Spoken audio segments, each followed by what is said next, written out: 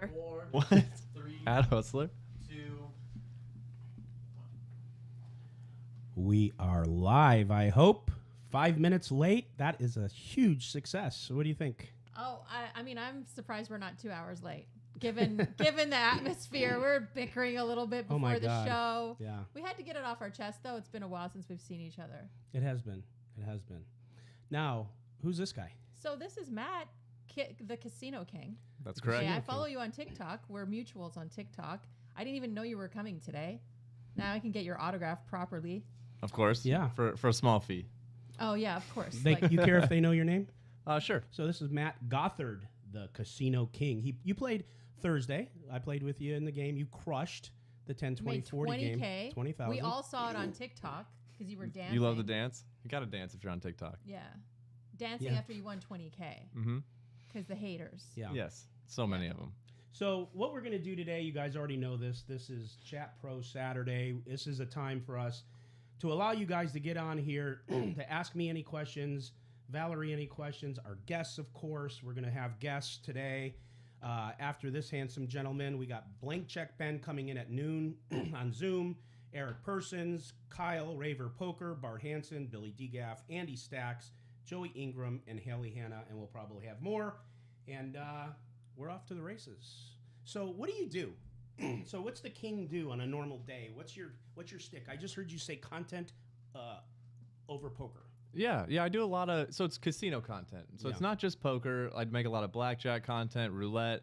I got into about 2 years ago and just started mainly venting about this horrible thing, gambling, that I love. And so that's sort of where I've got the inspiration from. And now on an everyday basis, I'll go to a casino, lose some money, and then complain about it in a video that people kind of relate to. So do you record yourself when you're in all these casinos? Just when I'm vlogging for poker. Do you get any trouble when you're walking around with a camera and vlogging? You know, so it's not a camera, it's just my phone. And in Hold on one second. They're Yeah. saying the audio is very low, Vincent. They're starting to blow it up. So let's get that first so they can hear you. yeah, I'm a quiet And guy too. tell me, guys, when this is like. So this is the beautiful get- thing about today. Right, close. There's Right, going to be hold no on. production value. This is going to be if we get hungry, we eat here. If we get up, we leave. If we have technical difficulties, who cares? So, is it better? Tell me right now. Is it better? Give me some thumbs up so we can move on. I'm assuming the chat's on a bit of a delay too, right? It's a 7-second stream. 7-second delay. Oh, that's not bad. That isn't too bad at all. It's Jay Coulter says it still could be louder, sir. So make it as loud as you can until they complain about it being too loud. And then when it's too loud, Then bring it back down. then bring it back down. It's like moving furniture. Okay, now Fu Man says it's all good. And somebody said, well, Jay Coulter's deaf. So, and then Lewis said louder. Democracy, huh? I'll tell you. Nick a Airball poll. says it's better. Nick Airball, congratulations on your wrench. Because up until a few minutes ago, Nick Airball and Nick Vertucci didn't even have a wrench on the Nick Vertucci show. That's right. We That were was funny. wrenchless. We were wrenchless. Felt naked without the wrench. Right? You have no control. They can say None. whatever they want. Yeah. It's So like chaos. We have Nick Airball. We have Julie Takis, Angelique Galagos, of course, the famous Dana Craven. So far, those are our mods picked by me. And back to you. Go ahead. Tell us what you were Also, saying. Nick Airball watching, feel free to mod it up in the chat. You just, if they bring the smoke, you remember you got the wrench. Just give it to them hard. Okay. I kind of So- want a wrench. I don't really know what the I wrench don't know. is, I but don't know. kinda, It's a little bit I of kinda a want one. program to get a wrench around here. Wait a minute. You're into content? You don't know what a wrench is on YouTube? Well, I just learned. It's the mods, right? oh, That's- yeah. You're a quick He learner. literally learned a minute ago. Yeah. You know, I mean, I'm not really into YouTube as much, like I was saying. Like, Yeah. it's really been short form content. But you were asking me if I got any trouble at a Yeah, casino at with a casinos, camera. yeah. So I live in Minnesota. There's only like 2 real casinos that you can go to. And so I thought there was no chance they were going to let me vlog, but it's too much of a risk to go in there and get banned because then where else am I going to gamble? I mean, I guess online. But so I went in and had to meet with them like 3 or 4 times to get the approval. And it's actually been going great. Like the videos are getting a bunch of views, and so they're getting free ads or, you know, advertisements. And people want to play at the table when I'm there now because they think there's a chance that they could be on the clips. So at first I was getting a lot of pushback, but people especially in Minnesota are kind of rallying around me as like the only vlogger from Minnesota. So I'll take it. So are there like real casinos? Because out here we have card rooms and we have full casinos. Yep. And there's a distinctive difference where the full casinos, they have the slots, they've got the dice games. Card rooms, just cards. Yep. You know, it sounds. That's kind of how we have it. We have the like the tribal casinos that have everything but poker, and then there's Everything just the poker. but poker? Yeah. How does that make sense? I don't, the way that I can explain it, and there's not like dice. So there's, they have like virtual roulette, a lot of blackjack tables, slots, but This there's does not sound appealing. I'll just be honest. there's a lot of bright lights, which is kind of fun. Nick, I know Nick doesn't want no virtual dealers. No. Oh my God. No. I don't blame you. That's a nightmare. It's for over Nick. for me. Yeah. Retire. No, because it is not even about the technology. I remember us having the conversation. Yeah. It like loses the whole essence. That's what I mean. Yeah. Yeah, no, it's horrible. And That's the one place I want low tech dealers. I want dealers. we need to be able to engage, talk, thank people, Yeah. just like hear sounds. Have some fun. Like, Yeah. like peel the card, Yeah. laugh with the dealer. Yeah. I mean, what is Armenian Mike? Is he going to get mad at a computer? You know, you got to get Oh, mad that at a shit's person. gonna break in half. Can you imagine? Yeah. Russian Mike, not just Yeah. Armenian Mike. Russian Mike's gonna Yeah. break that computer in They half. got to have someone to yell at, Yeah. right? When you You got to blame of the course, dealer because it is the dealer's What are you fault. going to do when the dealer gives you bad cards? You ask for a deck change. Yeah. There's no dealer there. There's no dealer, and it changes automatically, and they don't feel like it's a real change. It doesn't feel you like can't See anything. the change. Wash the cards, dealer. Dealer can't wash the cards. Yep, they can't give you advice. You They know, can't. sometimes They they're can't like, help you out in life. Like maybe you shouldn't have that fifth drink. Right. Right. Or maybe you should. I mean, so you're in Minnesota. Yep. I don't hear an accent from you though. I've kind of lived all over the place. So I lived in Chicago for a little bit. We lived out here in LA. But and it then doesn't feel authentic. I feel like you're missing that part of you. Like you belong to no one. Like I don't. I belong to the casinos. You know, that's where that's my real king of the home. casinos. Wherever a casino is. Like I was driving past the Commerce today, and I pointed out to my wife. I was like, "That's the Commerce. Like that's a classic place." And she's like, "It looks like a shithole." You And I know was who's like, not allowed in that shithole? You? Yeah. Yeah. I only said that because you asked. Banned, yeah. And about that shithole, Are you actually banned? Fully banned? I don't know. I can't go in and You're play. properly 86? If I go in and someone sees me, they say, "Sir, can you leave?" Why? And you can't take your pork chop. Well, because some months back last year, I went and I sat down playing 10, 20, 20, 40 something. And everyone I knew 3 people, but all the other people know the show. And they're like, "Oh, hey, how's the show? How does it work? How's this?" So I'm answering questions because I'm a nice guy. But apparently if you talk about other games or other things in your competition, so that was okay. No one said anything to me then. Someone reported it or someone heard something. I came back months later and I go to play. I give my card. I play 2 hands. They get my blinds, of course. And then they come up and say, "Hey, can we talk to you?" I'm like, "About fucking what?" And yeah, they kicked me out. Do you know why? Do you want to know the real reason why? Because I know the real reason why. Okay, what? Because they lost their chance to have a live stream owned by you in their casino. We gave them a shot. And you gave them a shot. Sorry guys, you fucked it up. And now they're mad about it. You know, they're a scorned ex-wife. Yeah. And you got away without paying alimony. Yeah, well, I paid. They kept my blinds. They wouldn't give them back. I'm like, I want my blinds. What about your pork chops? Did you eat them? I was just about to order them. The whole thing was a disaster. imagine I if you played ordered 2 them? hands. They were blinds. I'm like, "Okay, give me my blinds back." They go, "That's not how it works." I said, "Are you guys kidding me?" What if you were in the middle of a massage? What would you have done? Right. What happens then? And I Commerce was going to be very Casino. soon. I was going for the whole enchilada soon. I don't care how many hot guys win tournaments at Commerce Casino. I'm not happy with them now. That's not cool. That's not cool. No.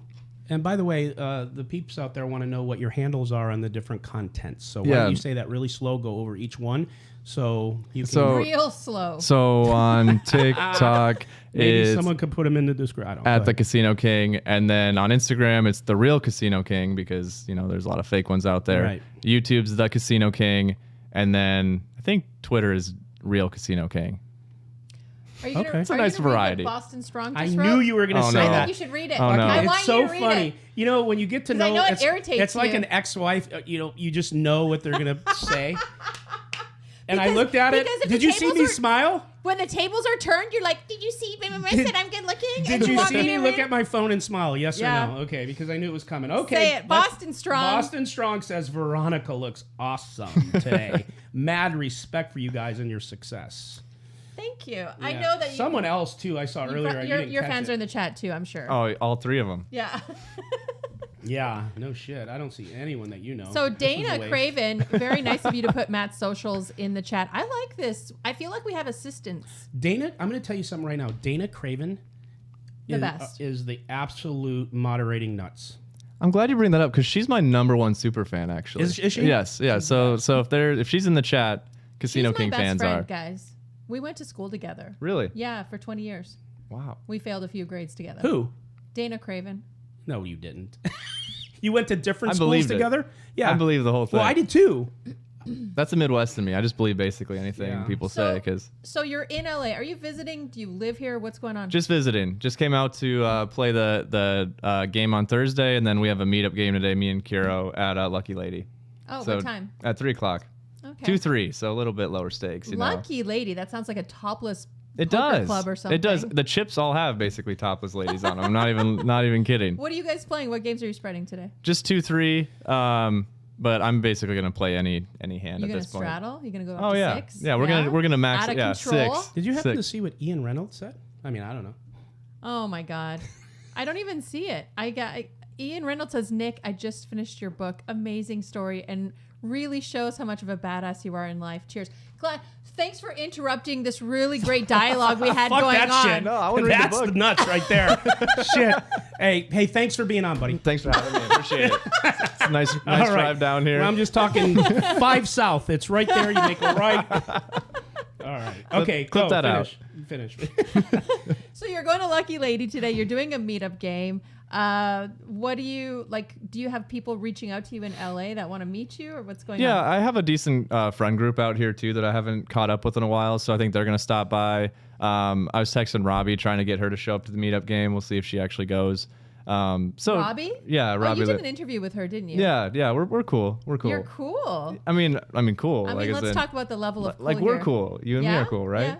Yeah. So Yeah, like we no, don't I have think- beef. Look, I will say Robbie leans in. She is a textbook case of leaning in and maximizing, optimizing situations. Yeah, she got max value. out of that Yeah, hand. she's a PR queen. max value out of Jack 4. Yeah. Every time you see it, you think of her. There's not Yeah. really. You know, She just like one hand spun that into max popularity, and Yeah. yeah, she's good.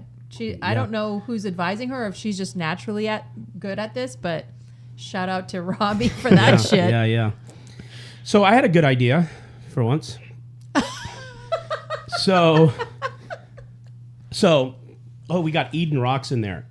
He's our guy. Oh, Eden, what's up? Mariachi. Mariachi. Our mariachi band lawyer. 40 ounces in there. Okay, so we were talking earlier.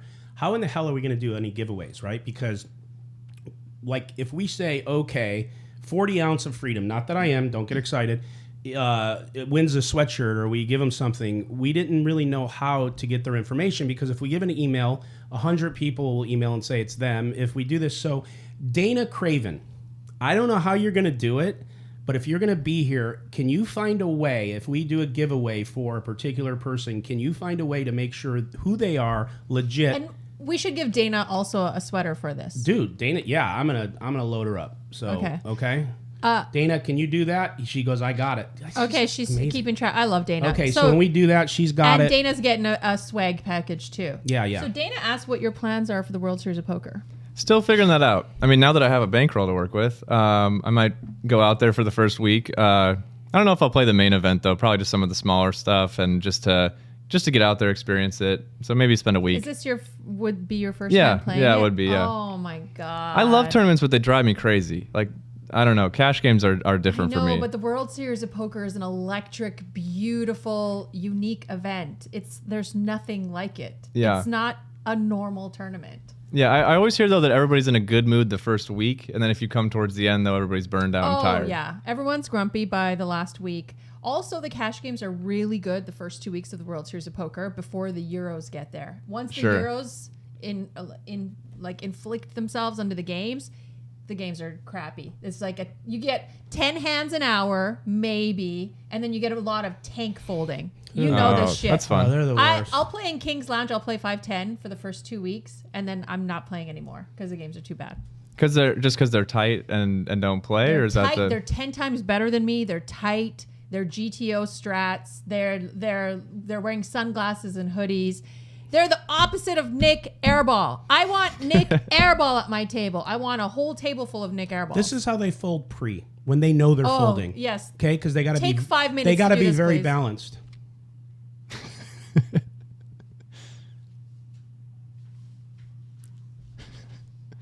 That's but fun. picture it lasting for 2 or Well, 3 I didn't more want to minutes. go. Yeah, I didn't want to go that long because it would have been really bad. It's brutal. By the way, Nick Airball's playing today with Berkey, I believe. Yep, he's up 90K. He's up 90K. I think they start at like 4 p.m. typically. Have you been watching that Heads Up Challenge? Oh, I haven't been watching it because it's not streamed anywhere. Have you been watching, like following online and everything? You know, I know. I posted a video about this, but like I just don't care about it because I can't watch it, and so it's just a lot. Like I get hand histories from so many friends that are like, "Oh, what should I have done here, man? Look at this hand I did it," and it's like it's so much to read and keep up with. So I'm rooting for Nick. Like I think that's kind of where I side on it, but it's hard to care about someone I can't watch. I really think there was a disservice to our poker community to not stream this match. I know Airball really wanted to do it. He would have been up for it, but it's like brutal that Berkey didn't want to do it. I don't know why. It would have just been The plus guy 80 for behind him. you didn't want it.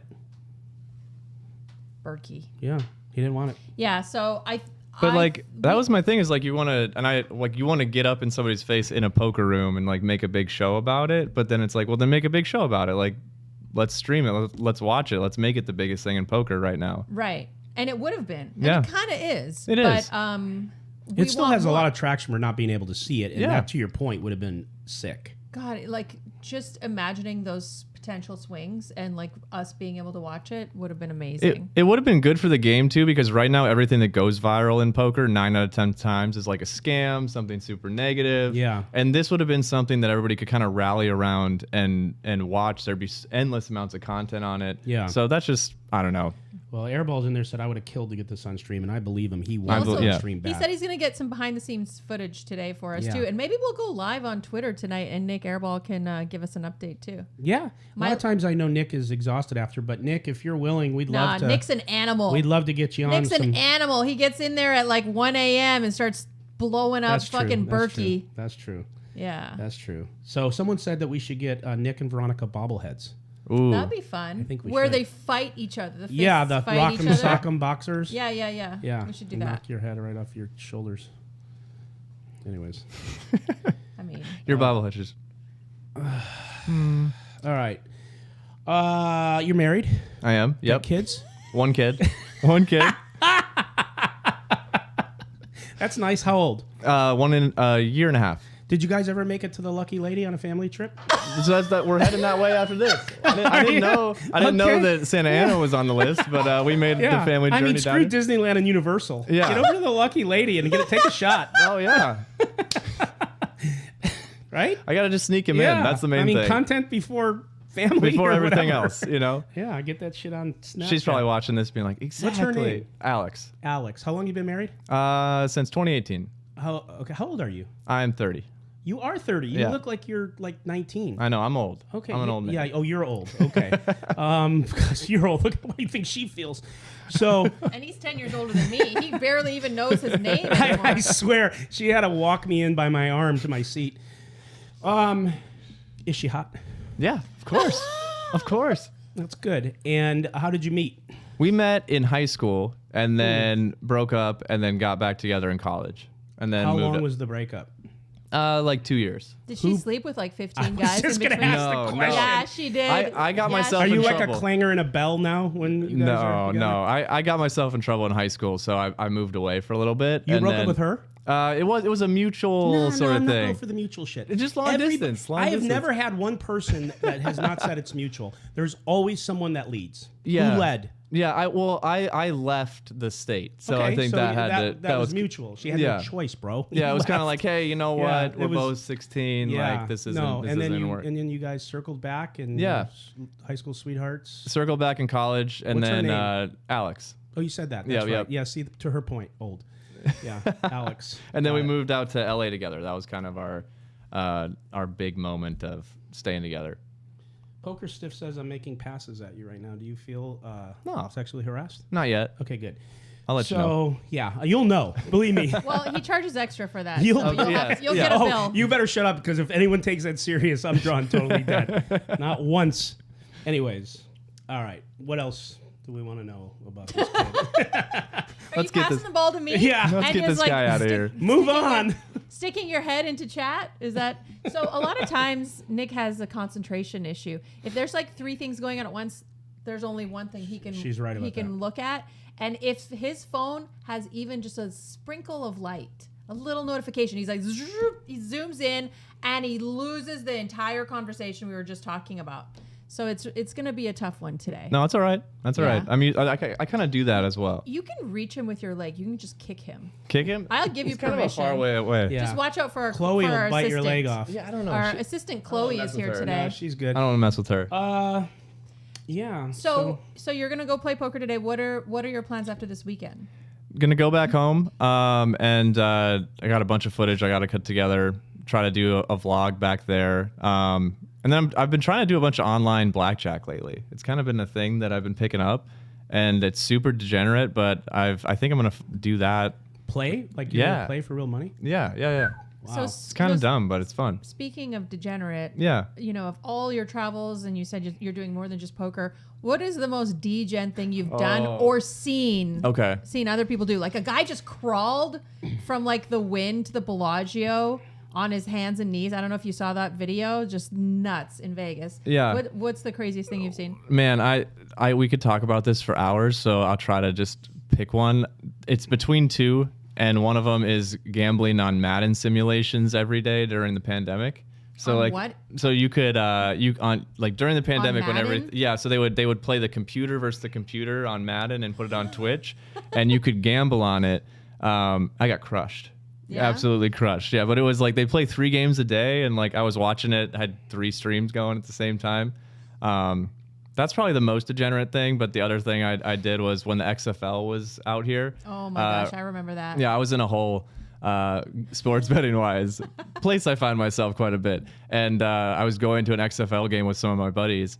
And so I texted my guy and I was like, max bet on the Wildcats today. And so little did my buddies know that I was going to be like the loudest, most obnoxious XFL fan that day.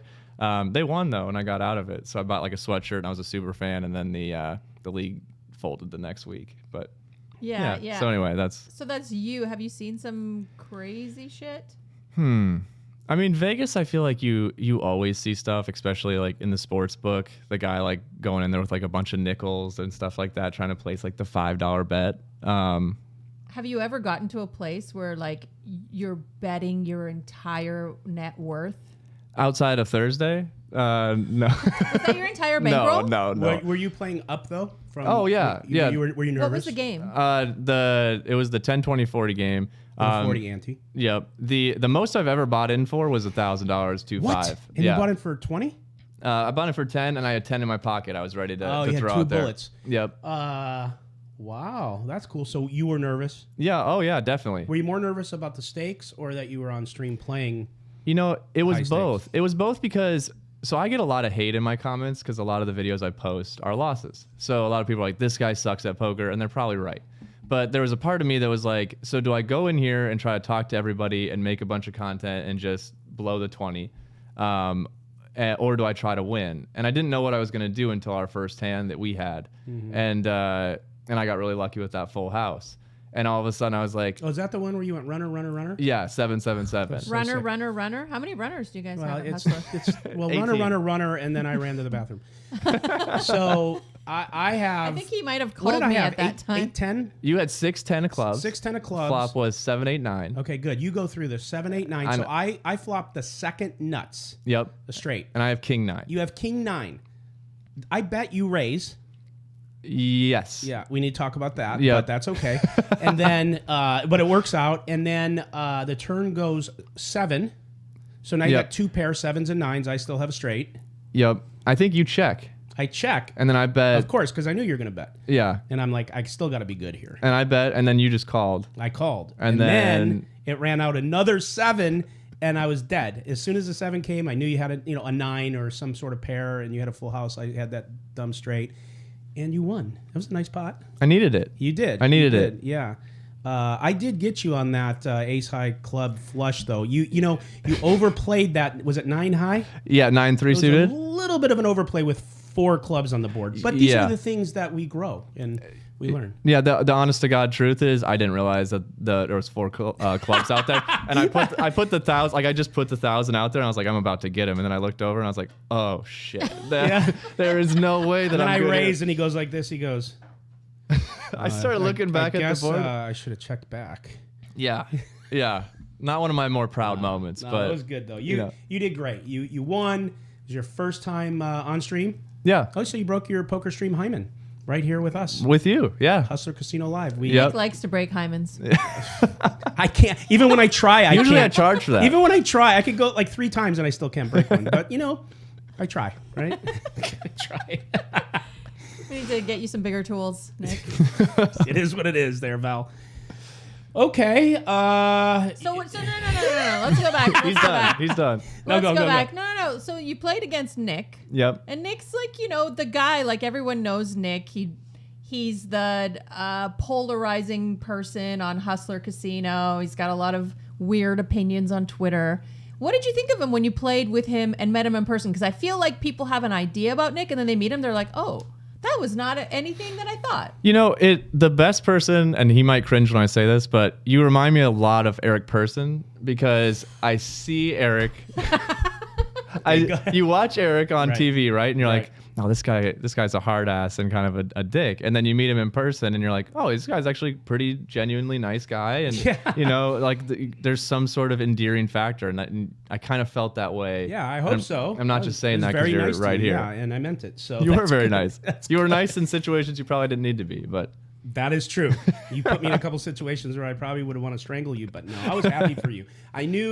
I felt you were playing a little bit up. I was glad you won. It was good to have you, so it all worked out. I think I still won, so it was okay. But Yeah. you took a lot of that from me. I would have been a lot better. I would have been at 20 and not like 10, and it would have been like reverse. But you know what? Yeah. You and Alex, you guys, enjoy it. Well, just for the record, I was talking to Ryan on Instagram, and I was trying to get a part of that creator game, because TikTok's like the background, of course. and it was lower stakes. And then he's like, no, we don't have any space, but if you want to play in another one, let that's me how know. it happened. So then all of a sudden it was like, hey, Thursday 10/20/40, you want to play in that? And I was just like, sure.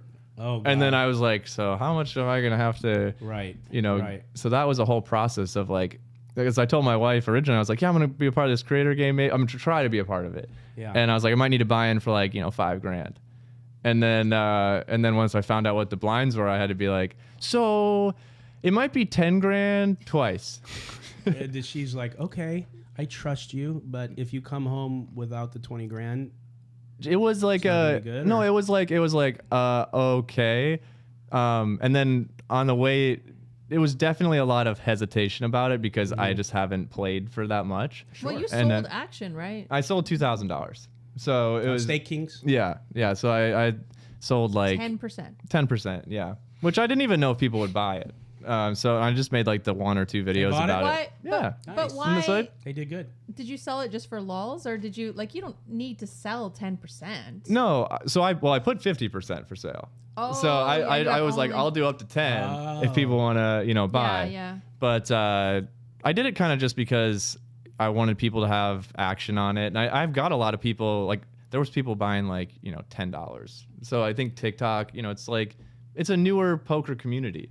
But I've gotten a lot of people that wrote to me like last night and they're like, let's fucking go. Like you made me money. And so I'll take it. I didn't want to lose them money. So I was planning on refunding the $2,000 to the people that did buy if I did just punt the money. Yeah. But no, I was happy that they won, and Cool. I was glad I had a large piece of myself. Yeah, so. no, it was a fun night, and I'm glad too. Real quick, shout out to Only Poker, our sponsor. I want to make sure I get that in a few times today. It's the all-in-one poker app, and you got to go get it. It's free. It's the nuts, and There's gossip on there. That's the most There's important part. gossip. Ooh. You can start your own circles, which is your own groups. Strategy. You can drop games at different hotels if like you want to go to the Aria and start like a 25-50. You can put it on the app, and people will know that the game's there that you want to start. And yeah, it's good. And by the way, too, on this show, if you're oh man, maybe this. Hey, Vincent. I said earlier that you have to sub to chat. Did we do that? Oh, that is done. Okay, so I wanted to make sure. No, you did that. You're the man.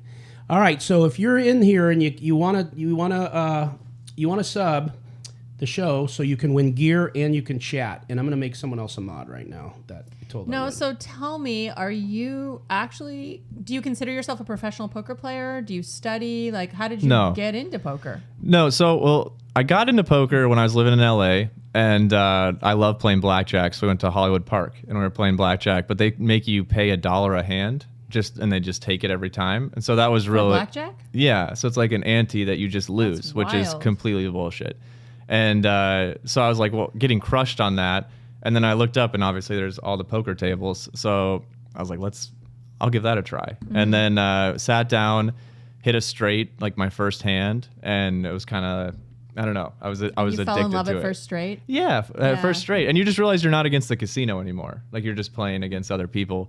And then I lost a bunch, early on. But so, no, I don't think I'm a professional poker player by any means. I have a lot of fun with it. And I think I'm probably, I play hands that no one should play. Like just anything suited. I love chasing flushes. I love doing all the stupid shit. At least you know who you are. We got a VIP right here. No, I mean, if there are so many better ways to be miserable than to be miserable playing poker, so like if it drives you nuts, tell it to some of the regs. Yeah, well, that's what I mean. There's a lot of people out there that don't love this game. Yeah, and you said it earlier too. Well, I always post losing hands. There's a lot of hate, dude. Let me tell you something.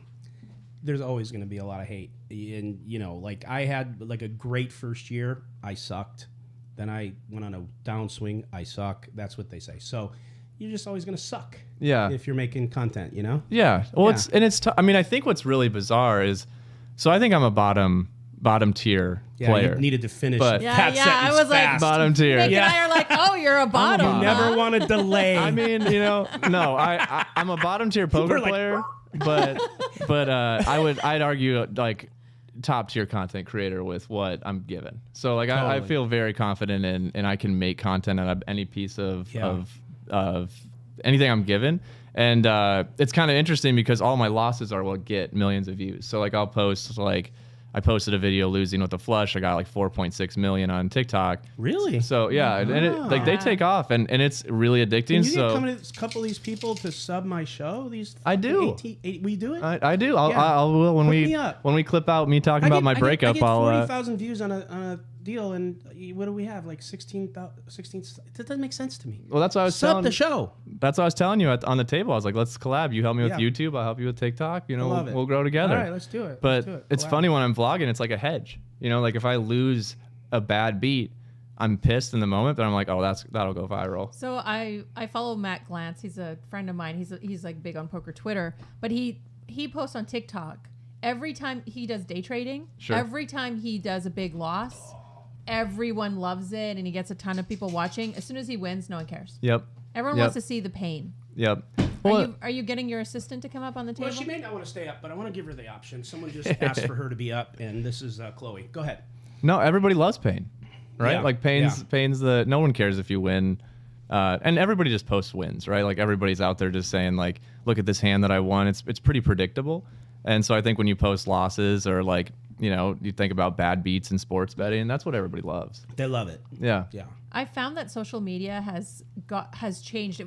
When I was young, when I was your age, social media used to be like very like filtered in a way. Everyone showed the best version of themselves. Everyone showed the best, prettiest picture after makeup. Now people are like raw, unproduced, losing, honesty, transparency. That's what is driving social media now. So people probably want to see the losses more than anything else, because then they're like, oh shit, that's reality. That's what I'm going through too. Yeah. Well, I mean, talk about chat pros. Like everybody's a pro in the comments. So when you lose, everybody has the answer of how you should have won. Yeah. And Oh, yeah. when you win, there's not too much more to say other than you could have got more. But if you lose, there's always why the fuck did you play that? Why the fuck didn't you raise? Like, I guess, they always have something to say. So I'm curious, since you're so heavily involved in social media and TikTok especially, you probably notice all the professionals out there. Like, oh, I'm a professional, I don't know, social media guy. I'm a professional relationship guy. I'm a this guru, that guru. But a lot of it seems to be nonsense. Yeah. What do you think about that? I think the quickest way to make people think you're not a professional is to say, I'm a professional. Like, I think that's the biggest red flag on TikTok. If anybody is like, I'm a professional real estate mogul, or whatever, or day trader, it's like, okay, so you're probably not, because you're out here trying to just Sell a course. sell us off your link tree. So that's kind of, I feel like a lot of times it's the way that they engage with the comments, though, is how you can really tell. Like, if people are like organic and comment to people. Yeah, and it's like the same thing. If the most guys out there are gals that are chirping about being rich or trying to flash, and they're always just dropping some bombs like that, they're not deep. Yep. The flashier The they flashier- the more broke They're they are. not deep. They want to be deep, stacked Yep. there, but they're not. And the guy that's walking around with a hole in his t-shirt, just whatever, not saying shit. Sometimes, and you would never know it. Those guys are deep. Yep. They don't need to pose. So Right. That's how you know. Right. I mean, And- a lot of times there's a few that do both. Yeah, and I think people just get like they're trying to build off jealousy, which nobody wants to follow somebody they're jealous of. Like, Yeah. I mean, or anybody that makes you feel negative, you're like, oh, Do you why would think I? a lot of the hate is from jealousy? Or do Oh, you think my it's hate? just, anyone that gets it, you think it's from jealousy, or do you think it's just some people just have that propensity to just want to be negative? What do you think? Well, I feel like everybody has their own individual haters. Like, you probably have your own haters because people are jealous. They're like, you have your own show. You're able to play at these games. Like, I should be in your spot. So I'm sure like you deal with a lot of those kind of haters. I get a lot of haters that are like, who the fuck is this kid? Like, who does he think Yeah. you think you even have the audacity to post this on the internet? Like, why should we ever care about? So like, I get a lot of that. Yeah. Because I don't think I've proven myself or even just in that way. But I think in general, people are just dealing with a lot of stuff and they take their anger out on people they don't know Yeah. and they want some sort of a reaction. Yeah, you could be right. Probably not. Val? I mean, I just see a ton of people online. To me, I think I told you this, Nick, that I just refuse to engage with people who aren't funny, who aren't constructive, Yeah. who are just like miserable POSs. I won't engage with that. Even if you're trolling me, but if you're trolling me in a really funny way Yeah. and it's smart, I'm like, you know what? Hats off to you. Like, Yeah, I'll follow totally. you. I don't mind if you throw me under the bus. Just be good at it. Be Yeah. good at your craft. But if you're just like spewing hate, it's usually like a small-minded, broke. I'll just say it. It's usually like broke, terrible guys. Like, the guys who are nice to me, the guys who are like well off or secure or whatever, they treat me very well in on social media and in real life. But the guys who are broke and small-minded and miserable in their own existence and are insecure, they're terrible to me as a woman. This is just my perception. I believe it. So that's typically the hate I get, is just like guys calling me a whore. Well, oh man. Yeah. You guys.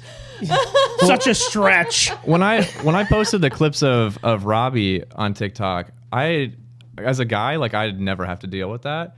But when I saw the comments that were just even flooding some of those videos, I felt like I was open up to a different world that women deal with. And not to go on, I'm not trying to be political or anything, but it's just crazy. It's a totally Yeah. different world. I think that people don't understand the negativity that. Yeah, I mean, we're all experiencing different reasons for the negativity on social media. Nick just gets it because Nick just exists. Yeah, or folds, straight. It's true, yeah. Just because I am. But with you, a lot of people say like, oh, I didn't like Nick, and then I met him, and then he was like this great guy. I'm like, yeah, you just like don't see who he really is until you interact with him. Yeah. Because if you just look at his Twitter, Yeah. If you just look at my Twitter and comments at the poker table, you're probably not going to get there. well, you're kind of an emotional tweeter. I am. Knee-jerk And- emotions. Yeah. If you had a delay on your Twitter where you're like, all right, it won't send. Yeah. And it's a 24-hour delay, I guarantee you'd like delete I would never have. 75% I of would it. never have posted a thing. You 'Cause probably it- wouldn't even know I was on. You like, and then that app you use where you type out a fucking paragraph in like caps. Yeah. And then you post it. I'm like, what are you doing? I What app know. is that? It's not an app. It's a thing where I give it a background and I put it in a picture and I write words in it. Yeah, okay. You can kind of get more characters in than if with a regular tweet, right? Is that why you do it? Yeah. So and then it's just his. I can tell when he's got that screenshot with all caps. I'm like, he's emotional. I already know what's going on. It's And then he's gonna regret this. And then Yeah. he's gonna call me and then he's gonna delete it. And then he's gonna be like, what kind of tweet should I put out to say sorry I didn't mean it, guys? It's just the whole cycle. She's not lying. What's It's the the? whole She's not cycle. lying. We run this cycle usually once, but less now. I'm getting a lot better. I have vowed to just back away from the. Well, there's two things that you're doing. You're being a little less emotional with your tweets, but you're also leaning into some stuff. Yeah, that's what the difference is. So what I was doing, Matt, because I'm sure you're really curious about this. I am. Is when this first started happening, like the show and people seeing me, all that stuff. I had this show. I taken a lot of heat, but I wasn't used to it. So I'm like fighting, right? Which I don't realize you cannot win. Okay, because I'm just like, you fight or flight, and I'm a fighter. So it was a bad strategy. But what I was doing also towards the middle of it is I was kind of firing back a little bit passive aggressive, and I'd go and I'd say, no, I don't want beef, but then I'd throw a mark, and I wasn't really being myself. So to her point, what it is I'm not looking for trouble. All the stupid shit people say I ignore, but if there's like a real big thing that goes on, now there's no more like half in, half out. Fuck you. So and now I feel good because it's like I could be me, So Yeah. I had to figure it out. It took me only like a year and a half, but Send him a $150 bill for therapy right For that now. advice, yeah, Yeah. no, yeah, I I just will. needed to get it out. So I will. Yeah, thank Is there one tweet that you regret the most? that's a good question. You're good. You're good at this. Let's get a list of all the bad tweets. There's like I 5,000. probably regret the most calling out a certain individual on something he did, even though he did it. And I probably wish I didn't do that because I was emotional and pissed off because I was getting, I was Is there- taking missiles into my bunker from. Is there a bit of irony here? I think that our camera angles are not all working, but Yeah. it's a little ironic. But I'm under a truce right now. So I did a show 2 or 3 weeks ago, really going hard in the paint after that particular person. And I made a declaration on the air. If I never hear another peep, you'll never hear another peep out of me. And I swear I had no slapback. Not that he even cares, but I'm going to stick to my word. Never another peep out of me. I'm good. So anyways, Sure. moving right along. Yeah. What else? What's your most regrettable tweet? You don't really tweet though. I don't really tweet as much. What about your TikTok? The most regrettable thing I probably did was like early on when people would say like really mean things to me, I would try to reply video Oh, to the. yeah, Oh yeah. my Oh, god, just No. You'd get hit harder, right? yeah, just the worst. Put like some dramatic music behind it, and very cringeworthy. So Yeah. that's definitely Well, the thing. we learn as we go. Yeah. Yeah, we're in process. Yeah, it was like a moment I learned that if I reply to the positive comments, then more of those people come. And if I Yeah. reply to the negatives, more of those people come because it's whoever's getting the attention. The worst negative comments I get are people with like 2 followers. Yes. One of With those no accounts. profile picture. Well, Yeah, because yeah, they yeah. just opened it so they could say that to you. Yeah, because I've blocked them 3 other times. I know. Or Twitter has shut down whatever page that they fucked up. Why do you think poker Twitter and like just poker players are so miserable? You know what's really fun? It's really fun the guest is hitting these questions instead of us having sorry, to do I'll it. sit back. No, I I don't dig even- it. No, you don't understand that. I'm not saying that. I like it. This is a good thing, but I'm going to let Why Vero are they here. so miserable? I don't know. Like it's a game where like only I think 5 or 10% of people are actually profitable, and everyone else is just miserably trying to get a piece of something, and it's a tough way to make an easy living. I think Yeah. it probably makes people miserable. You're inside all day. You're not touching grass. I don't know. I couldn't do it. The swings are too much. Do you think the poker industry, our industry, is more toxic than others, or do you think we just don't know because we're in this one? Oh, You know what I mean? Because I find it to be very, very, very toxic, and I often don't get it because we say the community, we're all poker players, but then everyone's just destroying everyone. I think that we're probably more toxic because most people who are playing poker for a living don't have jobs, so you don't have anyone to be accountable to, so you don't have to have a good online presence or you'll get fired. Like you were not going Alan Kessler is not going to get fired from anything. Yeah. You know, he can just go on, even though Alan Kessler doesn't post that bad of stuff, but there's people who post some terrible things. There's no real consequences besides social ones. Yeah. So I would say it's probably more toxic because of the amount of people who don't have any accountability to any managers or corporate or anything. Yeah, that really held me back even more at first because, you know, I'm owner of the Hustler stream and we have sponsors. What do you own? I had no idea. Well, what? It's a poker stream. Oh, which one? Hustler Casino Live. I've never heard of it. Well, they're number one. That's at the bike, right? It's at the bike. It is. Yeah, we're moving into the bike because there's a opening. There's an open space. That's at the bike. That was so perfect. I know. Leave me hanging. Yeah. We almost wound up there. What was I saying? Just about your credentials. You know. Oh no, it wasn't a flex. What I was gonna say. Wow, he just got fucking. He just hit me with a little shot there. I dig it. No, okay, yeah, my credentials. So back to my credentials. No, because of the show and sponsors, I've often had to, like, you wouldn't know it, but I actually sit on my hands about how I want to, like, react sometimes because, to her point, I can't lose my job, but I can offend a sponsor. Yeah. Yeah, and I tried having our sponsor on today. They couldn't make it. Anyway, Too bad for back them. to you, Val. No, I mean that was the end of my point. I do think though there is a dynamic within poker. The cream rises to the top. The ones who are very successful tend to be smart, tend to be independent, no boss, and they kind of say what they want to try to hold people accountable. And they're not like in corporate when someone's not doing their job.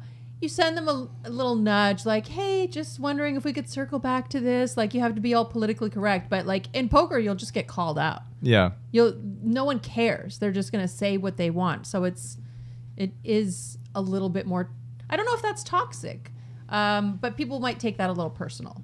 Oh, it's toxic. I'd say there's only like 10% of positive vibes out there in the poker world.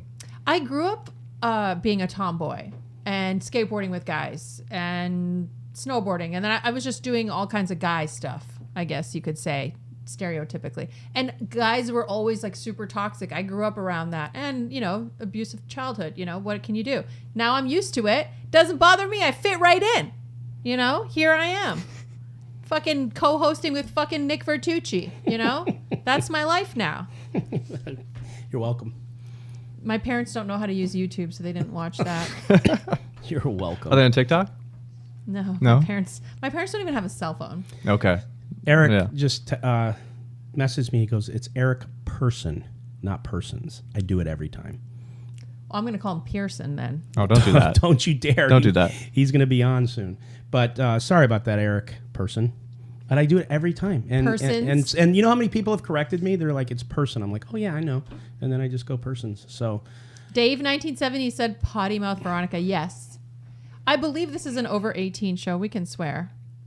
You know? And if the occasion calls for it, I will do it. I need to be organic. I need to be myself. I'm an artist, damn it. I should have asked before this if I was allowed to swear. Oh, you are. You are. Yeah, You're I think good. I've crossed that line already. Drop them. Okay. Anytime you Drop want. it like All it's hot. It's also okay with nudity if you want to show your nipples. Well, we'll see. I usually charge for that as well. So it's there's yeah, a list of things that I thought as soon as I saw you, sex symbol. This Oh, guy thank you. charges for his nipples for Yes. sure. Yeah. Yes. Yeah, the next James Dean, for sure. Mm-hmm. Yeah, I get it. So we talked about poker and you not being a professional poker player. Who's your favorite? I guess you're more into social media. So who's your favorite vlogger? Ooh, that's a fun question.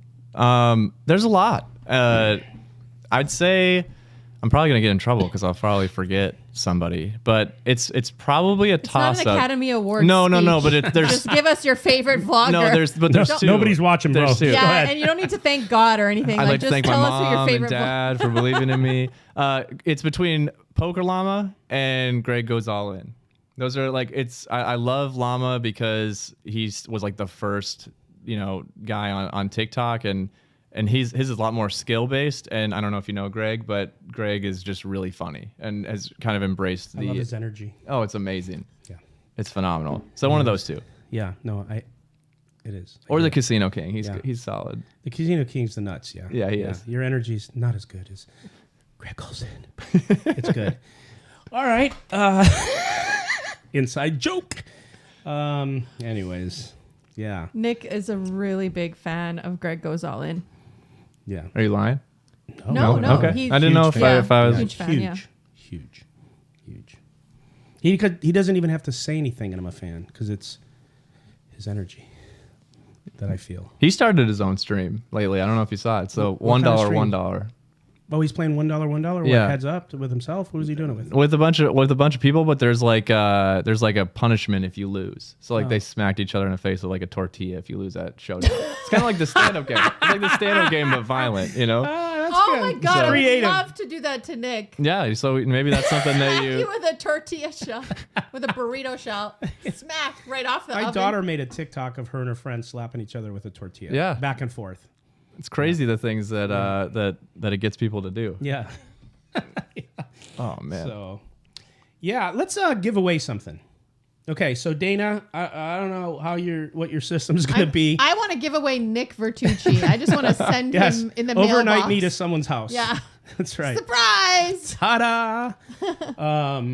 Let's give away a Nick Vertucci sweatshirt in any size you want. It's has this logo on it. Yeah, this logo here. Let's do that. But how do we? But what's the? But who do we pick? Like, how do we want to do it? We don't have any of this planned, bro. Just so you No, I know. like it. Yeah, Oh, yeah. I like it. I say our guest picks someone from the chat Oh, that's it. You randomly. Pick, you randomly pick someone, and that person will get it. They have to text their size. All It's right. black. No and choice in Dana color. says she's ready. And it can't be Dana because she's It already can't getting. She's getting one anyway. already getting Dana's one. already getting stuff. All right. So are So these the names? yeah, these are the names. So you And Dana, we're going to drop ship directly from pokerrags.us. So if anyone wants gear, you can get Hustler gear, Nick Vertucci gear, High Stakes Poker gear, Let's see podcast gear at, and this is Billy Pick a DeGaff's website, non-wrench. non-wrench? for now, pokerrags.us. yeah. Okay. Let's go with Nathan Ramirez. Nathan Ramirez, can you put in your size in the chat? And Dana's gonna. Is Nathan, are you the one who works for me? What? I can't. If it is, just say yes. You'll still get the gear, and then we'll give something else away. I didn't know that. So No. this isn't just rigged. randomly It's No, not I rigged. could be Guy wrong. The one non-wrench. Let's read Gene Francis Roy's comment. No. No. He says Nick is handsome. Oh my She. God. It's a she, I think. No, Please it's a be he. It's please, a he. Okay, well, I'll take it still. Okay, well, whatever. What size, Mr. Ramirez, if you're not one of my content creators? Well, we're gonna be giving away lots, I know. but if I that would be work so for funny if HCL. you just like randomly. Yeah, he pick the works one. for ACL, Nathan Ramirez. All right. He so just typed it. so So somebody you're else? gonna get whatever you want anyways, but wow, did you get lucky? So pick someone James says Great. Nick is sexy. else. I am. If you guys can all talk about how sexy Nick is in the chat so that he can feel good. I Yeah. think we picked James then. Oh, There we go. Easy decision. wow, gosh, dude, I love it. James There you go. Oh, Tyrone. maybe that was Is that another why they person who works did for you? that. No, that person Oh, I does was like, not work are for these me. just your whole staff? So That's- James, Yeah, 120 There's employees. like 7 of them in the back. James Tyrone's an extra large. Dana's got that covered. Let's Okay. go. Yep. We just gave so away Dana, some fun figure stuff. out how to get that shipped to him from Billy, and make sure Billy knows it's on my dime. Okay, first giveaway. And again, if you're listening or watching, you must sub to be able to win, and you must sub to be able to chat. So sub. Anyways, free. Poker Stiff says Veronica is the beauty queen of Oland. what is that? I don't know. I think they forgot the P. Poland. Oh, Oh yeah. Nothing gets past you, Nick. wow, I sounded that out perfect. Hi, I'm Veronica from Poland. From Oland. Mm-hmm. From Oland. Val is hot. Thank you. Oh, see, we just sit here all day and read. We delete So all the Tatiana negative Fox stuff. is from Australia, and I've hung out with her a couple times. We play PLO together. She's in the chat right now. Shout out to Tatiana. She gave me a really cute Australia keychain that I use on my spare key, and I always think of her when I look at it. That's nice. Tatiana's the best. Thank you, She's Tatiana. a hot blonde too. Is she? How Yeah. hot? I mean, she's hot. I think she's Oh, is around- that the gal that asked you to dinner on Twitter? Like, are you going to be in town? No, I don't think That so. was a different one. Okay. I'm very popular, Nick. If Please she's really keep hot, it. I want a keychain. Yeah? Yeah. Can you bring Nick a keychain, Tatiana, next Yes. time you come to Vegas? Finish. She's the sentence. got some boy toys. In Oh, Vegas. she does? Oh yeah. Nice. I You know the scoop. I know the scoop. Yeah. Some hot pros. Oh, poker pros. Oh yeah. Ooh. Tatiana, you get it, girl. I'm a pro. Everybody's a pro. Everybody's a pro. Are you? Chat pro. I don't know. I'm a chat pro. Yeah, I'll be a chat pro. I don't know what I am. All right, that's fair. So are you gonna play Hustler again? Like, what was your experience like? I don't know. I mean, I had a great time. So I mean, I'd love to at some point. Just got to find time to get back out here and see if Ryan will have me after. Yeah. I don't know. When I rewatch it, I wish I was more aggressive. So that's No, I don't think you need to be. I mean, you do whatever you want. If you want to be more aggressive, go ahead. It's your money, whether you win or lose. But man, if you just you can bring other things. Like if you loosen up and you start like you've been trolling me since you got here, like really Yeah. good zingers. You know, you should fire those off while you're playing. Yeah, now that we know each other. Yeah, right. You know, Yeah, I that's feel like true. I feel like if I would just got in there and started like zinging you, you'd be like, this fucking. You know what? guy. I agree with you. Yeah. Right? Someone did that to me recently too, and I'm like, I don't know you, but no, that's good reason. You know, I hate it when someone doesn't know me and they try to fire off zingers at me like we're friends, and Yeah. I'm like, bro, this is not Right. it. Like, who are you? Yeah. Because if Nick called me a name like a skank at the table, I'd fucking, laugh and fire back, depending on my mood. But if true. if some random dude called me a skank, you know how fucking pissed off I'd be? Yeah. Yeah. Because Rightfully like, so. who are you? You're not my friend. So you should have done that to Nick. Just call him a skank. Called him a Yeah. skank. Just sat Walk right in, down. hey, what's up, skank? What's up? Skank? There he is. Whatever. 'Cause I've been called worse, so I probably take it as a compliment. Do you ever get people coming up to you though? Because I think Nick probably is the most popular out of all of us because you own Hustler. You know that little show. So do you ever get people coming up to you because they follow you on social media, they watch all your podcasts, they watch you on Hustler, they think they know you, but you don't know them, and they have like interactions with you as though they're your close friend or something? I've had people do that to me, and I'm like, Yes. this is weird. Yeah, I was at actually there's a guy that my middle daughter is kind of seeing Yeah. ish. Oh.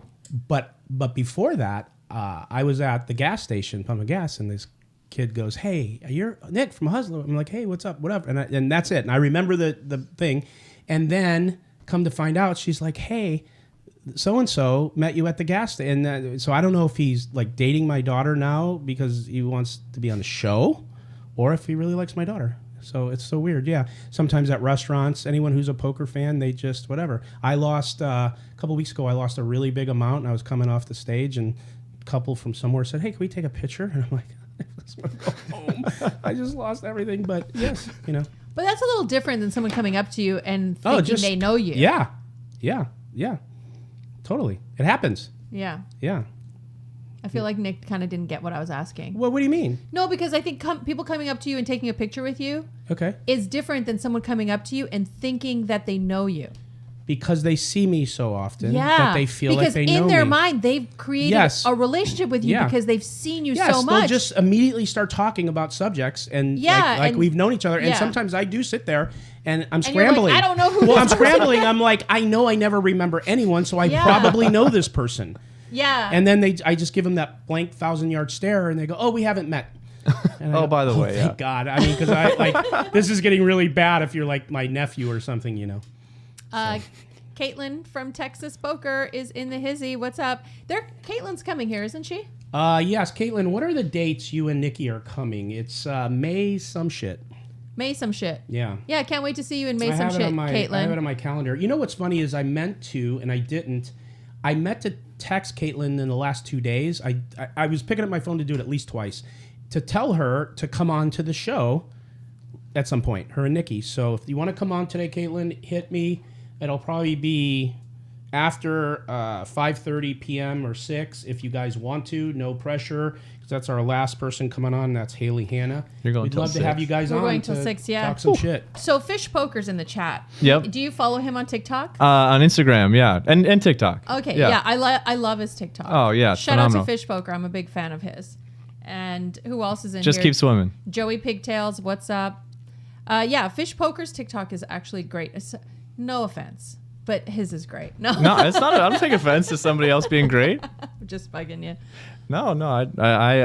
There's a lot of great people out there, especially on. I think people sleep on TikTok. Like there's a lot of poker content on there. for- Shit. Okay, real quick. Vincent, can you send an email if you haven't already to Blank Check Ben? He's supposed to come on at noon and it's 12:04. You did. I got my phone around, yeah. And you'll know when he taps in. For some He reason, I thought he promised was me coming wouldn't be here. late. Okay, but I'm gonna hit him right now because we got a half an hour till Eric Person comes on. So when TikTok first came out, I was like, this isn't for poker. Poker's more Twitter and YouTube, but I would say Fish Poker, your TikTok. I love your interviews. I love the hand histories.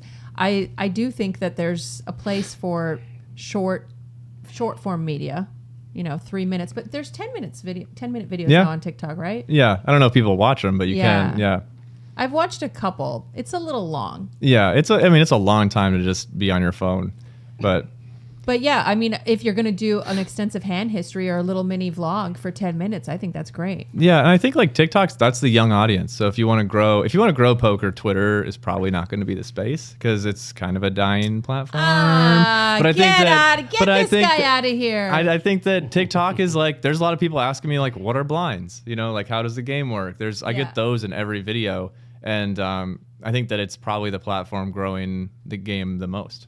So I don't think about it like that. I don't think of like, oh, we need this one thing and that's where we're going to be.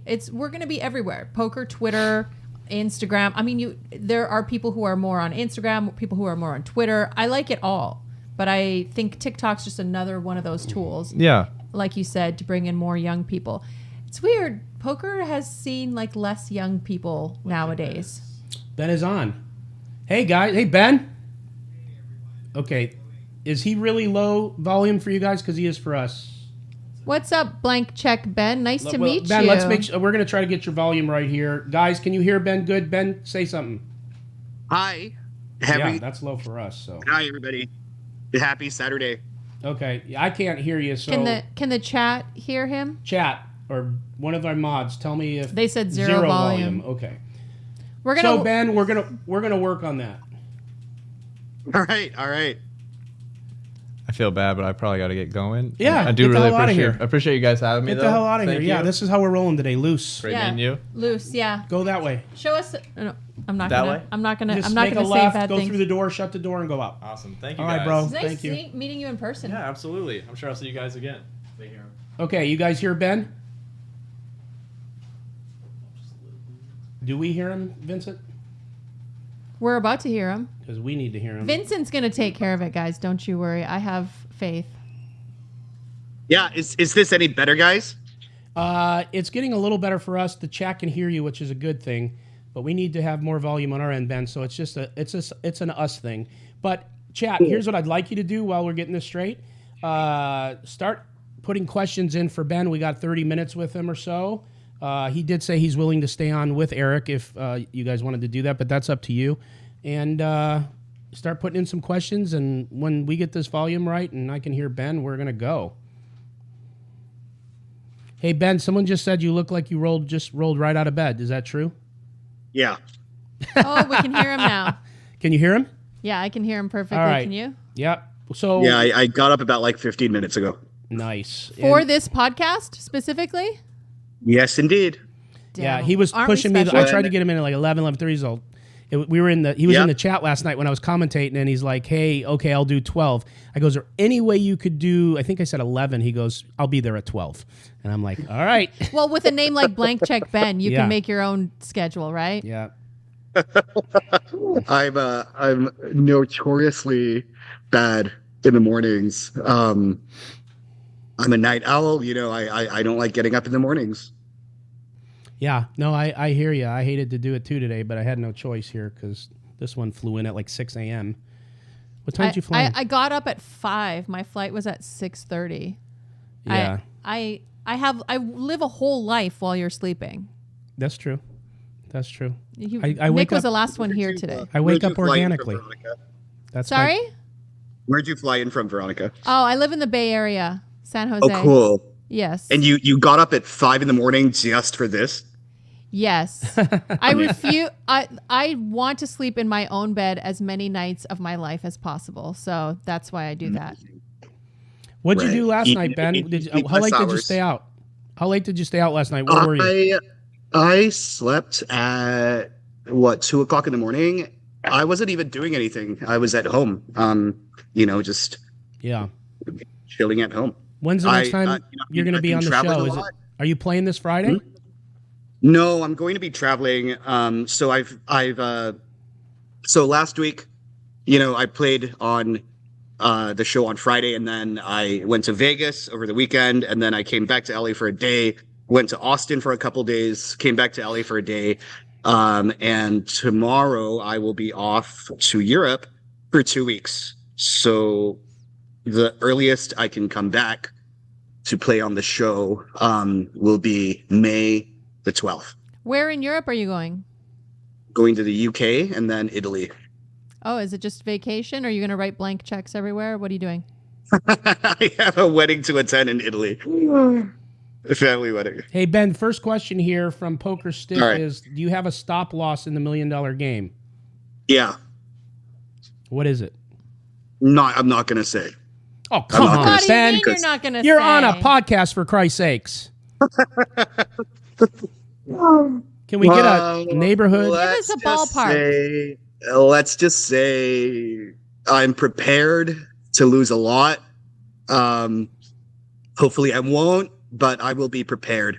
So if I lose the full $1 million on day one, I'm just going to come back on day two and I'm going to try again. How many days are you going to play? At least 2, maybe more. Look, you need 3 buy-ins to prove yourself in this game. So Yeah. you can't do 2. You have to promise us $3 million We got right we here. got to at least have $3 million. Yeah. Can we get $3 million, Ben? What kind of show do you think we're running here? I mean, if I'm losing, if I'm down like 2.5 million, you can bet that I'm going to buy for more than 3. Good.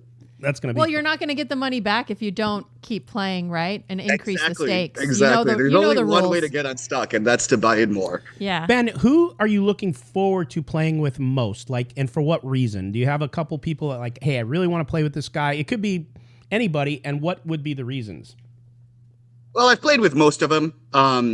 At least the guys that have been announced in the lineup. I think that I'm familiar with most of them. There's a couple I haven't played with. So Rob Yong, for example, I've never played with him.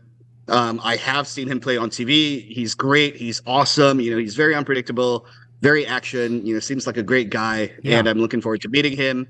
Chamath, obviously, everybody knows who he is. He is a titan in the world of business, and again, he's played on Hustler. I think he's played on other shows as well, and I've just never played with him. I'm looking forward to meeting him because I think he's an awesome guy.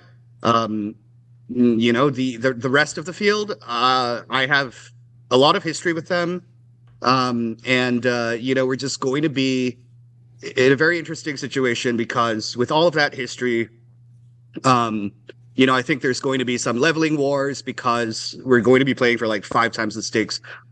So that's just going to be really interesting. So I'm just gonna, go in there and try and adjust and adapt and, see how everyone's playing and proceed accordingly. Yeah. Is adjust and adapt synonyms for potentially being a little worried about the stakes? Nah. You're not worried at all? It wouldn't bother you to like punt $3 million?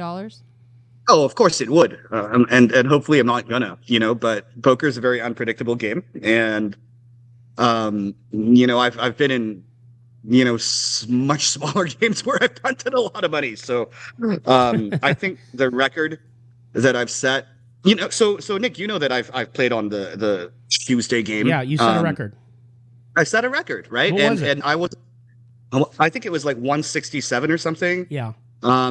Obviously, I wasn't trying to lose 167, but that was let's be clear, that was the 5-5 anti game. That is correct, Nick. That is absolutely correct. I think that You were I there. think that You were kind a of like beneficiary makes of it puts it more into perspective. exactly. How many big blinds is that? I don't even know. Fuck, I don't know. You need were a there. supercomputer. You were a prime beneficiary of it. Yeah, I was the number one recipient. You were. So wait, you were. lost I was- almost $200,000 in a 5-5 game? That is correct. Yes, That is correct, sir. guilty as charged. It's really funny because when Ben plays down, he loses more than when he plays up. We were. It's true. I The remember games are tougher as you go down in stakes. Just he came. It's true. yeah. He came to the Hustler and he was supposed to play in the bigger game, or he was waiting for a seat. I forget what it was, and he jumped. He jumped in the 5-5 game we had down on the whatever, and he didn't know what to raise, what to do. He couldn't figure out the blinds. He was like totally discombobulated, and I think he dumped about 60. 80. And then you It went was and played 80. the big game. Yeah, it was 80. Oh, I was think it? what happened was I was waiting for a seat. So listen, I was waiting for a seat, and they told me, "Hey, come take a seat here." And Ryan says, "Hey Ben, it might be about 45 minutes to an hour. Just take a seat here." Loosen up a So little. I did. Yeah, With so I 80K? initially I said, "There's no way I'm playing this game. I'm gonna get wrecked." And the You guys said were that like, before you sat down. Yeah. I knew I had a really bad feeling in my stomach, and I knew that it was coming. So I had it in my mind. I thought, I'm just gonna sit here for 30 minutes and maybe lose 10K, maybe 20. I ended up losing 80,000, and I went to the bigger game already steaming. I was so disappointed with myself. He was so legit tilted. steaming from that before he went up to the big game. I remember you were fucking cranky as fuck. So let me ask you, with a name like Blank Check Ben, I think I already know the answer, but just to clarify for the audience, you're going to have 100% of yourself in the $1 Million Cash Yes. game? Do Yes. you know if everyone is going to have 100% of themselves, or do you know if people are selling action? That's a really interesting question, right? So I think that Rampage has announced that he will be selling action. I think I saw a link on Stake Kings where he was trying to raise over $1 million. I don't know the exact amount, but I understand that, obviously he's going to be selling a very large chunk of his action. The other players, I really genuinely have no idea. I really just don't know, right? What And if- I think does it bother you to think that like someone could be sitting at the table with only like 5% of themselves? Does it matter to you either way? I would prefer that not be the case, simply because I think that the way I play involves trying to put maximum pressure on my opponents. And if much of that pressure can be alleviated by selling 95%, they're just going to be able to play optimally against me. And obviously that's not going to be good for me. It means I'm probably going to get called and I'm going to lose. But having said that, at the end of it all, poker is a game of big blinds, right? So in theory, somebody could come to the table and try and kick the game up to 50,000, 100,000 and buy in for $100 million. And then, I would, if I wanted to play in that game, I would probably have to sell action. And that person would probably have to sell action if the stakes were 1 million, 2 million, and there's just these numbers don't mean anything, because they're subjective, right? Like everyone has a price beyond which, their threshold of tolerance is crossed. I think that for the players sitting in this game, most, if not all of us, know exactly what we're signing up for. And, obviously it's a very big game. I understand it's the biggest game ever in the US, in the history of, televised poker in the US. So it's going to be unprecedented, but I think we're coming prepared. We know the risks. We know what can happen.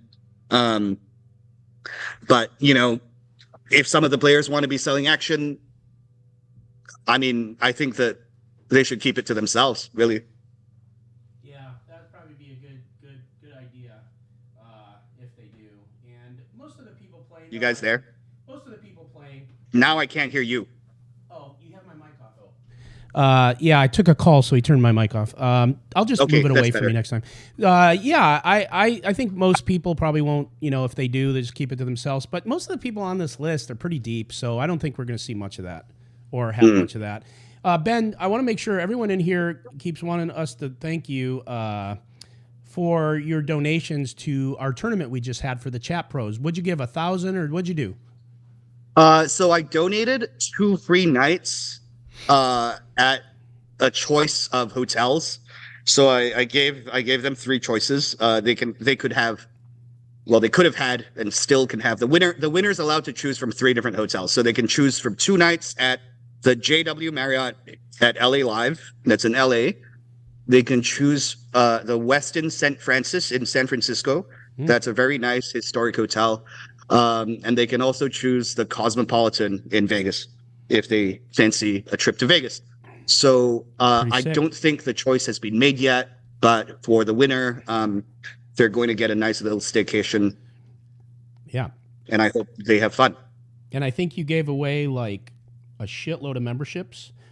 I did. I can't remember how many I gave away, but I think that, I don't know, probably 200-300, I'm guessing. Yeah, the Chat Pro stuff. So yeah, they're grateful because they're just blowing this up, thanking you. So that's I hope everybody makes full use of your Chat Pro memberships, and chat. That's the whole point of being a Chat Pro is to chat. Chat's really important. I think that 80% of the show is chat. Chat's so fun. It's so lively. It makes the show so much better. And the difference between this and one of those boring pre-recorded poker shows is that you can chat. So please participate. And, I'm going to be working with the Hustler team to hopefully, introduce more donations and more benefits and more prizes. And, for things like Chat Pro free roll tournaments, please participate and try and win. Okay. Okay, cool. And so can you see the chat? Because I have a request if you can. Yeah, sure. Okay. So we're going to give something else away. We're going to let the person you pick go to pokerrags.us, Billy's website, and they can pick anything they want, one item. It could be a sweatshirt, it could be HCL, it could be the Nick Vertucci show, it could be high stakes poker, it could be anything, actually. So if you want to just point the finger at someone, Dana Craven will get a hold of them and we will drop ship it for them. Okay.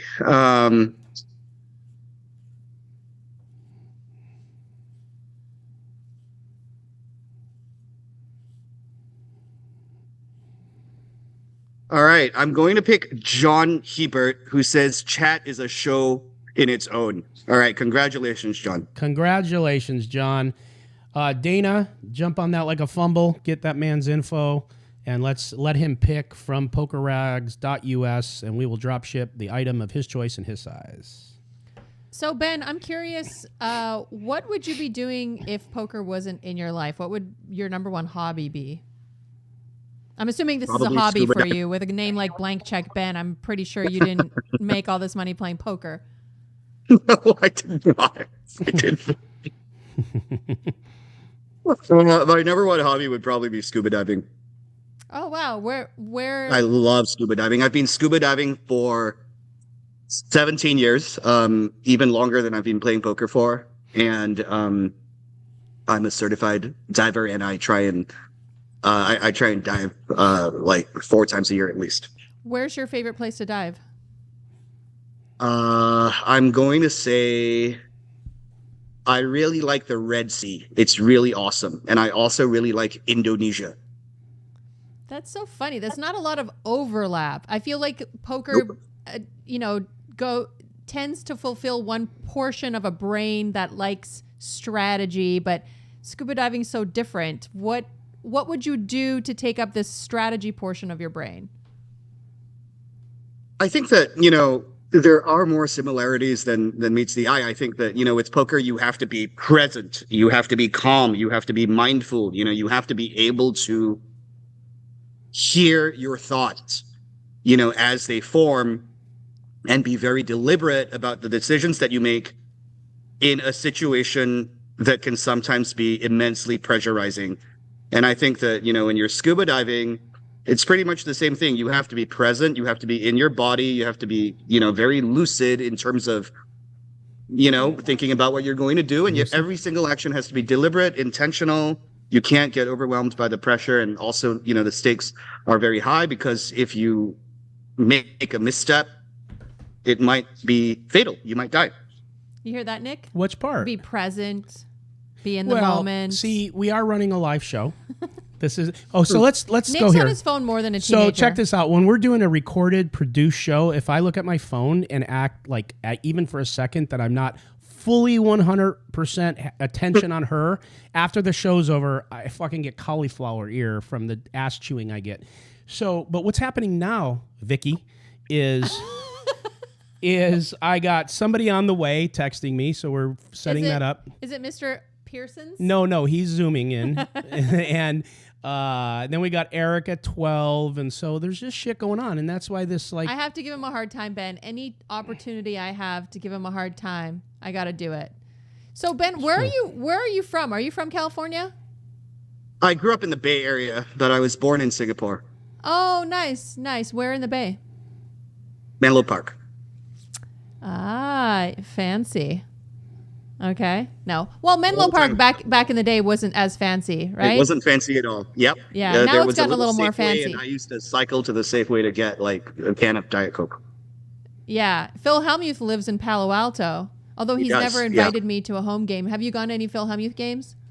I have not, but I've been to his house. I've sat down in his living room and by his fire pit. We chatted for about 4 hours, and his wife was there, and she got us pizza, and it was great. He lives really close to where I grew up. Yeah. Well, Menlo Park and Palo Alto are next to each other. Cool. Yeah. So you didn't get into the tech bubble like everyone else? How did you make all your money? Was it tech? I want to know everything. Yeah, it was tech. I invested in tech. Oh, okay. Just invested in tech, lucky. yeah? Yeah, it's that simple. Yeah? Just that easy, huh? Yep. You were a Facebook founder? Is that what you're telling us? No, not like that. No, if I was an early investor in Facebook, I would be buying in for $1 million every week and just going all in blind. You sure would. Yeah. So Nicky Airball is going to play this Friday. I think he's got. Oh, is he? He's back. His self-imposed. Yeah, absence. He wedged his way into the Friday game. So I think he plays Poker Go Thursday, if I got this right. He's going to play HCL on Friday with Jungle Man and Hellmuth and various other people, and then I think he goes back to play Heads Up. He does. Yeah, he does. So there very you go. packed schedule: Thursday, Friday, Saturday, and as I understand it, on Thursday, if I'm not wrong, the 4 of them are going to be at the table: Airball, Eric Person, Doug Polk, and the Bum. They're all going to be playing at the same table. Who's the Bum? The Bum. The Bum that wears a backwards baseball cap that looks like a broke piece of trailer trash. Okay, honestly, I wasn't even like joking when I said who. I remember now that. Yeah, because he's so forgettable. He's so insignificant. He's like a little bug. You don't remember the names of the bugs that you squash, Nick, do you? Well, apparently I don't remember much, so I must have squashed a lot of bugs.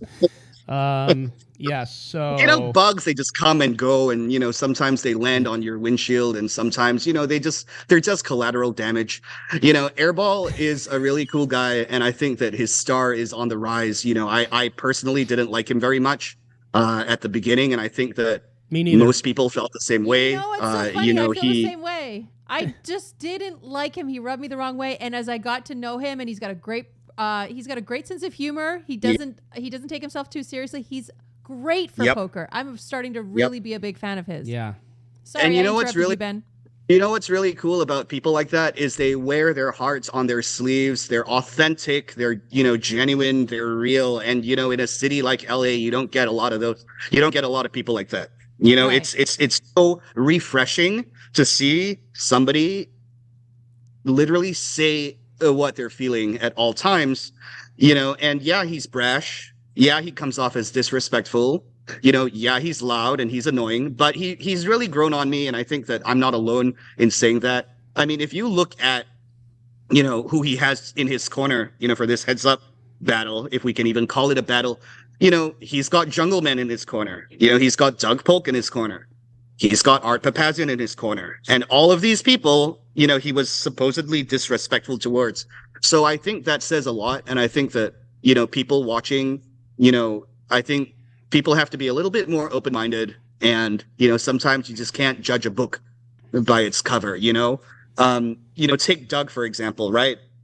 Didn't Nick, remember when Nick called out Doug and said he was going to go to Texas to, beat Doug for so much money that he would own the lodge? Remember that? Yeah. That was so funny. Yeah. So, you know what it is? It's like this. Everyone thought that was like a real thing, and everyone's like, oh, whatever. But the truth is Doug was smart, and he was like leaned into it. It was an awesome thing. He got him a deed to the lodge when he left and made him an owner. Hilarious. And and the same thing with like Jungleman. They're really good friends. They're not going to steal over his chips. Everyone thinks they hate each other, but they don't. Nick is a very likable guy. The only true beef is him and Matt. That's a real beef. That beef is not staged. Him and Matt. Sorry, with who? Matt Berkey. Oh, you mean the bum? Okay, right. Okay, you said it, not me. What did you say? Yeah. That's who he was referring to earlier. Well, so I think... Can you turn him up more? Volume. Go ahead. From what I see is that, like, a lot of people can laugh at themselves. Like Doug Polk. Like Jungleman. Like, him and Jungle had a bit of tension, but it was all in good fun. And at the end of the day, everyone can laugh at themselves. But Berkey is the one person who, in this whole thing, although I understand his perspective, he hasn't been able to lean into it and laugh at himself, and he's taking it so seriously, which makes people pile on him more.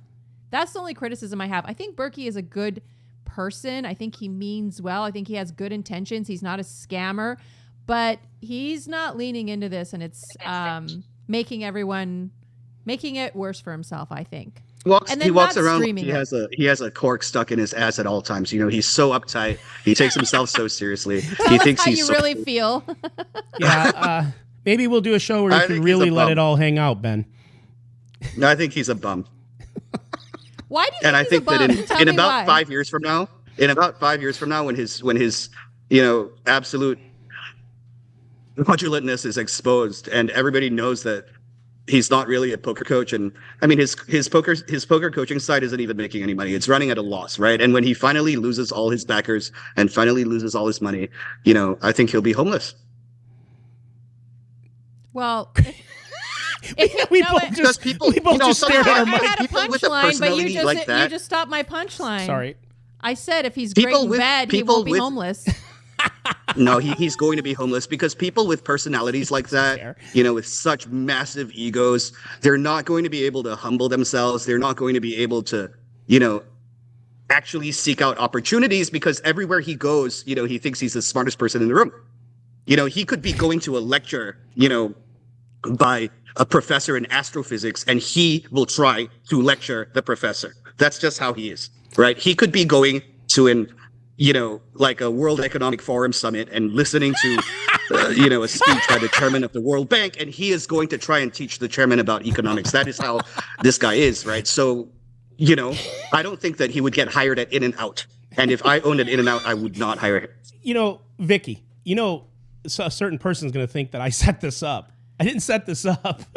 Ben, why? Like, why the disdain? You want to hear what Eric has to say about the bum? Well, he's up next. Why? Well, he's coming on. I'm going to leave you on with him, and you can ask him because I don't. I'm curious where this came from. I didn't even realize that you had a beef with Berkey. I didn't really know either. He called me out. I didn't have any beef with him. He was just an insignificant speck to me. And, I went to Vegas to lend support to my friend Nick Airball, and I was so freaking respectful. I wasn't even speaking to, the bum. I was in the poker room speaking to my friend Marcus Gonsalves, and we were having a nice conversation, and I was asking a few questions. I wasn't even speaking to this guy. And he tries and, talks shit about me on his podcast. And, I know now. That's what it is. I remember right. In a recent if he podcast, can dish it out, he better be able to take it. But, he's not able to take it because guy is so... In a recent podcast, he was mocking some of the HCL people, and he's Yeah. like, "Oh my God!" And who's next? Blank check, Ben. Let's go. Heads up. So it was something like that, right? Was that it, Ben? He wants to play heads up. Is that what he said? I don't watch the Well, content. I thought that that's he, what you were referring to. So I don't No, know. I don't know. I don't watch his stuff because like I have better things to do with my time. I mean, right now, look, I'm sitting in my courtyard and I'm staring at this beautiful bamboo. I would rather watch my bamboo grow than spend time watching his silly podcast. Okay. Well, It's so much more important to me. Watching bamboo grow is so much more important. It's like a real urgent priority compared to listening to this guy Eric talk. Pearson, we're talking about Matt Berkey. If you want to hop in too. Anyways, everyone say hello to Eric Person. He is Eric, on with hello. us. Hello, Ben, you're Eric. welcome to stay on too. You guys decide. Yeah. What's up, Eric? How's it going, guys? Good, man. Who you guys talking about? Well, Ben is going on a rant about someone. So About Matt Berkey. Who's that? They asked me. come on. This is gonna turn into a live stream that you. Somehow this is going to turn on to me. Yeah, it's gonna Right. make you look bad. I got to stop laughing, but they're funny. Eric, So. all I can say is great minds think alike. So we've got two members of the haven't $1 Million Cash Game on this live stream with us. Hey, you're playing at Poker Go with a couple of these people, Eric. This week coming up. Yeah, I know I got Polk, and then I know Nick's there. I'm not sure who else, but I think we're all playing, and Jennifer Tilly, and it should be a pretty good game. I'm playing today with Solomon. I got 500,000. Next couple of days with Solomon and Andrew Roble and Rob Young and a few others. So yeah, I Nice. got a busy week. How many days are you playing on the Millie game coming up? Are you playing all three, I heard? Is that a true statement? I don't know. It depends on how good Ryan does with lineups. Well, there it is. Like, Ryan, if you're listening, depends how I good you know. do. Eric, how much are you willing to risk? Like, how much are you gonna bring to the game? I mean, it's only a 500, 1,000 game. Like, No, I'm talking about the $1 couple Million million. Cash Game. No, it's a 500,000. 500, Yeah. 1,000 blinds. They'll Oh, be yeah, yeah, straddling it to a Yeah. 2,000. I Okay. mean, I don't know why anybody needs more than $2 million, $3 million. Honestly, like $3 million is sort of absurd in a small game like that. So, a couple million, I mean, is probably pretty reasonable. Is this a small game for you? Yeah. What do you mean? Well, Like- I don't know what like where are they playing bigger games? All over. I mean, whether you're in Texas or Beverly Hills or just, I mean, I'm playing as high as 10, 20,000. I'm playing 4, 8,000 pretty regularly. Like stream game, this is a 500,000. I'm playing 500,000 today, the next 2 days at Poker Go. It's not that the blinds are big. It's $1 million buy-in, but there's some relationship between buy-ins and bring out bets and blinds. So it's a $1 million game, but the blinds aren't that aggressive. So I don't really think anyone's going to lose more than $2 million. I'd be shocked, honestly. What if I don't know how Ben feels about what if that. you but play this week on Poker Go and Matt hands you a yellow Post-it note after a hand? I mean, you're probably this. He'll have the same ending as Dr. Batman. Honestly, like the reality is, Ben's laughing. the reality is like he's on that show is only happening because of the interchange he's had with me and with Doug Polk. Yeah, probably a little bit. And Matt, that's just the Nick too. truth of the matter. Yeah. Yeah, I mean, it's one of those things where, yeah, and Nick Airball, like, there's timeliness with the with the match that they're playing. So, yeah, for sure. And so it's like,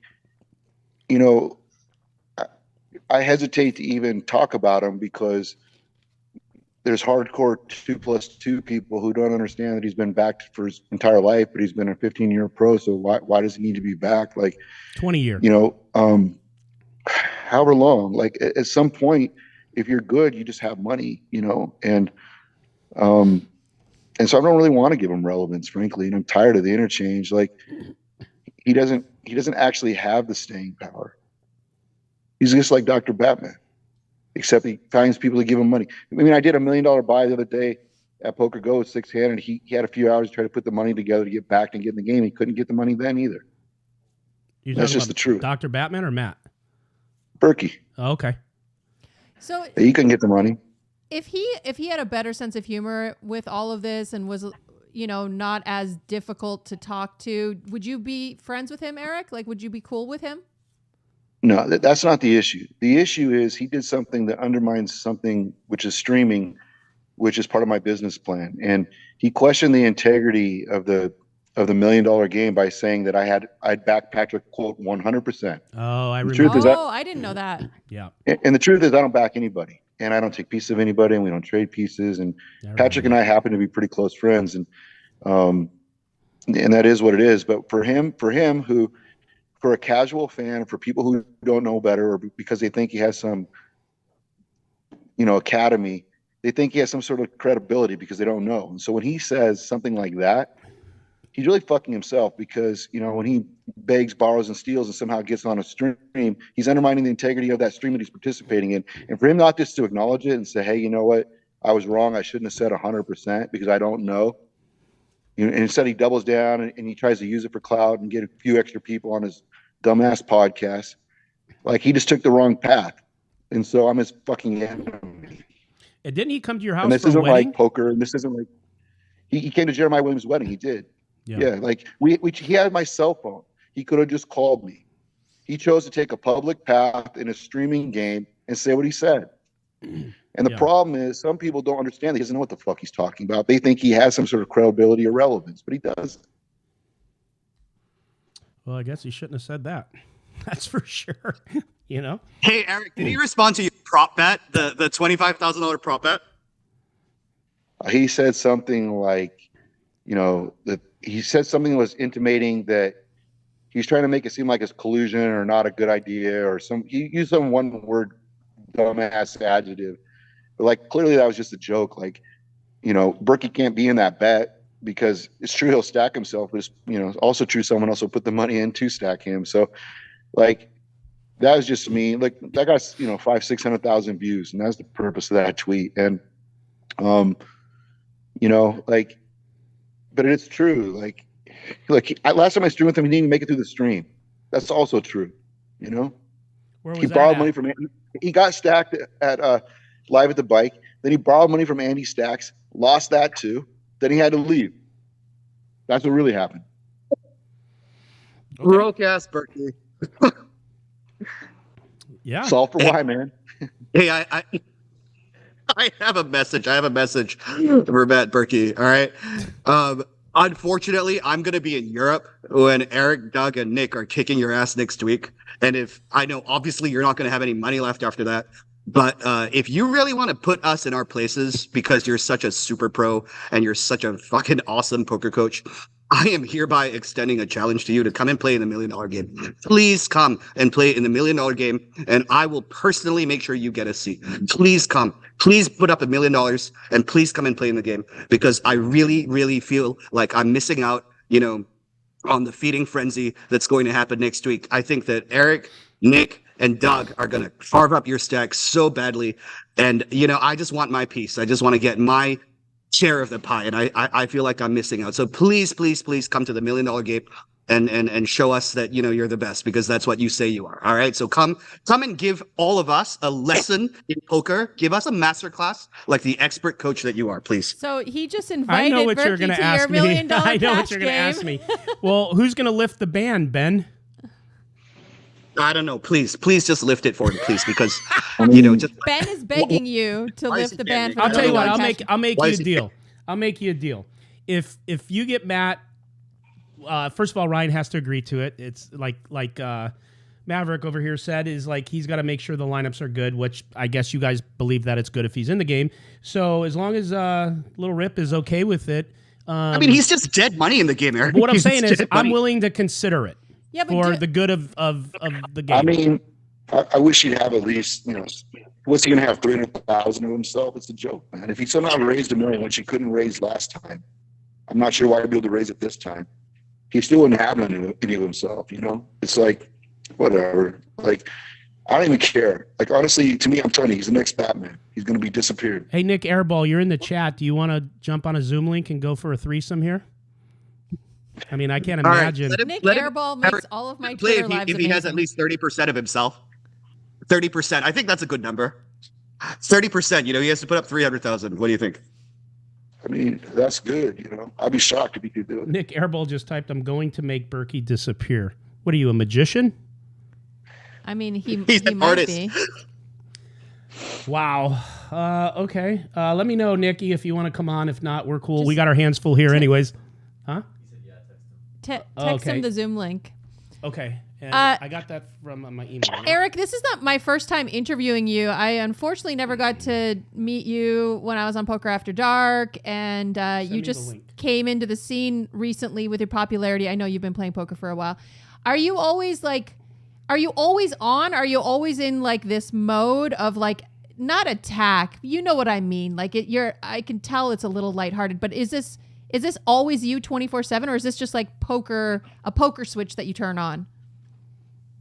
I mean, I don't really have an act, so it's like I have all kinds of emotions just like anybody else. And we happen to be talking about a topic that he greatly offends me. He's a fraud.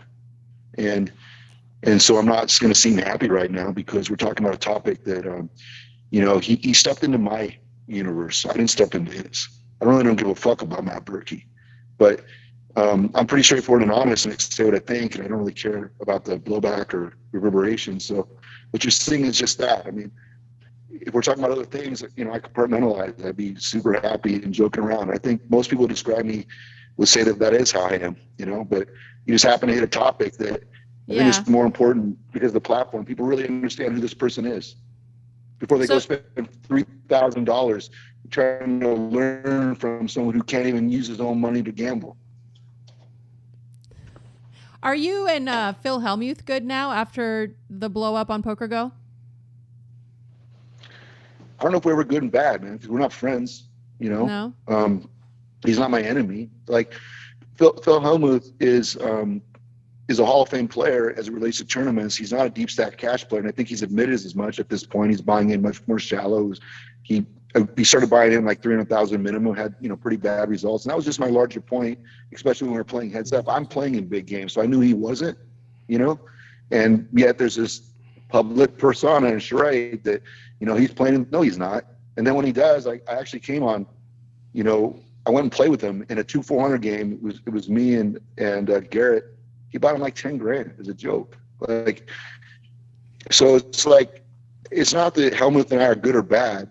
It's that once again, our universes collided and I'm just spitting truth. Is there a world where you and Matt Berkey could be cool, you think? Yeah, like if Matt Berkey just came out and said, you know what, I was wrong. I shouldn't have said it 100%. And I'm back. Is that him, Vincent? His side? Okay. We're getting some. You're breaking up. I think it's the best path for me to be a success. Eric, we're kind of losing you. You're cutting out. Mr. Blank Check Ben, is there a world where you would be okay with Berkey and not talk shit about him like Nick Airball's about to be? Yeah, if he exactly like Eric said, if he comes clean, apologizes, owns his mistakes, says, guys, I was wrong, I was being a dick, I'm sorry, I'm going to try and be a better person, then we'll be cool. But I think that for that to happen, I think I would sooner see that this isn't the path he's taking. Say again, really? Eric? I don't know.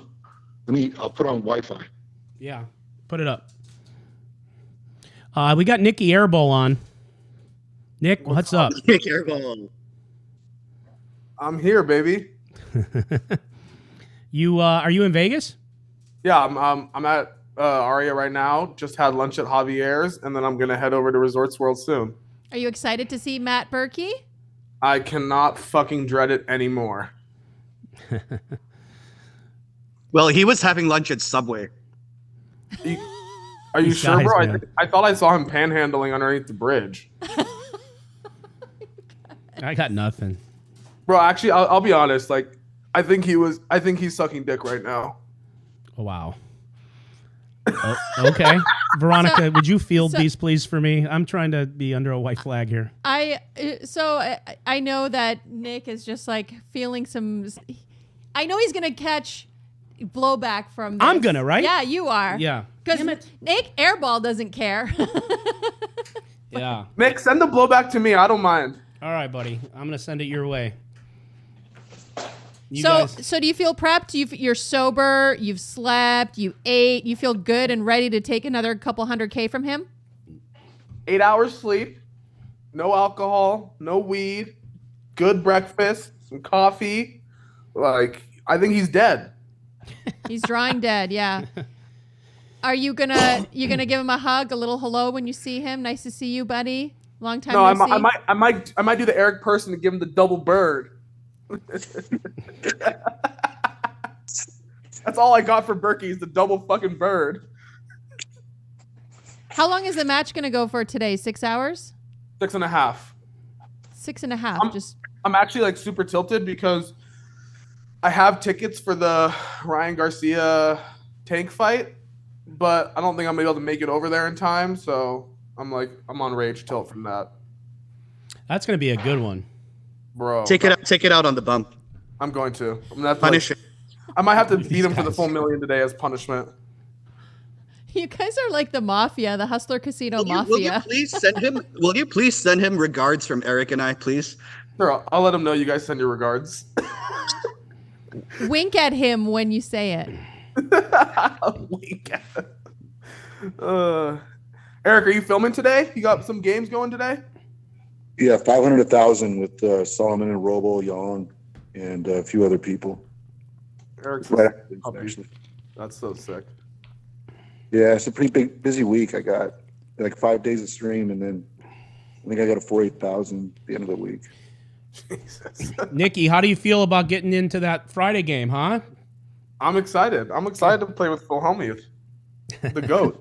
That's right. The GOAT. I think that's going to be like a really fun group. Like Hellmuth, Jungle, Hands. Like it's tough. It's like a tough group, but like it's a fun group, and that's what I'm excited. Are you going to knock over Jungle's chips? No, I would never do that. You should. Nick's gonna be on his best behavior Friday, right, Nikki? I'm very classy. Like good behavior, no nonsense, just like smile, Okay. short bod. Nick, should I give people a peek behind the scenes of what happened in the last 24 hours? Do you care? As you wish. I don't care. Okay. So the Friday game's happening, and can I say about like how you're coming back to the casino? Should I leave that out? I don't care. You sure? I don't care, Nick. You know I don't care. All right. So here we go. All right. This will be entertaining for the fans, as long as I have your blessing, of course. I don't care. About a month back or so, Nikki was playing in the casino. It was like 2:01 a.m. And the alcohol. 2:01? Well, there's a point, okay? And so alcohol matters. Yeah, it matters. Was supposed to be done. That's it. Well, Nick didn't want to be done, so he found his way into the back, grabbed some booze, and started pouring shots around the casino. And so, so he had to take a little time out for a while, but he's back now. The casino is like, hey, Veronica, I'm the out. real Tony G. Like when Tony G yells champagne for the casino, like I'm the guy who goes and gets the champagne. Yeah. So this is the perfect time for a heads up match because he needed somewhere to play, but he's back. And so you got 86 from Hustler. You're home. Oh yeah. I went. I had to pass a lot of bills through Congress to get this back on the rails, and but we're back. And so, anyways, Nick is supposed to play on Poker Go Thursday, playing Matt Saturday, I believe, and then Friday's the game. So Nikki said, "Hey Ryan, I'm back. Like I want to play Friday with Jungle Man and Phil." And Ryan's like, "Oh man, no, like just this one time, I didn't know. Like you can't blame. I don't have a seat. This is set. Plus, I guess Nick had some interaction with Phil, and I guess you like drove Phil into the ground verbally wherever you were. You could talk about that in a minute." And so Phil was like, nope. So Ryan called and he's like, hey, and Phil's like, no, I'm not playing with that dick, right? Yeah, I mean, pretty much. I think Phil's okay with this, whatever. And so it's a big thing. So I get a text from Nick yesterday, and Nick's all, like, I'm hurt. And I'm like, what do you hurt? I didn't know any of this because I don't make the lineups. You know, this and that. He tells me everything. And like, I'm so loyal. And I'm like, fuck, he is loyal, man. So I call Ryan.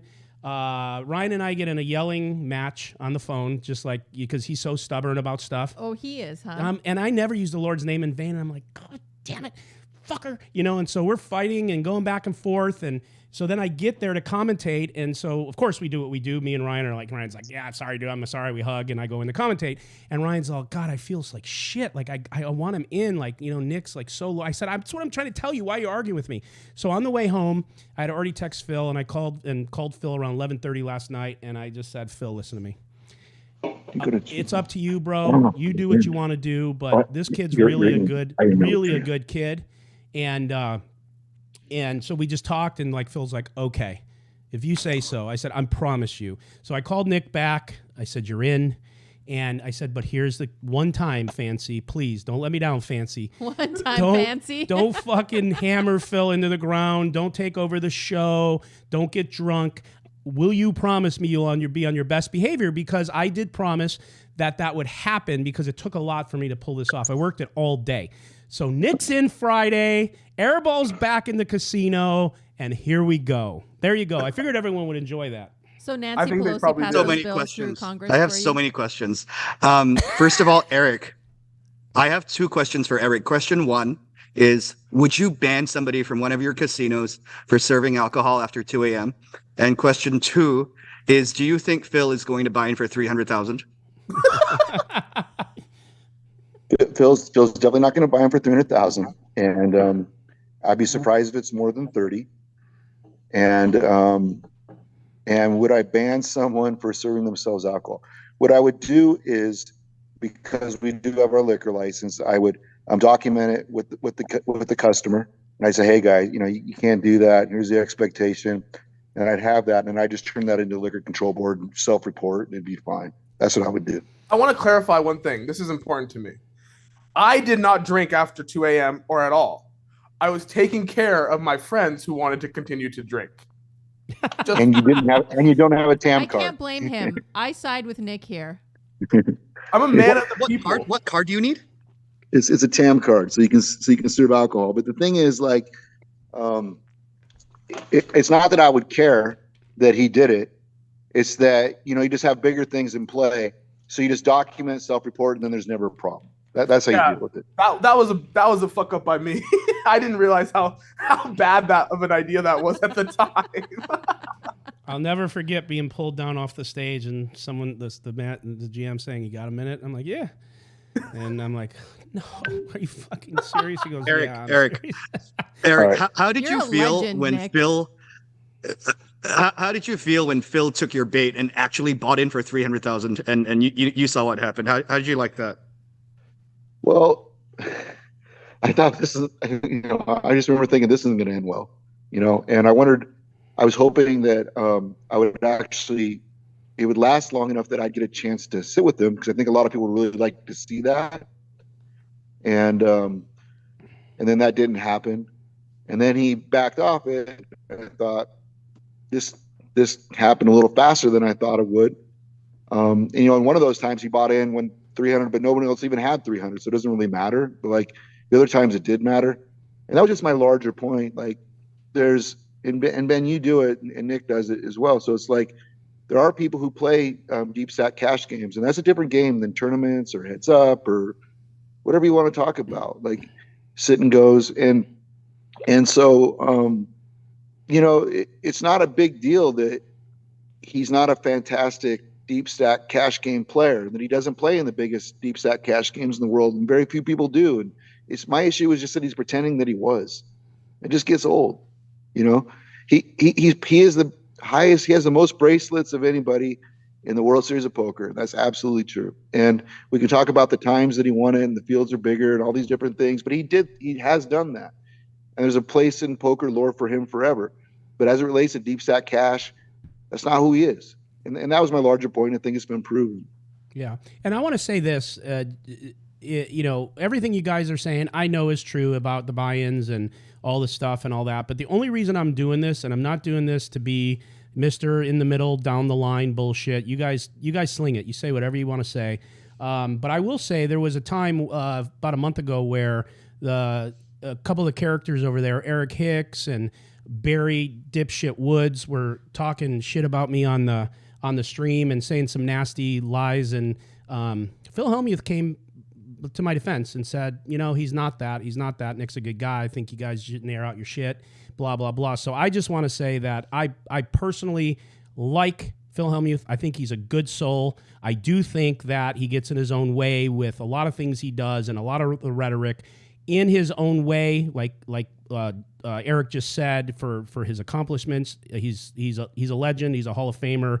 And but it is true what they're saying in deep stack, high stakes, with the etiquette and the rules and everything else. Like, these guys have every right to sling and say what they're saying. But I wanted to throw that out there because he did. And I'm not coming into his defense about what you're saying, but I'm coming to his defense because Phil is a fucking nice guy. And I appreciate what he did for me about a month ago. So I just had to do that, or else I wouldn't have felt right as a human being. So there you go. Now go ahead and kick his ass again. No, I mean, look, I just want to say I'm not his friend, meaning that we don't have the same, we don't hang out, but we do have a lot of people in common, and your feedback you've just given is unanimous. Everyone thinks that Phil has a really big heart. He's a really good guy, and that his mind and stuff is in the right place. And his ego absolutely gets in the way of him, and he 100%. Goes off, and then he tries to walk it back. But that's everyone's feedback, so I have no doubt that that's true, and my stuff was, he was trying to run me over when we were playing heads up, and he didn't really understand who he was trying to run over. It wasn't going to work, and it went bad for him. But and then this other part where he started talking about, I was playing 10-20 at the Bellagio, and he's just, he's just being demeaning. Meanwhile, I'm playing in really big games, and he doesn't even know it, and that's because he's not even playing in big games, and that's the stuff that I took issue with. And it's nothing to do with him as a person or how nice he is, or actually his overall, place in poker. He's a Hall of Famer, Yeah, but and I said that to him when I interviewed him. I said, Phil, here's the thing. Your record speaks for itself. Like, no one could take away what you've done. Nobody has the amount of compliments in the WSOP. You are a legend. You are extremely talented at tournament poker. You're the best. You have the prizes that show that. But let people say that about you, and don't worry if you don't want to put $1 million on the table and it's not your style. Everyone's got a style. You don't have to be the best at everything. You're not the best at everything. That's just not how it's going to be. And by you doing that is why you take so much heat. And because I know he's hypersensitive as a person, I was trying to tell him, even sometimes off camera, if you don't do that and you let just other people talk about you and you humble yourself to the other stuff, it'll all be fine. It's he puts himself in that path regardless of what a nice guy he is, because he's a really, I'll tell you what, there's a lot of players out there that are playing millions of dollars. They're deep stack. They're talented. They're not afraid. But they're pieces of shit. And I know we're not talking about that. And, Phil's a really, really nice guy. So I hope that he gets that figured out and in line, because then he will get what he wants to get, which is some respect that he has earned, in my opinion. So. All right, boys, I gotta go. I gotta go kick Berkey's ass. I'll talk to you guys later. All right, see you, Nick. Good Take luck. it easy, not man. that you'll need it. Not that you'll need it. All right, jump into my Twitter live later, okay? Thanks. See you, buddy. Anyways. Well, what else do you guys got? Do you guys have any questions for these two legends here? They're going to be here for a little while longer. How about you, Val? Anything you got for these two men? So what do you guys typically do at the World Series of Poker? Do you guys go to Vegas to play big games, or you don't bother with the series and stay in LA? Go ahead, Ben. Me, I don't play tournaments. I just don't have the patience for them. I barely have the patience for cash games, to be honest. And I'm not a professional poker player. I'm not trying to win bracelets. I'm not trying to, cash in tournaments. I don't even have a handed mob. So yeah, I just don't. It's just, in fact, it's kind of annoying because during the World Series, a lot of the players that I normally play private games with, they're in Vegas for the series, and that means less people for me to play with. Why don't you go to Vegas and play in some of those private games? I just don't have the patience to travel, to just go all the way there and post up and just to play poker. I just don't have the patience to do that.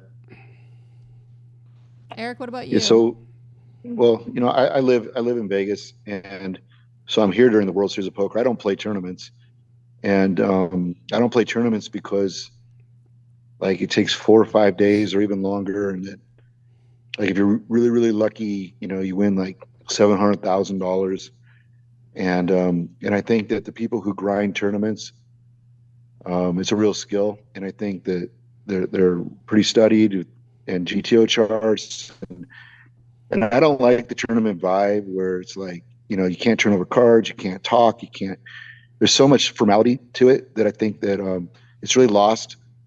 Like for me, the decisions they made, starting with like Jamie Gold, for example, which limited talking, doesn't make a lot of sense because poker's not chess, and I think it's just gone too far the other way as it relates to tournament play. And like a couple of weeks ago, I was playing in a large private, and I think a lot of people don't understand that. Like one of the things that is interesting about private games is they start and stop at really defined time. So this game was going from 12 from noon to 2:30 a.m. and I was up like $1.2 million with 10 minutes to go, and I got in a hand where I was dealt kings, and I was against 2 other really good players, as it turns out. Really not my focus of being in that game, and so one pro 2 bets, other pro I call, other pro 3 bets to 425,000. I'm sitting like $1.8 million, and I got kings. There's 10 minutes to go. I make the call, and I end up, comes 10 high board. I call off. He has $1 million total, so I lose $1 million in that hand. And my point is, like in that one day, I was up $1 million, and I ended up winning like 200. But that's in a day. So why would I play a tournament for 5 days to win like $700,000? Makes no sense. Who does that? And I think there's a big misperception about these big games as it relates to the World Series of Poker. There's a lot of people in town, but the games I'm playing in, there's probably only 80 or 100 in the world that actually play in them, because you have to have, first of all, these games, like, you have to have the financial wherewithal to be in these games. And then you have to like poker. And a lot of these people who play these games, like, they have no appetite for TV. That's why you'll never see most of the stuff on stream. And you just sort of like, you hear about it, but you don't really know it's real. And I didn't really even know it was real until I started hanging out with Alan and Robo, honestly. And shit, it's fucking real. So it's like, but once you start breathing that, I'm not sure why you would play tournaments. Or I stream for a purpose. I'm building a brand, but like, these games aren't consequential, and winning 200,000 or 300,000 isn't meaningful. And it's entertainment, and that's why I'm very protective of the lineups I play, and I'm looking for other gamblers to be in it. People will play at least a third of the hands. I don't think that's an unreasonable request. I don't need snipers and nits and people buying in shallow and playing 1 out of 6 hands. Like so Nick never gets to play in my game, is what it basically means. So let me ask you. I never get to play in my game on my show, and that is the truth. happy to sit out for you fellas over there. I really am. So you're talking about building a brand, Eric, and I see you on social media. You're replying to people. You're posting videos now. Like, what is your end goal with your brand? Are you just trying to get into bigger, better games, or what are you trying to do with this? My brand is Maverick Gaming, which owns like 31 casinos in 3 states, and it's an authentic gambler's brand. And I think part of that is it's founded by gamblers for gamblers. And so my customer base, who we're pretty engaged with, they know that I'm authentic. They know that I'm gambling. I think that it's almost like, we'll respect that. And with that, the reason it matters is in multiples. So like when you aggregate a bunch of fractured assets, like these casinos that I bought in card rooms, they're worth, say, 8 times. And when you build a big enough brand, they're worth 11 to 12 times. So when you're doing 100 million of EBITDA, that can be worth $300 or $400 million. And so it's a really big deal to build a brand that resonates. It's more than just an aggregation of a bunch of properties. And that's what I'm doing. It's working. I'm already in the biggest games in the world. I could just. Someone wanted to know what was the biggest pot you've ever been in. That was a chat question.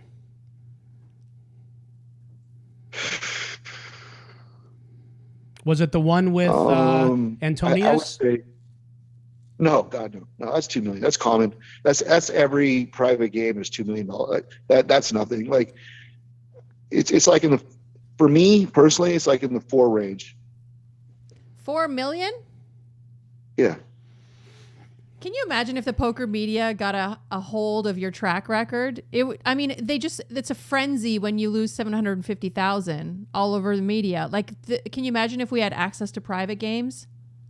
I mean, it's just, the truth is, it's like any new drug. It's so the people go crazy, they get super excited about it, and then they just want more and bigger. Like, you'll never see those games on stream because of the nature of who those are. They're entertainers, they're athletes, they're successful business people. They're never gonna go public because a lot of them are publicly traded, or they get a lot of blowback from people that work for them. They think, well, how can you risk these large sums of money and you pay me this? And so, it's the people that watch streams.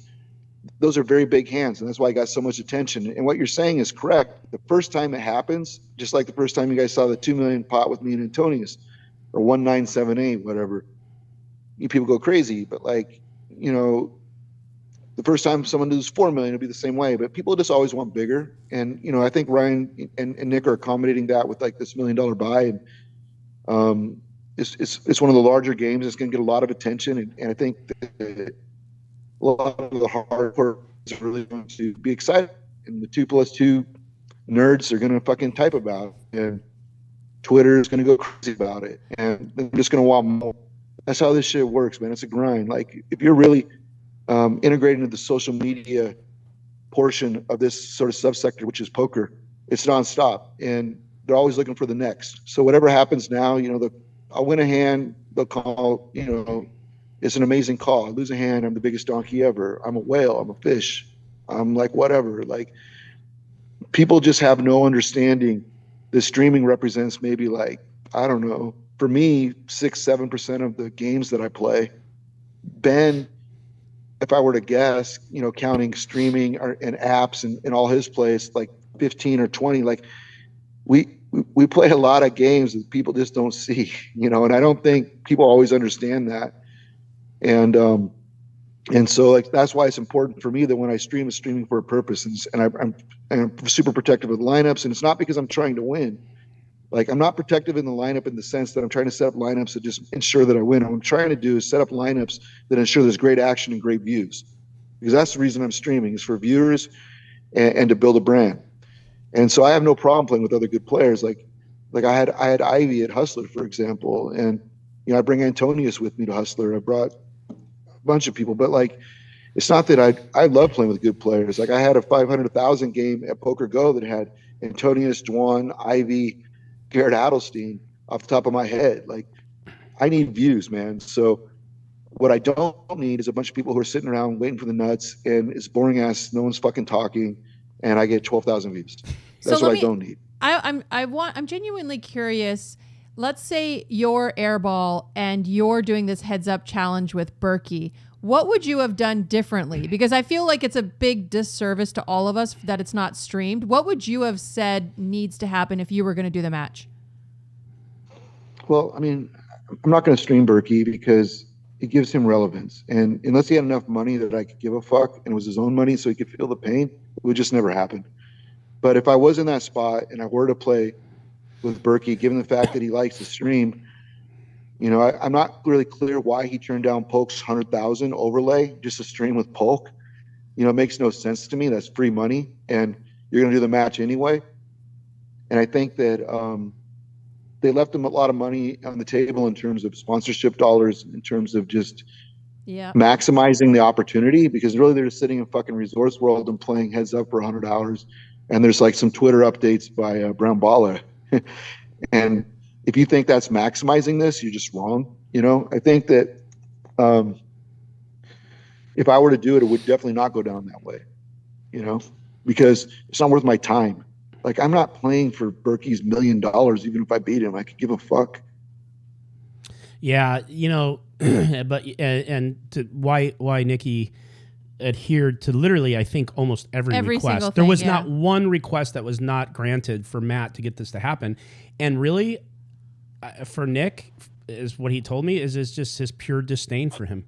Like he just But now wanted to play. Now he's annoyed because he hates sitting across from him for 6 hours. He didn't anticipate hates it, that. but he really wants to dismantle Matt, and so whether he does or doesn't, who knows in that sample size who's going to come out here. I mean, I think Nick has the momentum because he's less worried about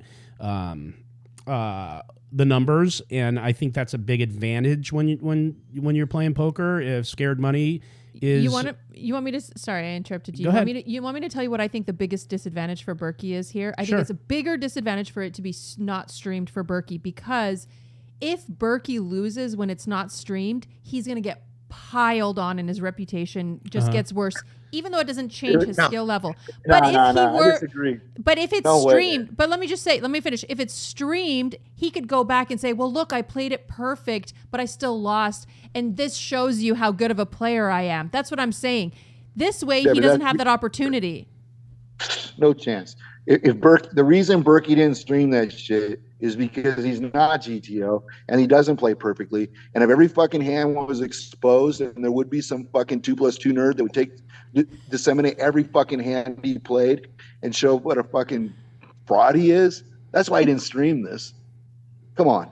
You I mean, think think that's Are you about why? serious? Like, You really- think, but you really he think plays he on plays live at the bike, perfectly? Eric. Wait, what was the reason? Because he doesn't want to be Heads up is different though. I mean, and also look at this. Like the $100,000 that was offered by Doug, that's doing different things. because you're not risking anything. It's not. There's no risk. It's you're playing for $1 million. There's risk involved. You can lose, but with 100,000, there's Well, no he's risk. risking his Why would you reputation, say is no he to not? that? There's no reputation risk? No, like there's more reputation risk if he streams it because he isn't agree. GTO. He has his little academy, I do. and agree. he's not playing correct in relationship to GTO and heads up strategy. Yeah, That's why he didn't agree to stream. I tend to agree with that. He Anything had else that's everything said to is just lose. fucking noise. He had everything to lose and nothing to win by it being streamed. Because he's supposed all to that was win. gonna happen is He he's just gonna doesn't stream want it, to be he's still gonna lose. exposed. He's supposed for to the win. problem that he is. Yeah, he's supposed, He's supposed to win, in theory, but he can't right? win. And the only reason why he's a favorite to win is because, of all his media and all of his like websites and how he, Websites. positions himself. And that's why Nick called him a scammer. I mean, I wouldn't necessarily use the word scammer, but it's because he's created this image of himself as like the best poker player and, somebody that is like a super pro and everything. And seriously, I mean, he just doesn't want, I agree with Eric. If he were to play the whole heads up match on stream for 100 hours, God, all of his mistakes, all of his leaks, all of it would be exposed and played for. I mean, there is no other reason to turn down a free $100,000 plus all of the sponsorship money and advertising money. There's no reason to turn it down. It's free. There's no risk. I mean, seriously. Yeah, he may have made more on sponsorship and advertising if he decided to live stream this, because everyone was so wanting to see this and everyone's so wrapped up in this match. Yep. Agreed. But I'm on the record since before the match started. I said the airball is going to win, and nothing's changed. And the airball's like on a 600 upswing, and I think he corrected some early mistakes. It won't happen anymore. he's not on a 600K upswing, is he? He's like up, what is he up, 130? Yeah, but he was down 400 or 500. Oh, yeah. I know what you mean. Yeah. He's up. Yeah, so 600 upswing. Sure. Yeah, you're right. Sorry, Eric. And so I think that what you're going to see in the end is just what I said in the beginning. Nick's going to win, and the public, because they're not educated, because they don't understand Berkey. There's no reason the line was like that. It's not that the line. It's not like people who understood gaming think that that's the true odds. That's the odds designed to get half the wagers on both sides of the bet, and it's because they think of him as the public favorite. Do you want him to play in the $1 million cash game, Eric? Because Ben does. It's irrelevant. I want him to go back under the rock and get out of my fucking world. I don't give a fuck what he does. I want him to go away. Just like Dr. Batman. I want him to go away. I'm with you on Dr. Batman. What a piece of cheese he wound up being after I got to know him. No shit, man. I'm glad I told yanked his you ass guys. out. Nick? Yeah, I told you guys. what a fucking two-faced guy he was to us after all said and done. Do to you, Nick? What? What did he do to you? So when You had him on your podcast, right? Yeah, With Eric? yeah, I did with Eric when they had their beef. Well, in a nutshell, it wasn't that big of a deal. I don't like people like this. Like, I had to make a business decision. Eric, I guess, wasn't getting a platform that night, and Batman was, and Eric was pissed off, and I don't blame him. I mean, if someone's gonna troll you, like, don't fucking delete the other guy's comments if he wants to fight back. This is what I'm paying for it. I understand. Like, so I was on your side, and I didn't know anything about it. I just happened to see Eric's tweet, and I'm like, what the fuck? And so I messaged him, and, he was pretty heated, and I was trying to bring myself up to speed, and I'm like, okay. And I made a business decision to get him out of the game because, to be honest with you, Eric's, I don't he's just more important to the game and to our show, and I'm fucking running a business. I'm not running fucking PR company with who likes me the most, obviously, because nobody does. And so I pull him, obviously. and I pull him out, but we were really nice to him. So when we pull him out, I finally got Ryan to understand why we had to do this, and I said, listen, here's why. No offense. I actually felt like shit at the time for him as a human. I'm just like, this sucks because it's really like borderline not cool. And so, he even said 20 times, I understand why you did it. I would do the same thing as a businessman. We shook hands. He played finally Eric said, I don't give a shit if he plays. And he played, and we put him in for I can't remember, like 5 or 10,000. Like, we gave him to play, like the only time we've ever done that. As we're sorry that we had to do that to you out of good faith. He plays. I have no idea how he does. Gave him money to play. Oh my god. Well, listen, Ben. But here's the thing. I didn't have anything against this kid at that beginning. I made a business decision, and whether it sounds like soft or not, I felt really bad. I am that kind of person. I that's how I felt. And so we decided to compensate him for the inconvenience and to do what we had to do as a business. So a couple days later, I'm on Twitter, and he's on there like, should I ever play at HCL again? What would you think? Like, them and pulling this shit. And I'm like, you got to be kidding me. And I messaged him. I said, hey, the fuck's your problem? He goes, oh, hey, dude, don't worry about it. This is just good marketing. I go, no, you know what this is? This is fuck you. I'm not going to deal with you anymore. If it's my decision, you'll never play here again because I don't like guys like you. So don't fucking be two-faced to me and tell me, if you want to do something in marketing and I want to agree to it, give me a text. You have my number. Give me a call and see if I'm on board with this before you trash our show. And, Ryan feels a little bit differently sometimes with putting people in, and that's his business. That's his lane, his lineups. I stay out of it. But if I had my druthers, that guy would never play on our show again. I understand now why Eric feels the way he did. At the time, to be honest with you, I really didn't. I thought it was an overreaction, but now I get it, now that I was in the crosshairs of that kind of behavior. So that's what happened. I mean, look, that guy sending me text being like, hey, you want to start a fake Twitter feud? Like, I knew he didn't have the means to play the game. And, so when he goes on that interview with me and you, and he pulls out that 100,000, I know for a fact that wasn't even his money. He owed that money to someone else. And I knew he was in way over his head and he shouldn't be in those fucking games. And I knew this was going to end bad. And that's my largest issue with Dr. Batman, is that once again, these people who just go out and put these personas on, pretend to be things they're not, it really gets fucking old, man. Like, I get we're all, putting on a show in some degree or some sense, but like, that guy ends up just hurting his family. He ends up hurting himself. He has no credibility. I'm not going to start a fake Twitter feud. It's fucking stupid. Yeah. He pulls out money. I don't need Dr. Batman's marketing to build a feud with me at all. We're doing okay on the marketing front. Like, I take it more like, hey, you be who you say you are. That's how I feel with people. Be who you say you are, and if you do that, even if it's not something I like, I'll still respect you. You've got enough real feuds to worry about. You do. You invited him to play on Poker Go, Eric, didn't you? Okay, so people understand that Poker Go is not like Hustler. That it's filmed and edited. It's made for TV, and that shit was like 7 months ago or 8 months ago. Hey, I didn't know that either. I didn't know that either. I thought that was so weird myself. I'm glad you asked that question, Ben. No.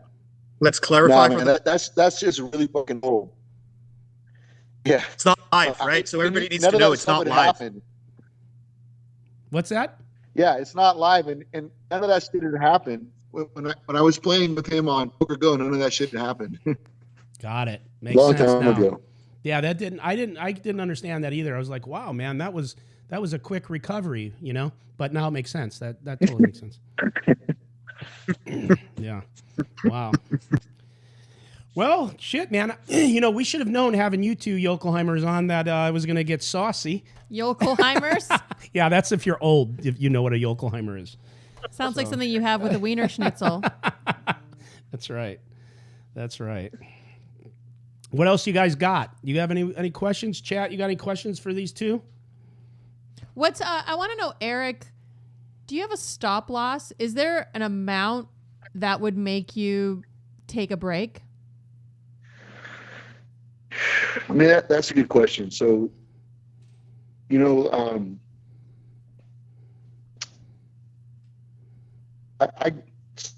here's the thing. I was adopted, and I was poor, and I was adopted by Native Americans, a member of a tribe, and everyone was so poor. We just went outside, played basketball, rode bikes all day. No one knew we were poor. That's how poor we all were, you know. And so now I'm playing in these games, and I've come a long way, and I have this different ability to, like, you know, win or lose millions of dollars in a night, and sometimes just surreal, you know. And so the question you're asking is complicated because it would be dependent upon how I felt, the lineup. In some of these games I'm playing, you could be down $2 million in a matter of 30 minutes. And if you're not there prepared to play at least $5 million, you shouldn't even be in the game. And so, whereas if you were to lose, you know, a couple million on stream, it'd be insanity, right? It'd be, what the fuck did you do? Like, but I remember, you know, I lost early on in that same game where I had kings and I lost to aces. I had, in the very beginning of that game, I had aces and I lost to 2 pair. And so I was down like 700 within 30 minutes. And so it's not about the amount of money I win or lose that would make me decide to quit. It's really how I feel. It's about how that lineup feels to me. It's about, you know, what's going through my head and whether I think there's, you know, a positive opportunity. So I mean, I don't think there's a great answer to your question. I mean, you can't have like infinite money. Like, are you a multi-billionaire? There has to be a place where you're saying, I'm uncomfortable now. I've lost too much. That's never happened. Hey, man said it's never happened. It never happened. Let's see here. Looking for questions for these guys.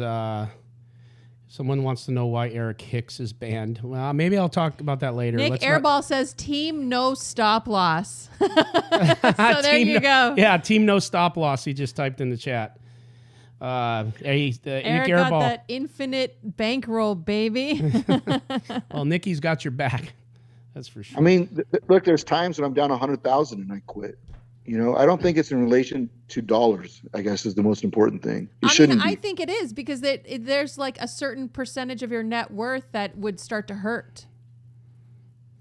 Unless, like, I can't grasp how rich you are. That's what I feel like is happening. Listen, there's times where Veronica can't get the fries with the sandwich, so she's really interested on how the other half roll, man. So I don't really think you're thinking about it the same way I am. Like I said, I grew up dirt poor. I have a way higher tolerance for risk than most human beings. There's been many times in my life where I've had 100% of my net worth all in and contributed. When I bought my first casino, I personally guaranteed every asset I had. And I did that. And the interest payment on that was more than the EBITDA that casino was currently generating.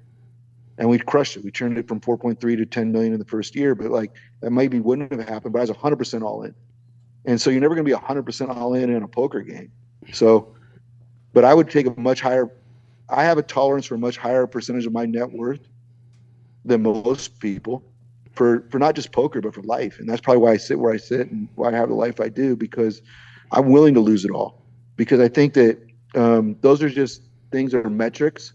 I'm not like Gollum, Lord of the Rings, with my precious ring going to die in a fucking cave because I think I have a lot. I feel like, and I think Ben's the same way, you could lose it all.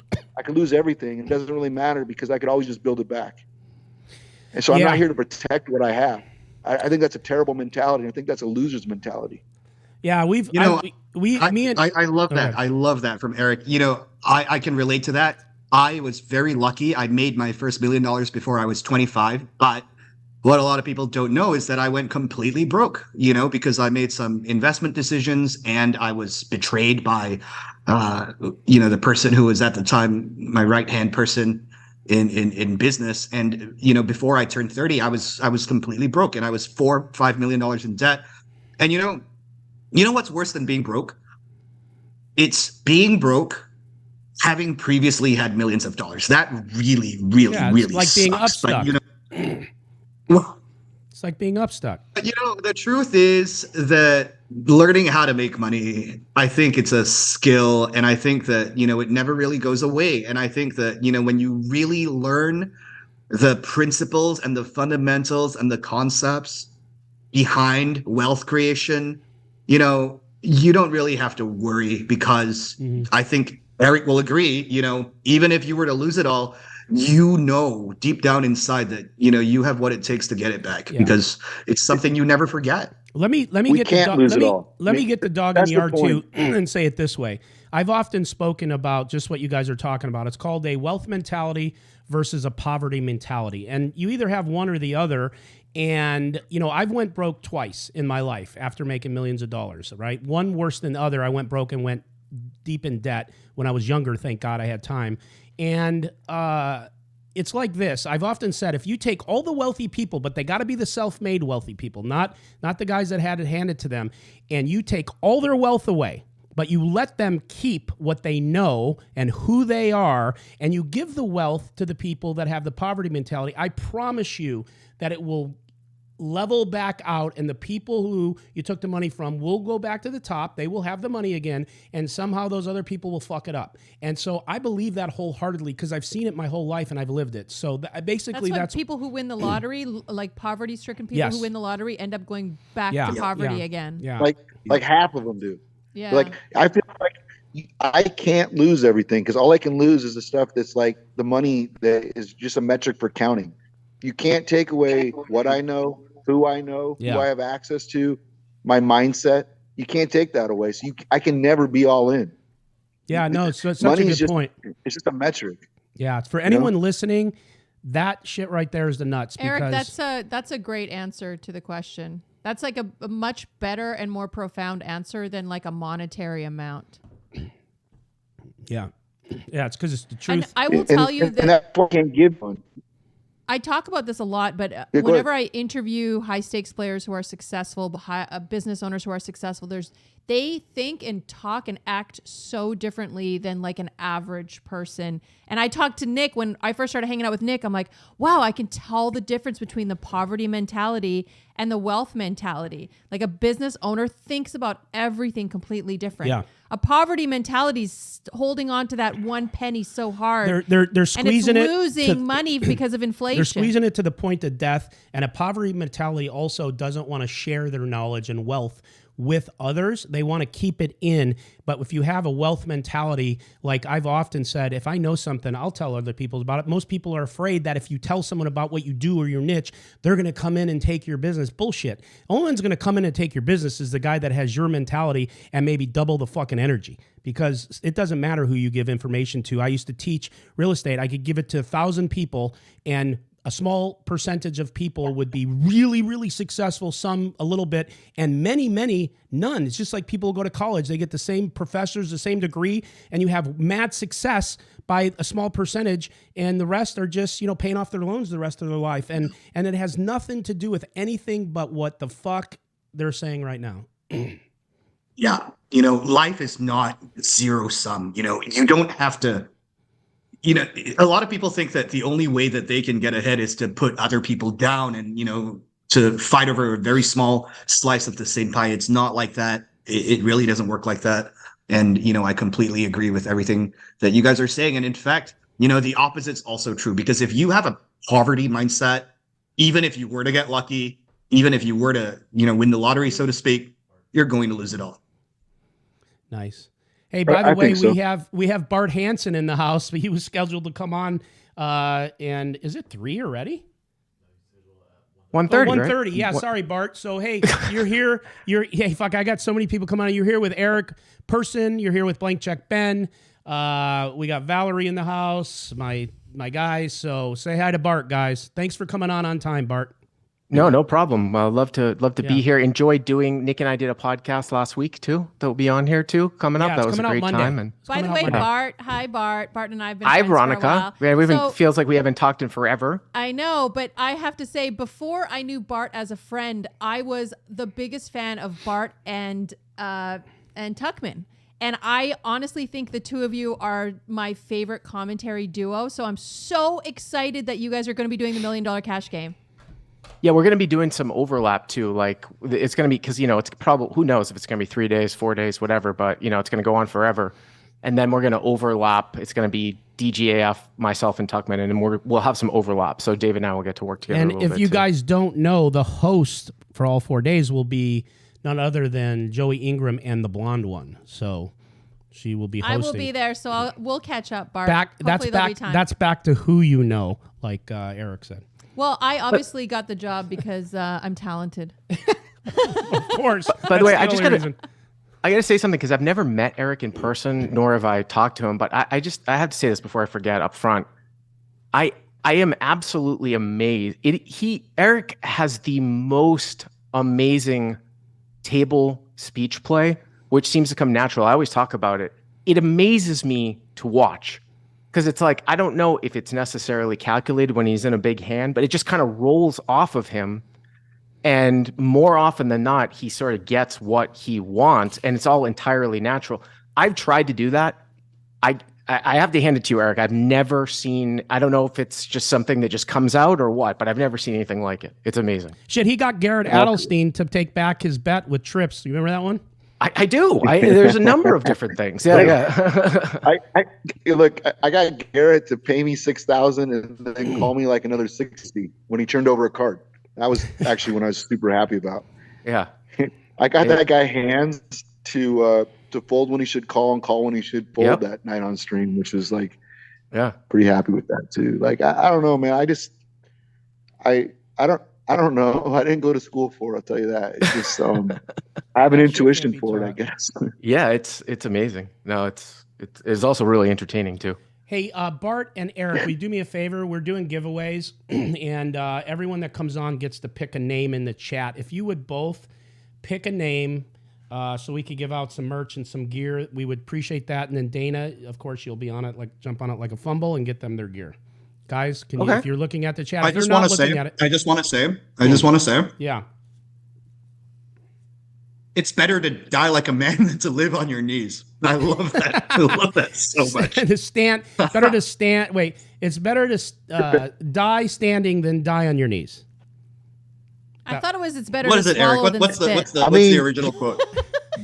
Veronica said her thing All was right, it's better to swallow than to here's the spit. True. I mean, here's what happened.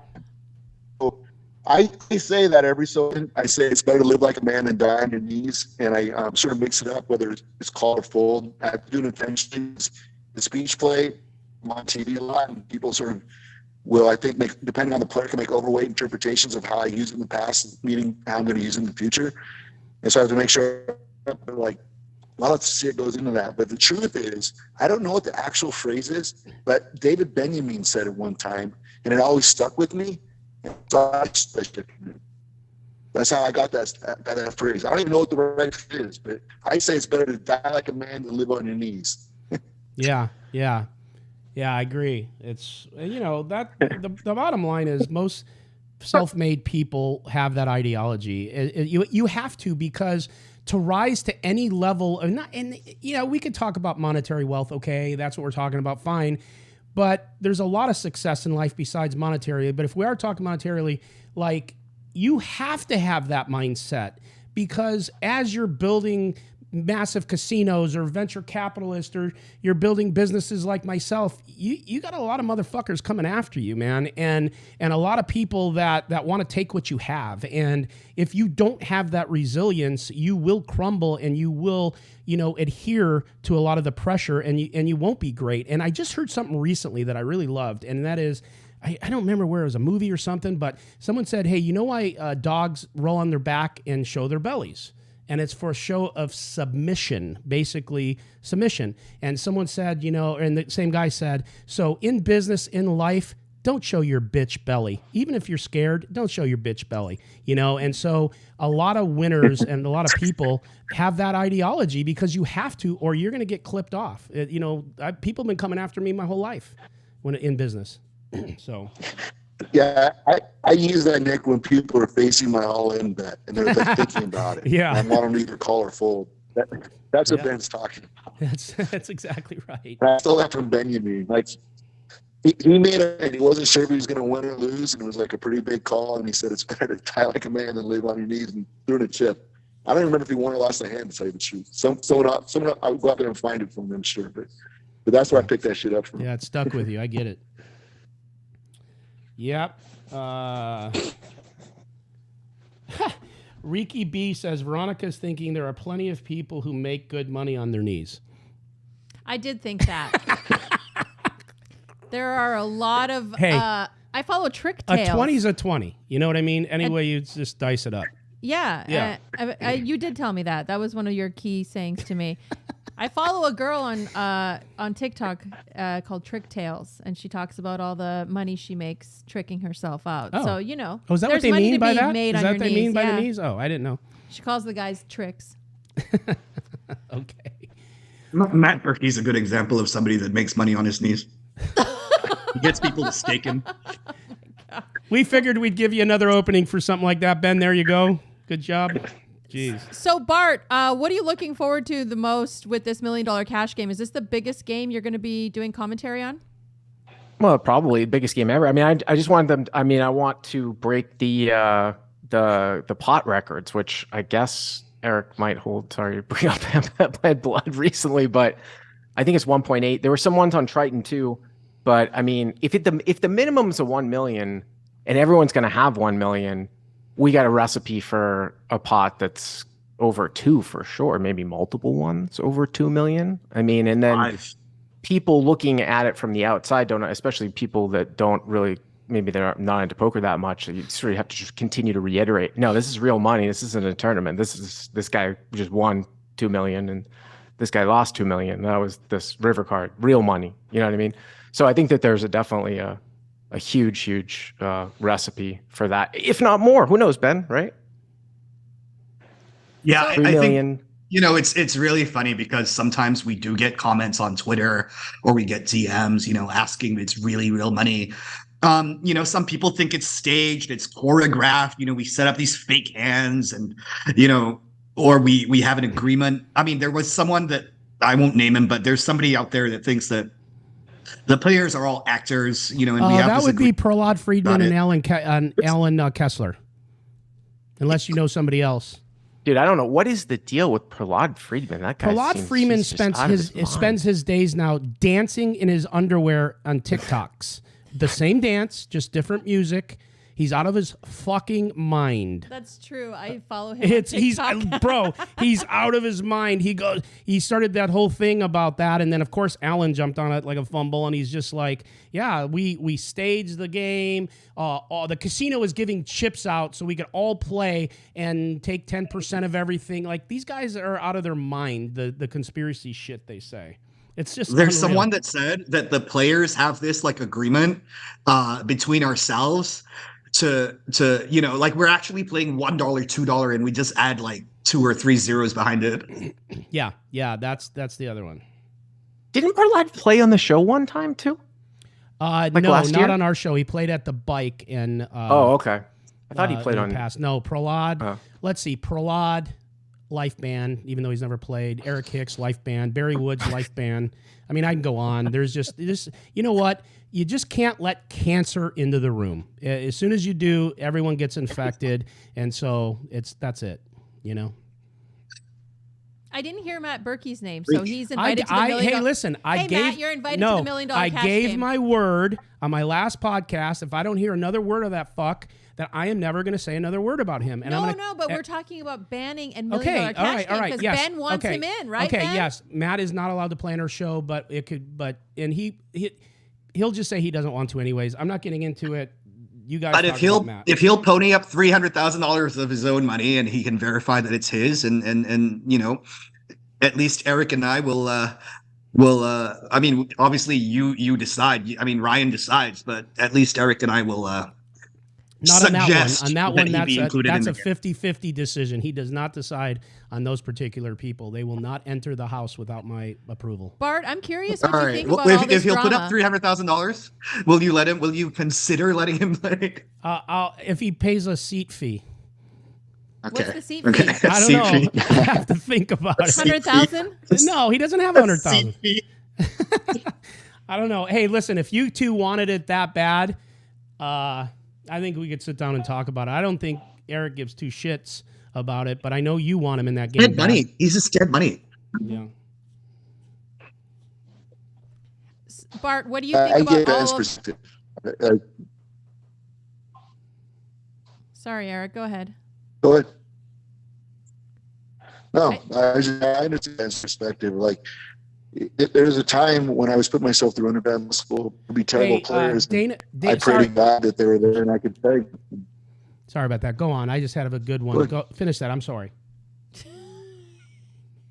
I'm just a never. I just don't want to get relevance. Yeah. I just hope he just do it. So Dana Craven said that it was confirmed by Chat Pro earlier that Berkey has already responded in his Discord community that he is not playing the HCL Millie. So no dice, Benny. Okay, cool. I would also like to confirm that. I would also like to It confirm was an that. act. You guys are out of your mind. I think Eric, you're still having some audio I would also problems, like bro. to confirm that I will not be going to the White House for dinner with the president. You know, I would just like to. So we're confirm. all stating the obvious that could never happen. Yeah. Yeah, I would like to confirm that I'm not winning the Nobel Peace Prize this year. That I'm not winning an Oscar for Best Picture. I just like to confirm these things. You know. Yeah.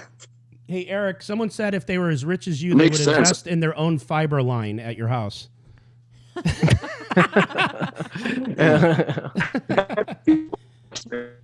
gonna give it data. It's Shout out to AT&T's Michael fault. Bennett. Oh, and he said I'd lease my own fiber line. So listen, I want to talk to Bart for a minute because I feel like we haven't heard from Bart. So what I want to hear your thoughts on this whole poker drama between Nick Airball and Berkey, and I want to know if you think that this is net positive for poker, this type of drama. Well, I didn't even know that this came on because the whole thing started off because Nick Airball was sort of defending the show, defending HCL, which I think, makes sense. As far as all the other stuff with Doug, I mean, I find it mildly entertaining. I'm not really involved with it. I think if I was mad, I'd be probably genuinely irritated that Doug called me a scammer or Nick called me a scammer. I think Nick walked it back because I don't think that, that's one of the worst things that you can be called, right, in gambling. So I can sort of see his side of it, why he's so pissed off, which obviously he is pissed off. Yeah, I'm sure it's a net positive. Any drama is going to be a net positive, right? It's just going to get eyeballs on the show. I mean, that lineup that's coming up with high stakes poker, what is that? Was that next week? I mean, that's going to be crazy to see Berkey and Polk. Is Nick Airball playing in that too? Yeah, he is playing in that too. So, I mean, that's what I hear. Yeah, it's going to be interesting to see how those guys act together at the table. And so I don't know, you're an OG Live of the Bike commentator. What are your thoughts on everything that's transpiring with Live of the Bike with them? They haven't live streamed in like a month and they might be leaving the bike and going to Commerce. Well, it's my understanding that they are done at the bike from my sources. No, meaning they're out. April 15th Yeah. was their leave date. Yeah. Now, the whole thing with Commerce, I'll believe it when I see it. I don't know why Commerce would do. I've heard those things too. I've also heard someone say Tropicana, something like that in Vegas. Yeah, I so don't know why they are Commerce Live would, at the Tropicana. Yeah, it's going to be. Yeah. Yeah. Really catchy. They're. No, it's Live at the Bike at the Tropicana.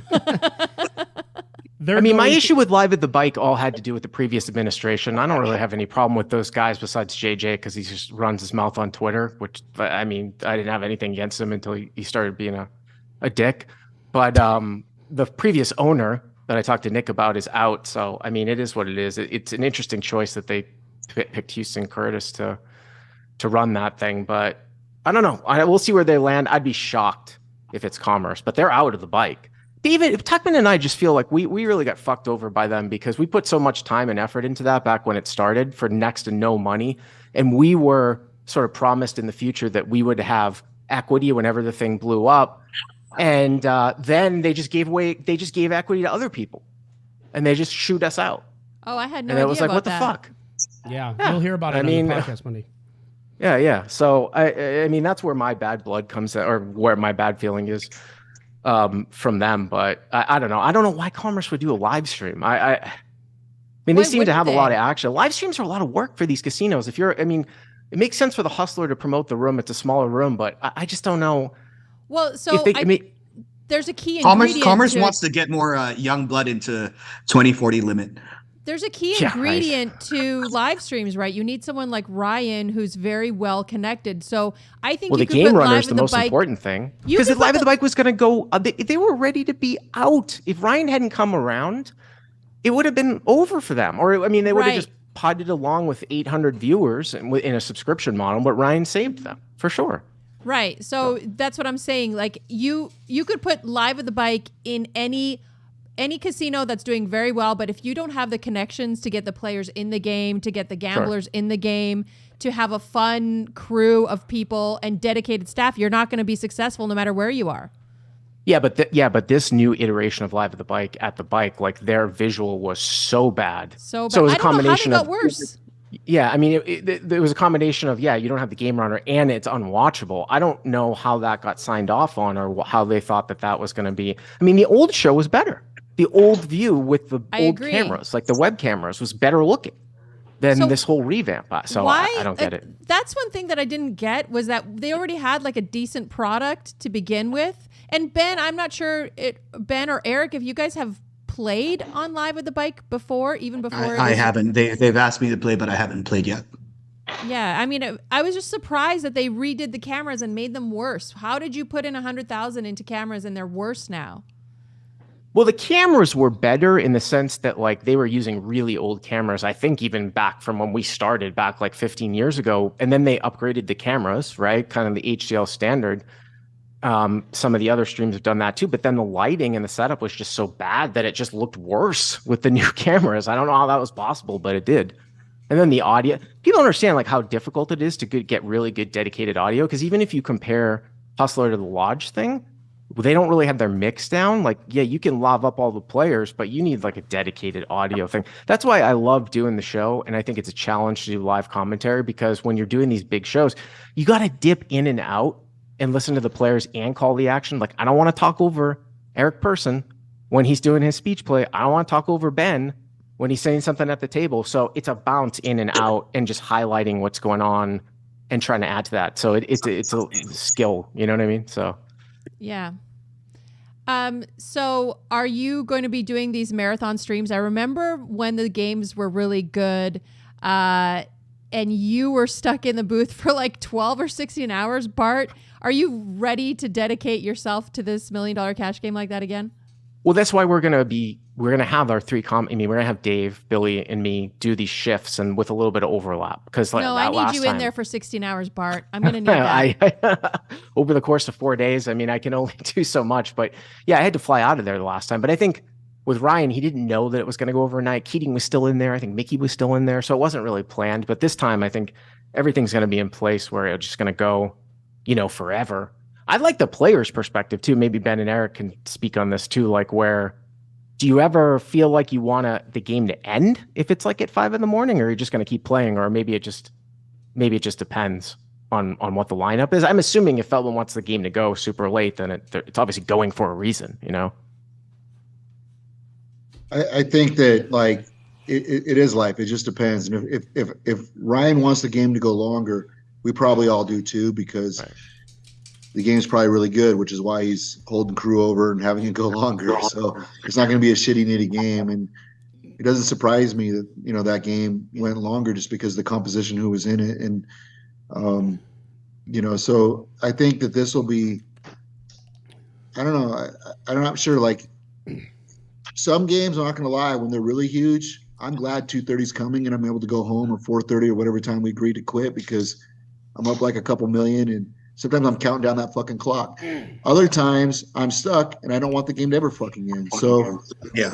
it sort of depends. And When some you're games stuck, don't matter. you're stuck. If there's I mean, 10 or you 20 never million, want the game. if there's 10 or 20 million on the table and everyone's still ready to play, I'll tell you what, we're probably not shutting that camera off until you guys say, you tap. So Yeah.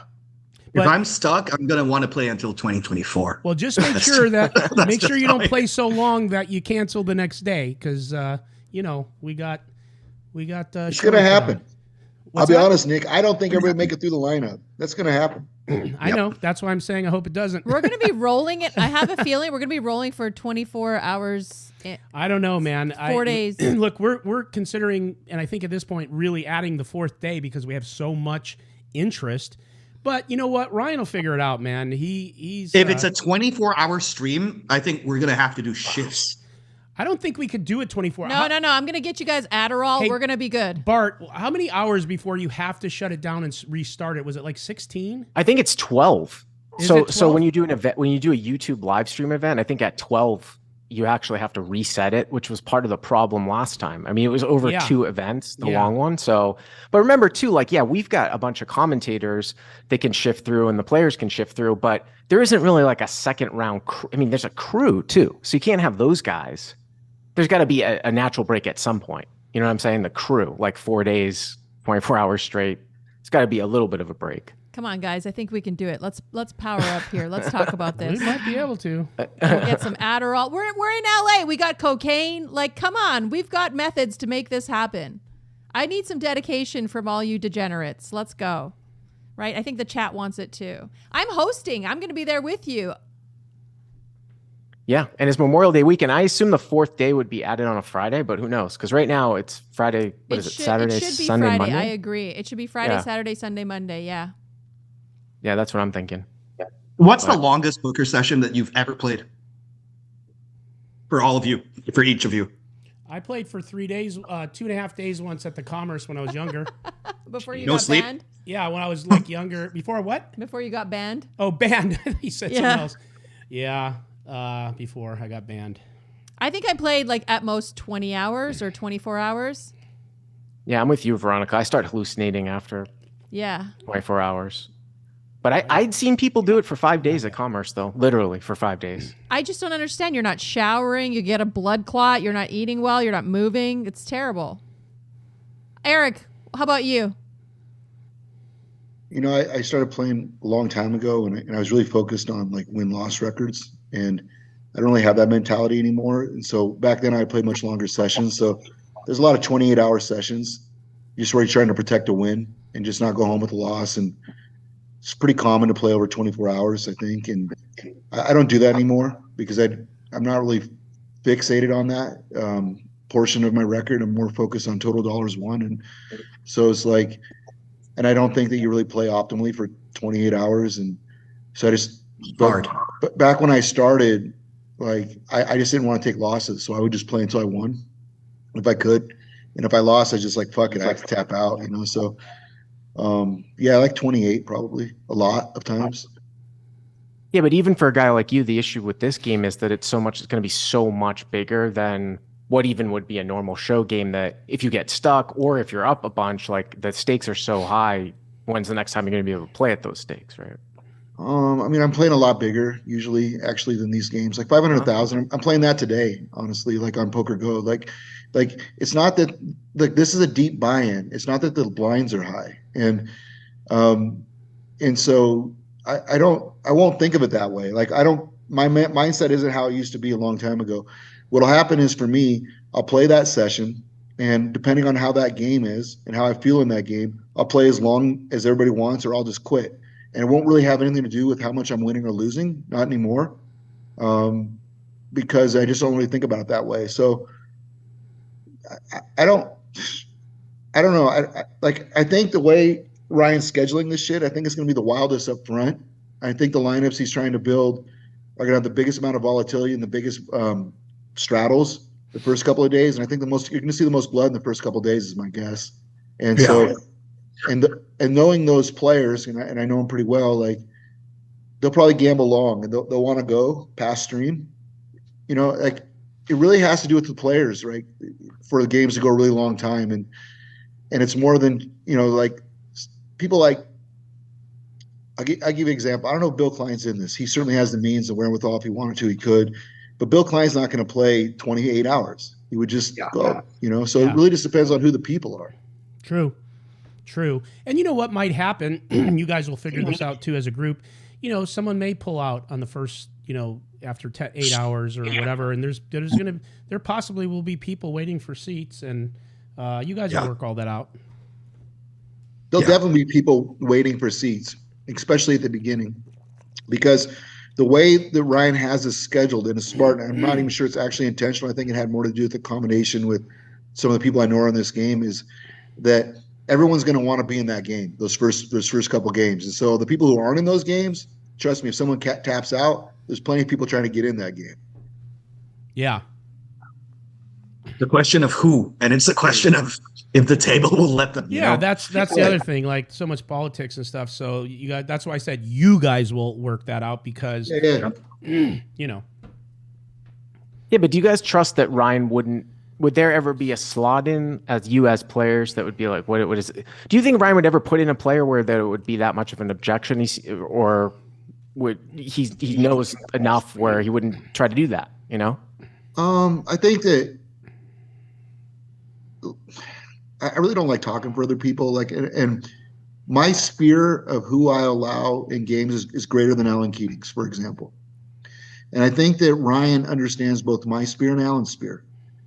And I think that Ryan really would like Alan to be in this game. And so I think that he'll be very sensitive and he'll be very thoughtful, and he'll build lineups that'll make sure that Alan participates. He'll do everything he can. I know that for sure. And so if someone taps out, Ryan would do the same in terms of the people he brings in. Ryan's very thoughtful. There's a high level of trust. And also I think there's a lot of communication that goes on by myself, by Alan, and by some of the other players. So Ryan has a really good vantage point into who that table composition is and who they would allow to come into that game. I don't think you'd ever see a huge miss by Ryan as a suggested replacement player, just because he takes the time to really understand. He's got the most thankless job in the world. Anybody who has to put together games really just gets beat up, and people tap out at the last second. You're left scrambling day of, and some people won't play with other people, and so on and so forth. And so he's really good at that portion of it, and which I think everybody knows and understands. And so it's not that he's going to ever really miss, but sometimes he might just be a little more aggressive because he has competing business motives. So, for example, Nick Airball is a player that I think Hustler is investing in, and I think they should. And I think that he'll try to put him in spots that perhaps Alan wouldn't necessarily want him to be in with him or myself. And Nick's a friend of mine, but Nick's a player who VPIPs 50 in a smaller game and he VPIPs 20 in a bigger game, and then he talks a bunch of shit and hides that fact. And I think Ben's laughing because he knows it. So my point is, Ryan might try to push Nick because in a game like that, because it's in Ryan's best brand interests, and he'd have to talk to the people in that game and try to get him in. So it'd be these marginal spots like that where Ryan's incentivized to make a push to get someone who plays regularly on the stream, is very loyal to the stream, and people want to watch. I think that Ryan might make that push, and if I was in Ryan's shoes, I'd do the same thing. Yeah, well, maybe we'll have a must move in the Millie game. 2 tables. The feeder game? Feeder game. How about we have a feeder game? And then we have a scout looking over the feeder game to yank the next participant and it's based out. on VPIP. The one that has whoever has the highest VPIP must move gets a seat. If it was like that, out of the feeder game too. Yeah. If it was like that, Ben, I'd want out of the main game and into the feeder game. The feeder games sometimes are so much better. Yeah, that's true. Yeah, well. So does anyone know? I know Ryan's not here to talk for himself, but have you guys ever seen him have a threshold where he's like, "Look, I'm not putting up with your stuff. I don't care who you are. I'm putting this lineup together." I'm going to ask Ryan if he wants to jump on. We'll see if he can. Go ahead, keep going. Ben, yes. And go ahead. sorry, guys, I do have to run in exactly 1 minute, but I will say, I have seen him do that. I have seen him, put his foot down. He has a very tough job, just like Eric said. I've had a lot of conversations with him about lineups, and I've,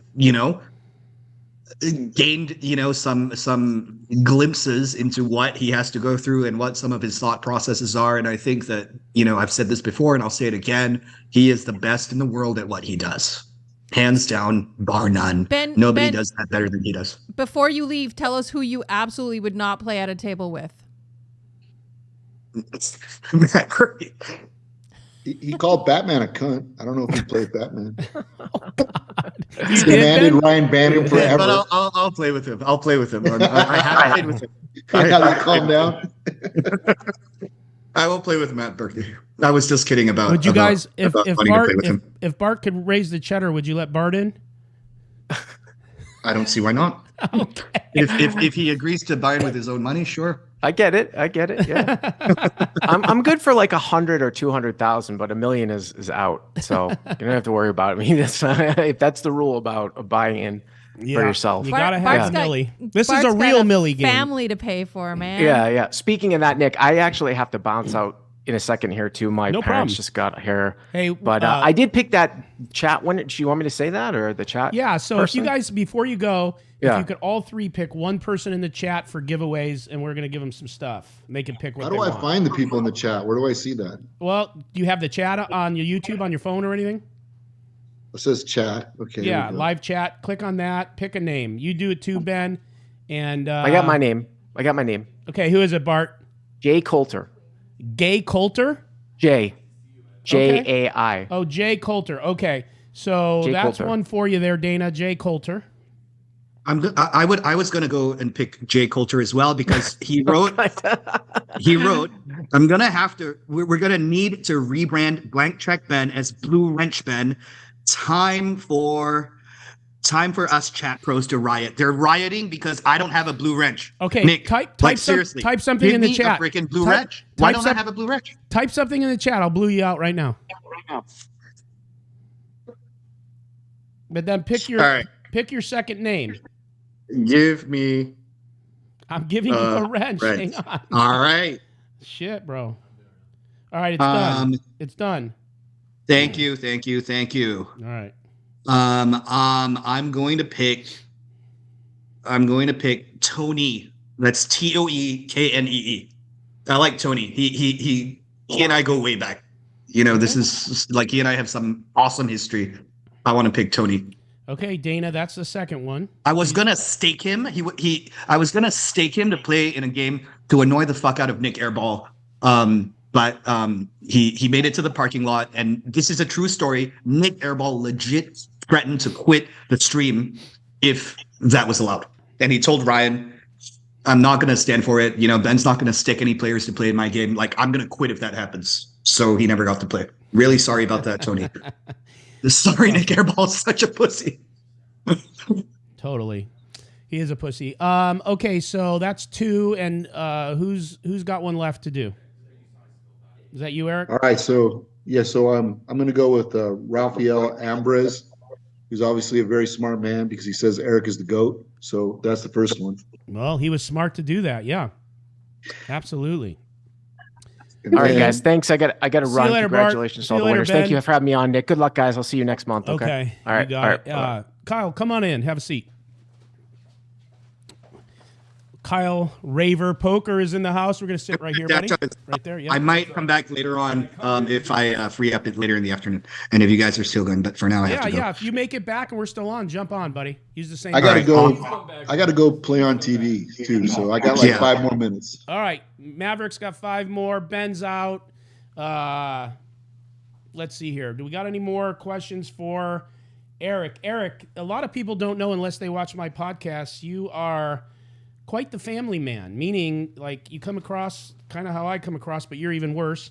And I saw a different side of you when you came in here, man. You had your wife here. You guys had a moment, and I really like that side of you, bro. I'm not kidding. I'm not trolling. I cool. know. It was cool. Yeah, I don't think they're exclusive. I just think that the things that are, I'm just authentic, and so the things that are Yeah. important to me are important to me. And so you saw that she's important to me, and Yeah. And I think a lot of people they just don't want to show their true selves. They want to be reserved. There's the right thing to say. There's the right thing to do. Yeah. But I think that you can be authentic. You can say your opinion, and you can also be a family guy, because I am. Yeah, I definitely agree, man. And I've often told people this after after I interviewed you. It took me a while to kind of implement it, but I was telling everyone that I had 1 foot in, 1 foot out when it came to, because I run the show, I got these sponsors, and you got to be careful, and I take a lot of heat, and I've recently just come to this conclusion that you hit me, I hit you. That's it. And if you leave me alone, I leave you alone. And I want to get along with everyone, but I was half-assing it and being kind of passive aggressive, trying to just say a little bit and then pulling it back. And I didn't feel like me, man. I think I even mentioned that to you during the show. And so I respect it. And you got enough fuck you money where I don't think you have to worry about sponsors, right?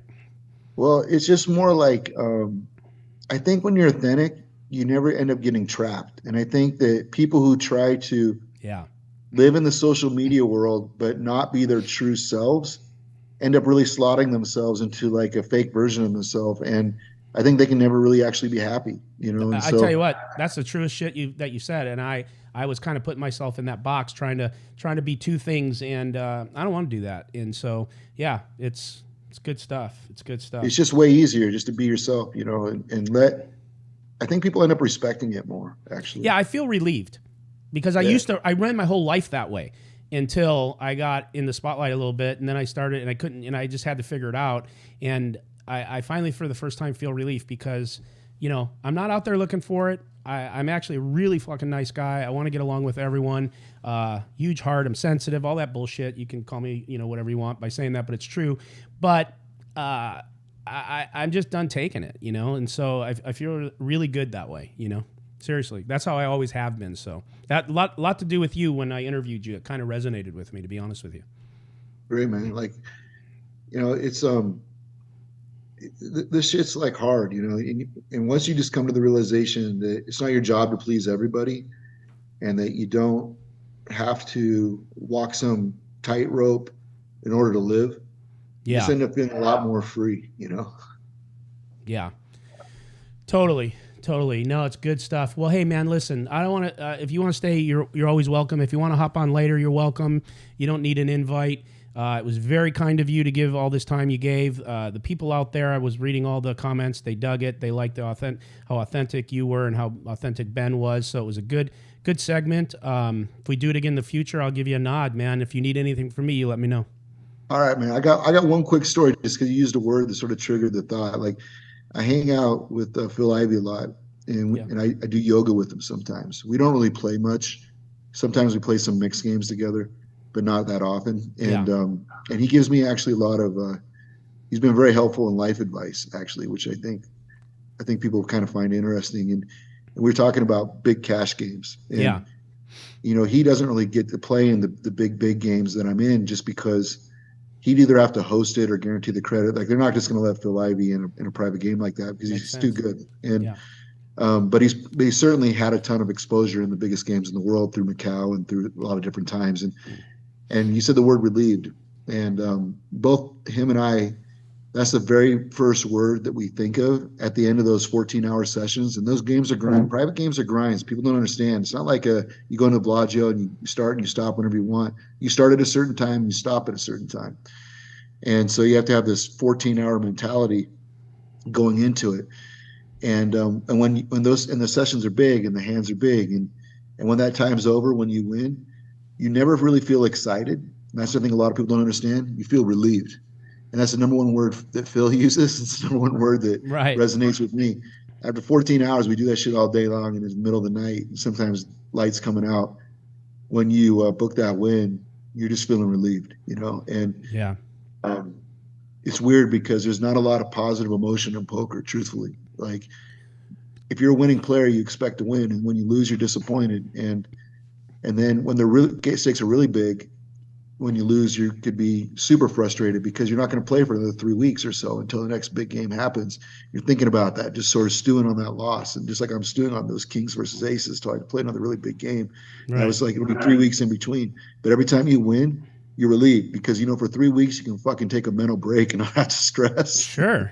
It's a lot of pressure. It wipes you out. And gosh, you said something there. What was it that was true? Yeah, you were saying like when you win, you feel this way. When you lose, you're someone who shows emotions. I do, like Daniel Negreanu, and the poker community today.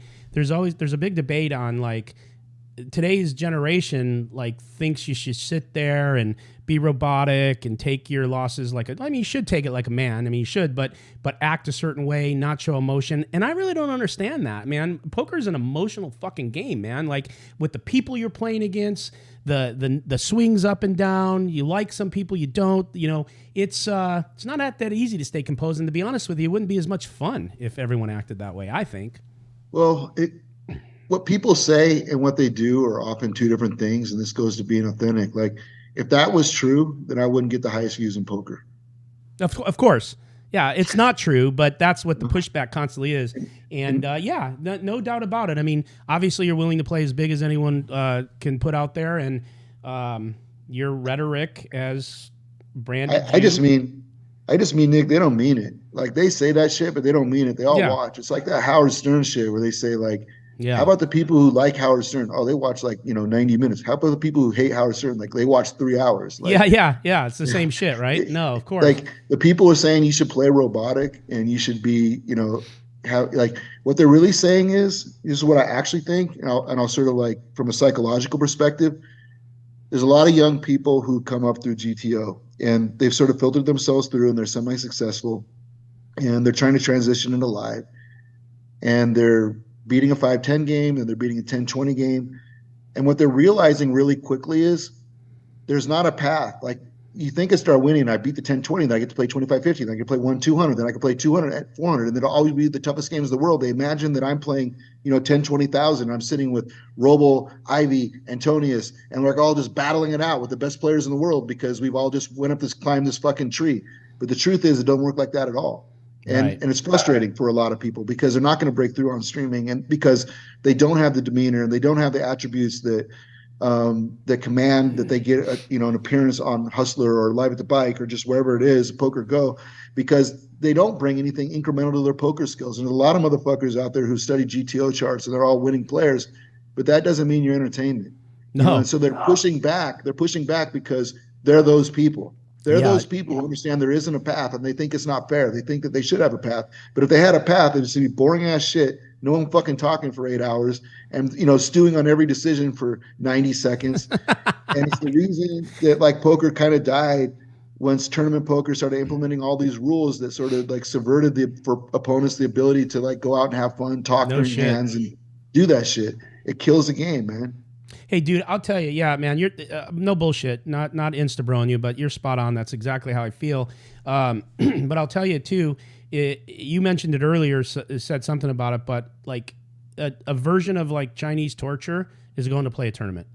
It's fucking tilting, man. Like, I tried the WSOP, like I went last year, and I'll go again because it's it's such a big event, but I don't know, man. I mean, I had one guy with a headset, a laptop, fucking 2 phones, playing online, nobody talking, everyone staring at everyone. And I'm like, hey guys, like, has anyone fucking got a personality? Let's talk, And it killed me, man. I'm so bored in tournaments. When I saw what happened? This is a funny story. Alan and I played in the main event. We got promised some TV time. And we did this bet because we thought it would make both of us concentrate and play better. We did like, here's the bet. It's 25,000 or maybe it's 50,000. I don't remember. And as long as you made day 2, you got your money back. But if you didn't, you had to give it to the other person. And we did that because we thought it would like make us try harder, But then what happened is like towards the end of the fucking night with like an hour and a half to go, we both had like $4,000 or $5,000 in chips. And we're just fucking sitting there so mad at that bet. It was like the dumbest fucking bet we ever made in our life. We'll never do that again. Yeah, you killed yourself. That was torture, man. Totally, bro. I get it. What were you gonna say, Raver? What I was gonna say is I saw. So what? I guess this was on day 3 of the main event. Yeah. Right. And we were on a break. You remember? And I was walking out of the room, and so were you. Yeah. And you were just telling me like, I'm gonna donk it off. Yeah. Oh, that's right. I got to get out of here. Like, you had reached he had reached his limit. You were past. This was like a few hours Yeah. into day 3. Yeah. You're like, I'm like, no. Yeah, I said I can't. I'm on day 3, and I'm like, fuck, I can't take it, man. I can't take it. I think I'm just gonna start shoving. I don't care what happens. Like I just felt like what am I doing? Like all these hours, man. Fuck. But yeah, that's a true story. So, anyways, we got Billy D. Gaffer here on, and Eric, do you want to stay on or do you want to hop? No, I got to run, guys. Thanks for man. your time. Well, we all thank you. We appreciate it. If you're not busy later and we're still marathoning, feel free, bro. We'll Always do. welcome. Thanks, guys. Always have welcome. fun. All right, Billy. What's happening? What's going on, man? Where you at the Eiffel Shit. Tower? That's the Golden Gate. You got the I'm Golden in Gate San Bridge? Francisco. Yeah, I yeah. love I'm it. thinking about jumping. But what do you think?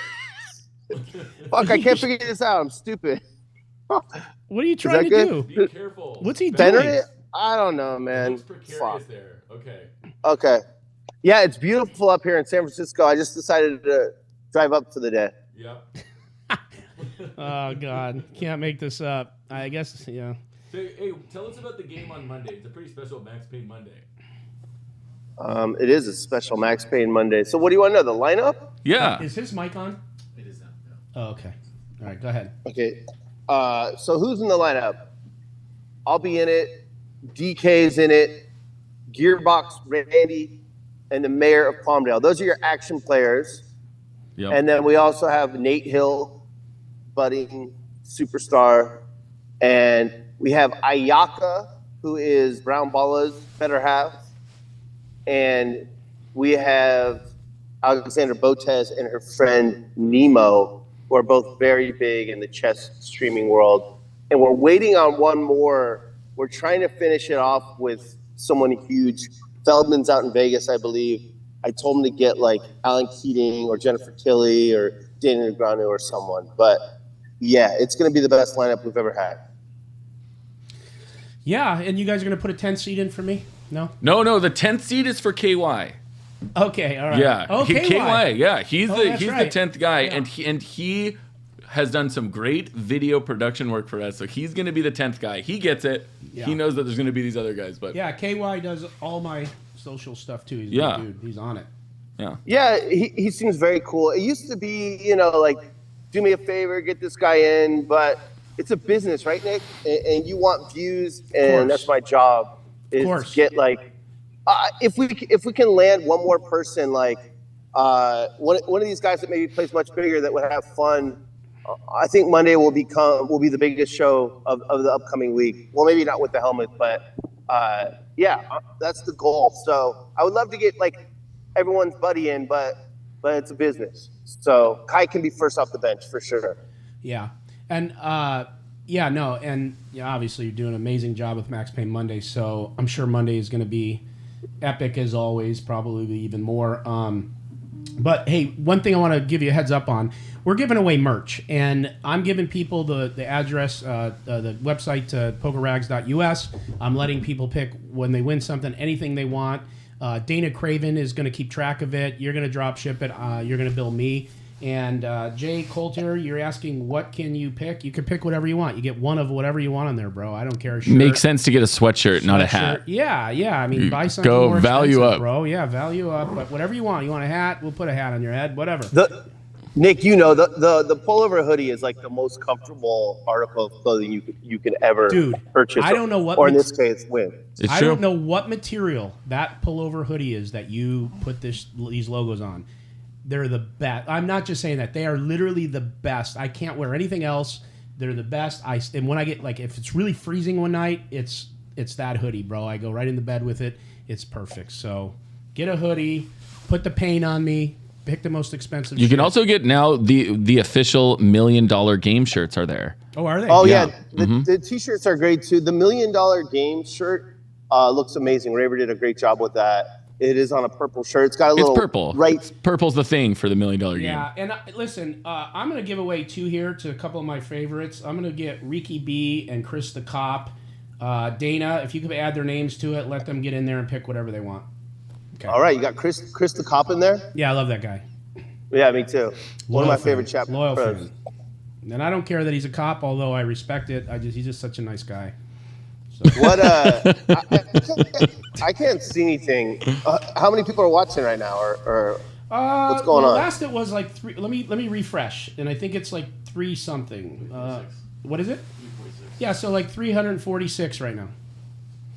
Oh, sick. Yeah, it's not bad. I mean, it was a shotgun idea. It's going good, you know. I can't see. I just hear you and Raver. It must be Veronica? Yeah, it must be really loud up there by the Golden Gate Bridge, the wind and You know. Yeah, it's beautiful this time of year, though. I mean, you can tell, right? yeah. It's Oh just no, it looks absolutely beautiful out picturesque. there. Like It's if I were to great, take a man. picture of the Golden Gate Bridge, it might look like that.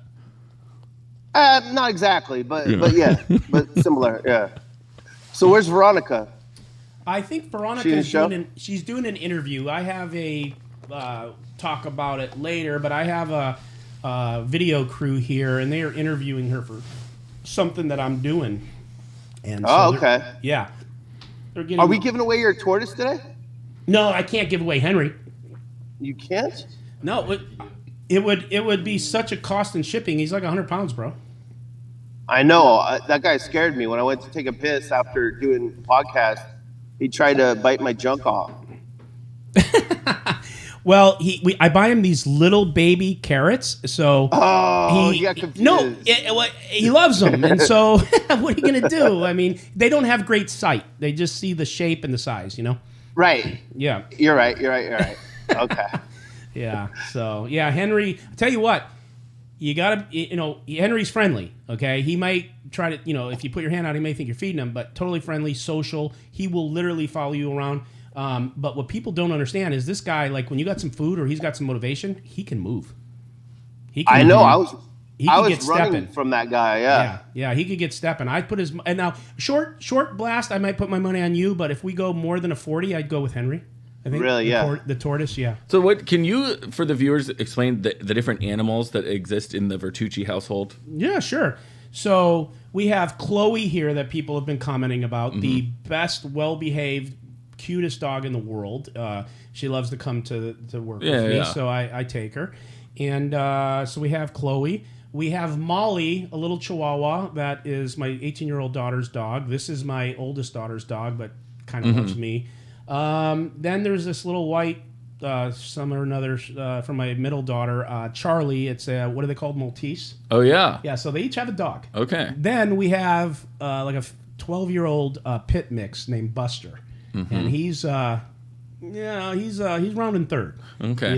He's being waved home. So, so we have Buster, and then Let's get to the more interesting one. yeah. So then we got 2 potbelly pigs, Wilbur and Bruno, in the backyard. They come in the house too. They're house trained and all that shit. What else? We used to have 3 rats, but they only live like a year and a half, so they're gone now. Which, by the way, best pets ever. Although Rats? the tails, the tails freak people out. The people are afraid of them. They're actually very clean. They're very social, and they're really smart. Yeah. Like, I recommend. Well, so are the pigs. You want a pet? Yeah, the pigs are really smart. The pigs are They're really too smart. Yeah, people always say that, but then they are. Yeah, so get a rat. Pigs are big. Rats are very smart, clean, and what? Social? Dude, they're friendly. It goes against everything he knows about I know. rats. Believe me, dude. I used to be those guys that carried the bubonic plague? Dude, anything Okay. could carry the bubonic plague. So can people if it starts with someone. I mean, rats just multiply quick, so that's why that happens. I mean, you could have the bubonic plague. And Yeah. give All it right. to Raver, Yeah, So I just learned can't recently. Did you know 15 people a year die of plague? No. Yeah, it's You true. Still? Where? I mean, Just people die of worldwide. everything. Yeah. I can't see. Is Raver up there at your office? Yeah. Yeah, he's in the studio. Raver, what a what do you? treat. Raver brought me a gift from who? Oh, What's yeah. the company? From Mino Prime Steaks. Oh yeah, they were a sponsor of one of our tournaments. Mino, so this- Mino Mino Steaks shipped direct to you. Mino, Mino Prime. Mino MinoPrime.com. what do you got? So for those of you that won some of the steak boxes, these steaks, so essentially, Mino Prime, they deliver to restaurants. They deliver to high-end stuff. Ruth's Chris, and what's the steakhouse you guys Morton's? like? Not Morton's. Applebee's. Who? Applebee's. Fleming's. Fleming's, yeah. Fleming's. They Applebee's. supply for Applebee's. Applebee's. Give me a break. No, they supply to Fleming's. Yeah. They supply to those kind of places, and so yeah, they hooked you up, Nick. Obviously, they sent me this Yeah, and let's said, see. What do we got? I don't know. Let's see here. What do we have? We have Tenderloin fillet. a skirt So steak. this is a fillet. But this is what Mino himself said to make sure that this got in the hands of you.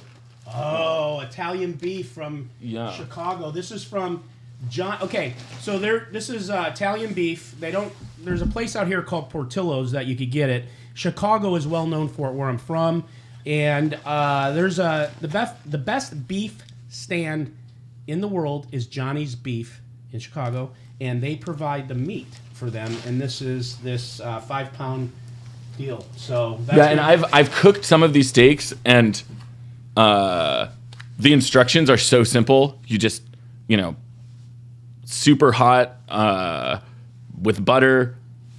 Bink. I mean, first you defrost them. You should do a cooking show the way you described that. With butter, super hot, bink. It's like 4 minutes, done. So like here's it's the real question: how many? It's perfect. Use heat of some sort. How many? Use heat of a source. You got to heat them up. Yeah. How many of these steaks did you swipe from me before you got here? Seriously, I don't know. I'm gonna call Mino and ask what was in my bag. To get an inventory. Yeah. No, just a couple. And I'm not a good cook, but I just followed his instructions. They're very simple, and I was like, "This is the best thing I've ever made." Yeah. So if you guys ever go to Chicago, go to Elmwood Park. That's specifically. I just call Chicago all of Illinois. So when I say Chicago, it's like you go to Chicago, but it's at Elmwood Park, and it's been there forever. Some people like the combo, the sausage and the beef, and I like that at Portillo's because I don't love their beef as much as I do Johnny's. When I go to Johnny's, I just do the beef. But when I go to Johnny's, and then you get it wet, where they dip it right into the juice, Right. Wrap it up, put the hot peppers on it or sweet peppers, and So that came with a frozen juice. gravy. Yeah, the gravy. Yeah, Mhm. yeah. So, So I'm gonna be firing. it's that the up. real deal. Yeah, nice. Tell Mino thank you. I'll tell him. I will. Yeah. Good guy. Tell us, Billy, what are you doing out there? You were at the kids' games, and what's going on out there at the bridge? Okay, so yeah, I am actually not. I know no one. I tricked everybody, but yeah, I'm not up in San Francisco. Wait, what? No. Yeah, I know. I was tricking you, man. It's just technology. You wouldn't understand, Raver. So I'm actually at a country fair right now at my son's elementary school. He just had his first basketball game for this new club team, and now I got to be at this thing for a couple hours. Then I'm dropping him off, play baseball. I'm taking my daughter to 2 basketball games. She had 2 last night. There's more games tomorrow. This is what it's like being a dad with active kids. Yeah. So what league is he in now, or like how old is he? He's in 4th grade, so he's 10. 4th grade. So no more shooting free throws before the game. No. That was So he last had his season, first- though. I mean, that was not that long ago. Yeah, that's youth ball. He's still going to do that, but I got him in club team. Like very competitive. And he had his first game, and I was a little bit worried. The kids are really good, but he had he went 2 for 3, 4 points, like 10 rebounds, some steals, and a block. And he's a big. He's tall, and my daughter was fucking raining threes last night. It was sick. She had back-to-back games. And I'm looking forward to her games again today. Raining threes. What is that? How many threes is that in a game to you? Is raining threes? I mean, it's just like a few, but like it's really competitive. And like if you watch like middle school girls play, they're like savages. They're like so much more aggressive than the boys. And she got the first one, she was wide open and drained it. And the second one was like contested, and she just swished it in the girl's fucking face. And yeah, it was sick. That's sick. Yeah, Billy and I share a love of basketball. I used to referee youth games, and I will tell you this: like the you're right. The girls, it's not that they're necessarily they're just scrappy. They're really scrappy. Yeah. You really and as a ref, you needed to kind of set the boundaries. Like, hey, the guys really, at that age, they haven't hit puberty yet. I saw a ref today that I remember from when I was in youth basketball. He was reffing my son's game, and I went out to him and I said, "Is that you?" And he said, "Yeah." And then he remembered me, and I said, "Yeah." And that's my son out there. So that's pretty cool. Some guy that used to ref me is now reffing my son. That is cool. I knew a lot of refs like that. You know, it pays pretty well for like a weekend gig. You know. Well, the thing about it, like, it sucks having people say you suck or whatever, but basketball is just an amazing sport, and it keeps you. It's like built-in exercise, obviously. So you're just going to be like in good shape, make some bucks. Yeah, that was why I quit. Billy is aware of that I stopped reffing because it was a particular incident that happened with a couple parents at a game. I was like, F this. They just get this, like, dude, it was like a third, fourth grade game. You know, they're following me out to the parking lot. It gets crazy. Yeah. But, it's all part of it. Oh, man, I am excited for Monday. So do you think, so this is going to be Alex Botez's real, in my opinion, the real first poker test that she's had since the original Mr. Beast game, in a sense, right? This is much different than those creator games. Yeah, it's different than creator games, but she actually, for someone so new, she's really good. I just to nerd out for a second. Please. I was watching the last time she played. I tuned in for a little bit, and she opened with, I think, Deuce 4 suited under the gun, which is just like a stream play, and it came ace. It came like ace 9 deuce, and she bet, and Mariano called, and the turn was a king, and she bombed it because she's understanding, like, she's got the ace king in her range and he doesn't because he just flatted pre. Did he fold an ace? No, he folded like some other dumb hand, like pocket sixes or something. Okay. But it still was like, it showed me that she knows how to think about ranges and like who's got the stronger range on different textures.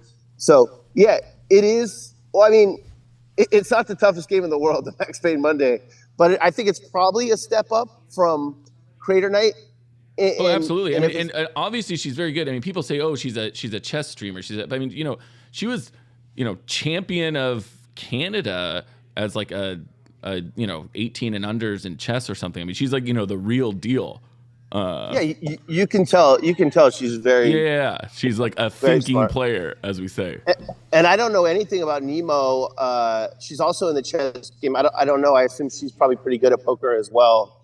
And if anything, it's not tough competition, but it's just like the aggression is way ramped up compared to those creator games. There's just so much pre-flop aggression, and it'll be interesting to see. I purposely didn't put any grinders in there. I usually don't have any grinders anyways, but even someone that people consider pretty good, like Sia, had to give her the week off. I didn't want to. We'll see how this week goes, and the goal is to combine worlds, the streaming world with poker world, and grow the game. #grow the game. So I'm looking forward to it. I'm gonna play my normal super spewy style, and I'm still hoping we get someone. God, it would be so sick if Alan Keating was in LA, because he said he wanted to play Max Payne Monday, and that would top it off so nice. But I'm sure you'd love that. So give me an honest assessment. How did I do last week? I felt like I got frustrated in hindsight, and I shouldn't have. So a lot of people can't see variance the way I can see it. And at the beginning of the show, you were running very hot in weird ways. When you go for it, they didn't have anything.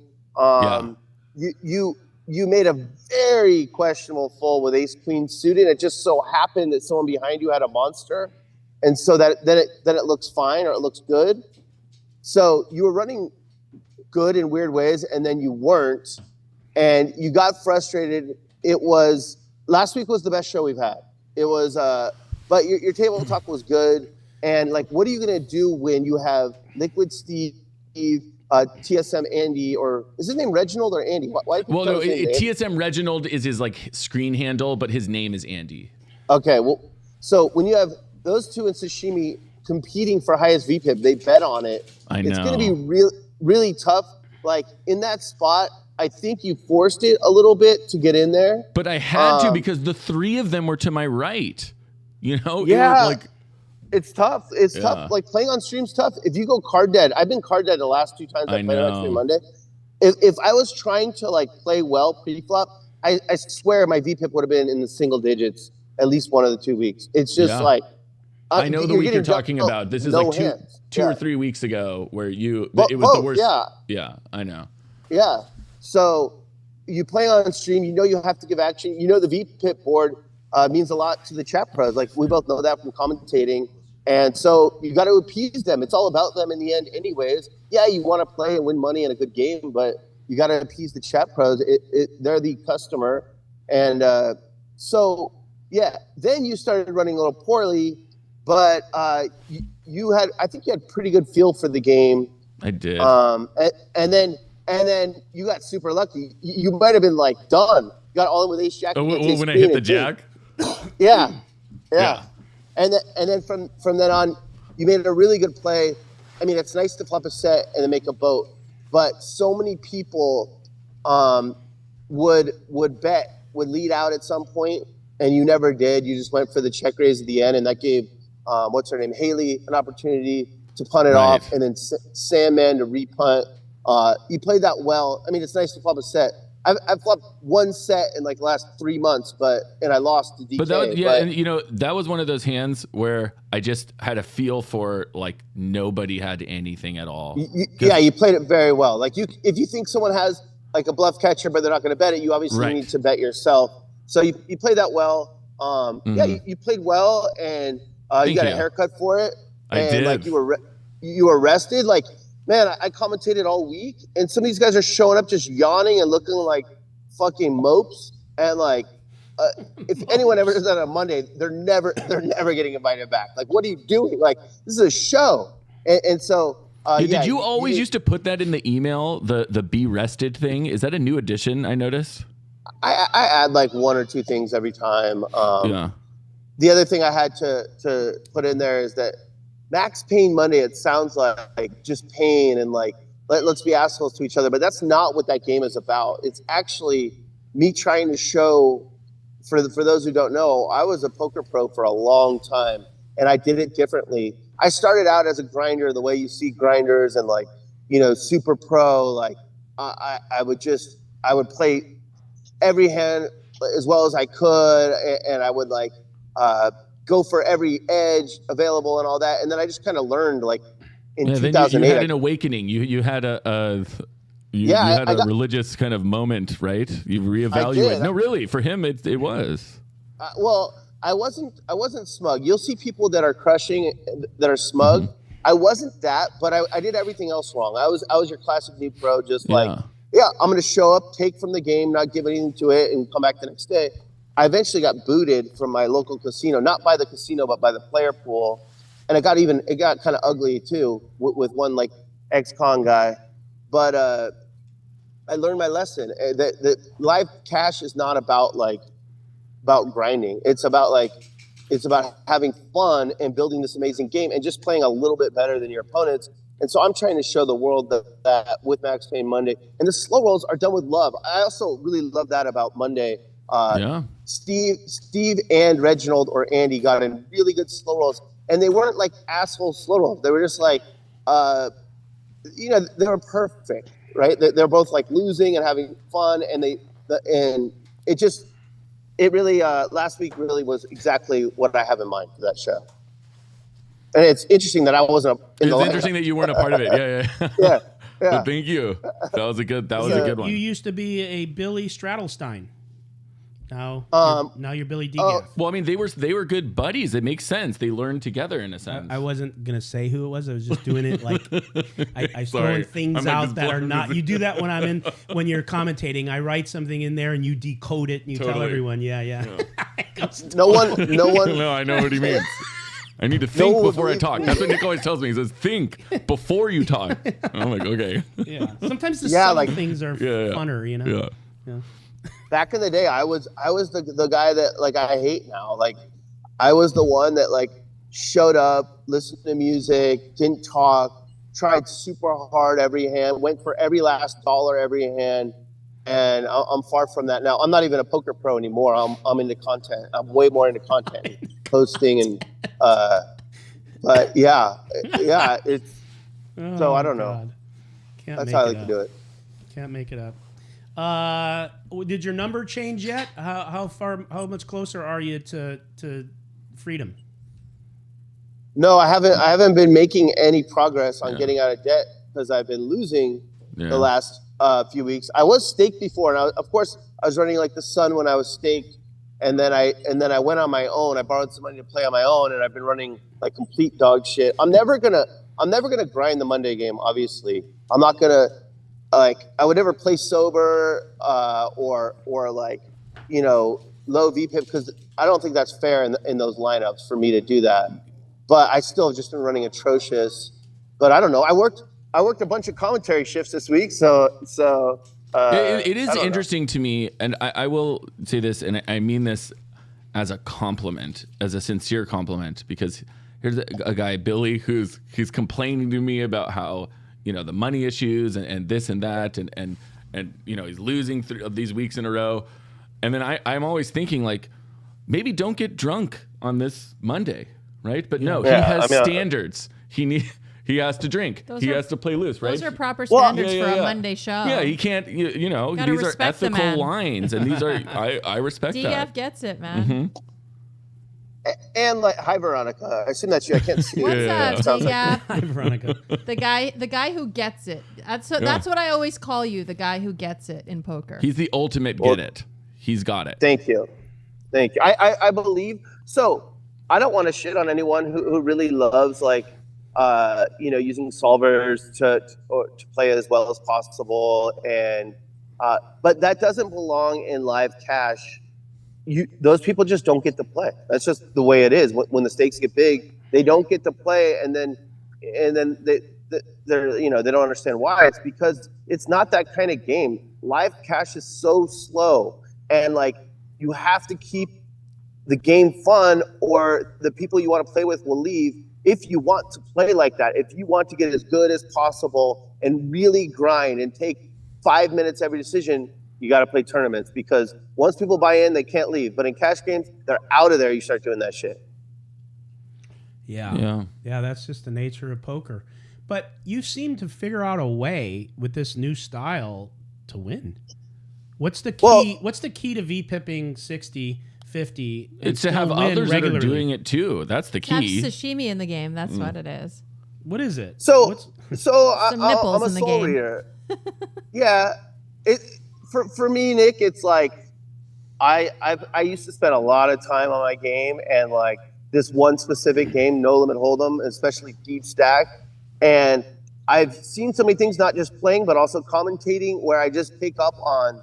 I know what the other guy has so often, and not beyond just using cheating, Ray-Bans. I just know what they have just because I've seen it. I've seen it a million times. And so then if I'm not tilted or being a baby, I can usually tell a good story. I also know how to tell a good story with my hand. And if you know what they have, you don't always get to win, but you get to win often, and you get to go for max value in certain spots. And like Raver checking his boat on the river, just because he knew in that hand that no one had shit. So his best opportunity for making money is checking to get them to punt it off. Whereas if he bets, they're just folding. So yeah, that's probably it. But I used to be really good at this game, so I try and handicap it by playing, 2/3 of hands and drinking and talking the whole time. Yeah, no, I get it. Hey, are you comfortable talking with any inside stuff about Max Pay Money, like the players, the characters, or you want to? Sure, whatever you want. So tell us about Sashimi. She's okay. Let's get into the. Are you cool with that? What? Yeah, just to say, there's been Nick's got the same bodysuit as Sashimi. There's been some rocky road, and now she's kind of back in line. What's the evolution there from start to middle to now? The Sashimi evolution is an interesting one. It is. Yeah, that's why I brought it up. Masato was going to play one Monday, and I was stoked. Believe it or not, I've always just put the show and the views before anything else. If Jungle Man ever wanted to play, I would put him in, because I know he would be an amazing character. But Masato is a good player, and he was going to play, and she reached out to me and said, I would like to play too. I didn't know who she was, but Japanese vlogger wants to play with Japanese vlogger. Okay. And put her in, and she didn't talk. She didn't play any hands. She wore a mask. And then she said, can I play next week too? And I said, you're crazy. Why would I do that? And then and she said, well, like, what can I do different? I said, like, well, you have to talk. Like, I'm not like mask, anti-mask. I don't give a shit about that. It's not political. It's just for the show. People don't want to see it. So like, if you want to wear a mask, play off stream. And she said, okay, I won't wear a mask. And she slowly started to get it more and more.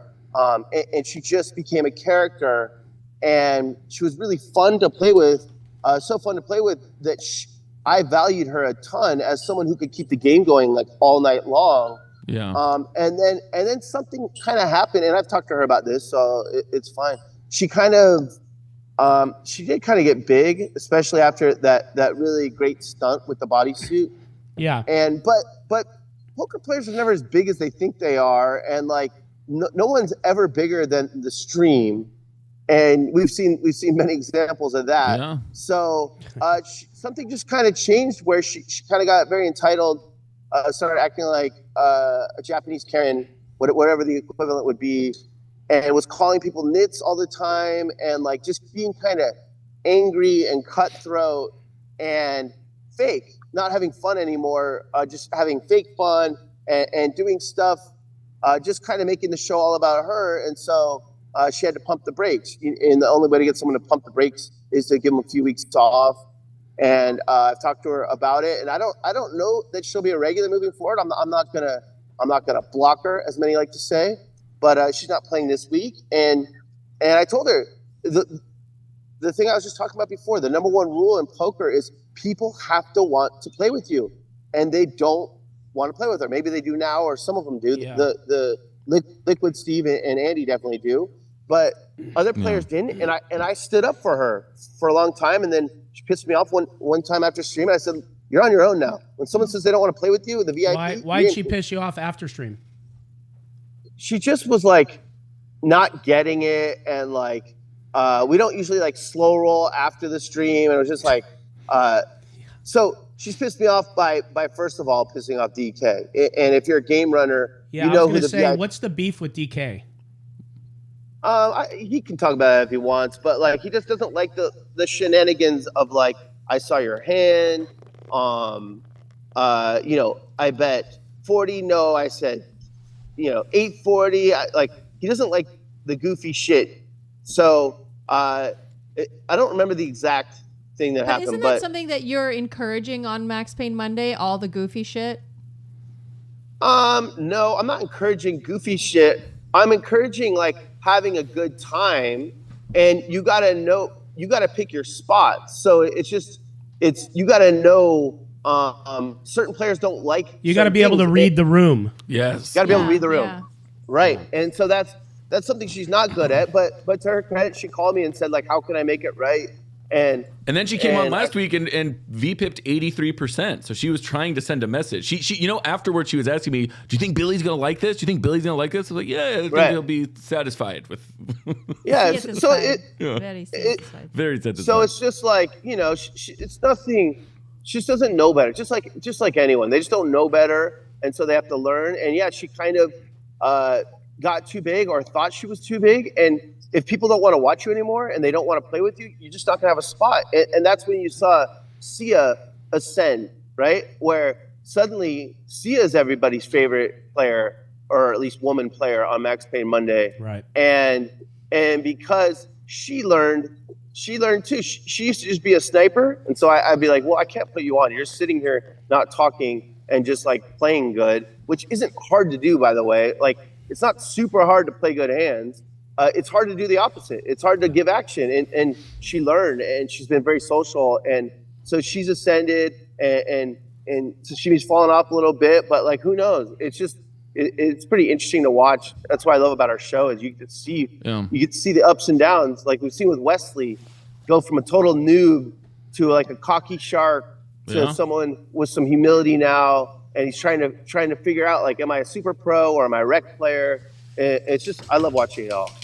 Yeah, Nick, did you see when Sashimi's friend came and played a couple weeks ago? I don't recollect. Why don't you give us But so Sashimi's friend named DGF Wasabi. Yeah. Oh yeah, Wasabi. Right. Okay. Sashimi and wasabi. Nice. Yeah. Yeah. No, So- her other friend Fatty Tuna is coming on. Are you joking? Yeah. Oh, No, okay. not fatty tuna. And California roll. Yeah.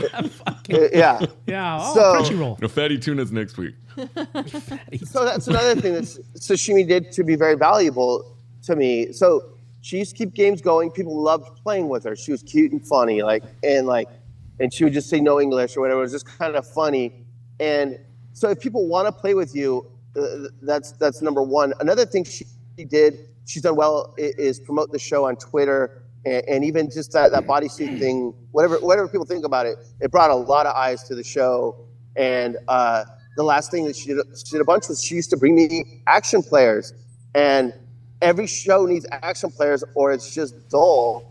And then, so I just trusted her, and she brought some grinder woman. She was nice. Wasabi's very nice. And, but she's sitting there, right hand, left shoulder, trying to play her hardest in the fun game. Like, you want to play your hardest? Okay, we'll find you a seat on Wednesday. And everyone's doing that, and good fucking luck. You know what I mean? Like, do that shit against King Henry and Mariano, and yeah, but you can't be doing it against when me and DK are like putting in thousands with horrible hands. Right. If you're just gonna sit there and so that kind of frustrated me too. Like, why did you bring me this person that's not good for the show?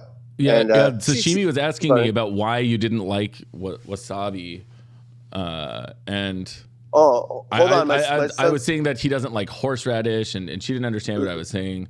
Let me pause for a second. I'll pause for 1 second. I gotta talk to my son. I'll be right back. Okay. Go for it.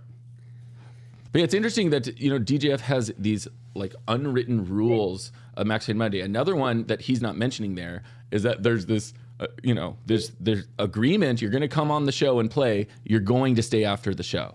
Oh, right? wow. It is not really acceptable on Max Payne Monday, especially if you're winning. If you're losing, leave after the stream's over. It's okay. But if you're winning and you're gonna leave, I mean, he won't let. I mean, Yeah. So, How long are you does talking the about game playing? typically play after? Well, you're trying to talking about playing decrease after? the time, right, Billy? You're trying to decrease how late it goes. This is a new thing, though, Well, because there were times it go till 6. Well, for many weeks in a row, it just wasn't even fun to play. And for me, I can handle pretty much anyone at the table. But if the people that I'm getting on that I think are great for the show are unhappy with one player, that's incredibly frustrating for me. If one player's killing the vibe, and so Shishimi was doing for a while. I don't think she'll do it moving forward. But she's also not just guaranteed a spot anymore. As you see, she's not playing this week. So the playing after thing, it used to be, everyone had fun on stream, and now we're having fun. Let's keep going. And like, I really enjoy shorthanded. That's where I've made all my money in poker. Mm-hmm. But a couple of things where just the vibe sucked, and DK always regrets playing super late, and so I'm kind of looking out for him. And then the biggest thing is that I've been doing pregame shows, including my session review on Tuesdays. So I was just getting like 2 or 3 hours of sleep, and I'm too old for that shit, man. It's just like I felt like I was gonna die every Tuesday. Right, I'm and just- a few weeks in a row, going back about a month, you would book a win on the stream, and then you do your normal thing where you're like, all right, everyone's staying, right? Everyone's staying. Wait, how late are you staying? Oh, 12:30. Come on, stay till 1:30 or 2:30 or whatever. But then at that point, it's like a 15-hour day for you. Well, yeah, old habits are really hard to break, Mhm. and so I used to be, I went from the grinder poker pro to the like build the game poker pro, Right. and if I've always liked to play a lot of hands, but like then once we get shorthanded, my biggest weakness becomes a strength. Like I'm just used to playing Jack 6 offsuit. Let's go, let's battle. Whereas when you're up against 8 opponents, someone's just gonna have a good hand. But if you're up against 3 opponents, Yeah. they're not gonna have a good hand nearly as often. And so I'm just like almost programmed to try and keep the game going and play shorthanded. And that's what I was doing when I started playing on stream. Is I was punting it off on stream and then just winning a lot of money after. And I liked that until I started having people take pieces of me, and then I had to start winning on stream. So Jimmy Bluffett has a question. He wanted to know, is there a situation with Shishimi and Francisco about Francisco being a sexist? What?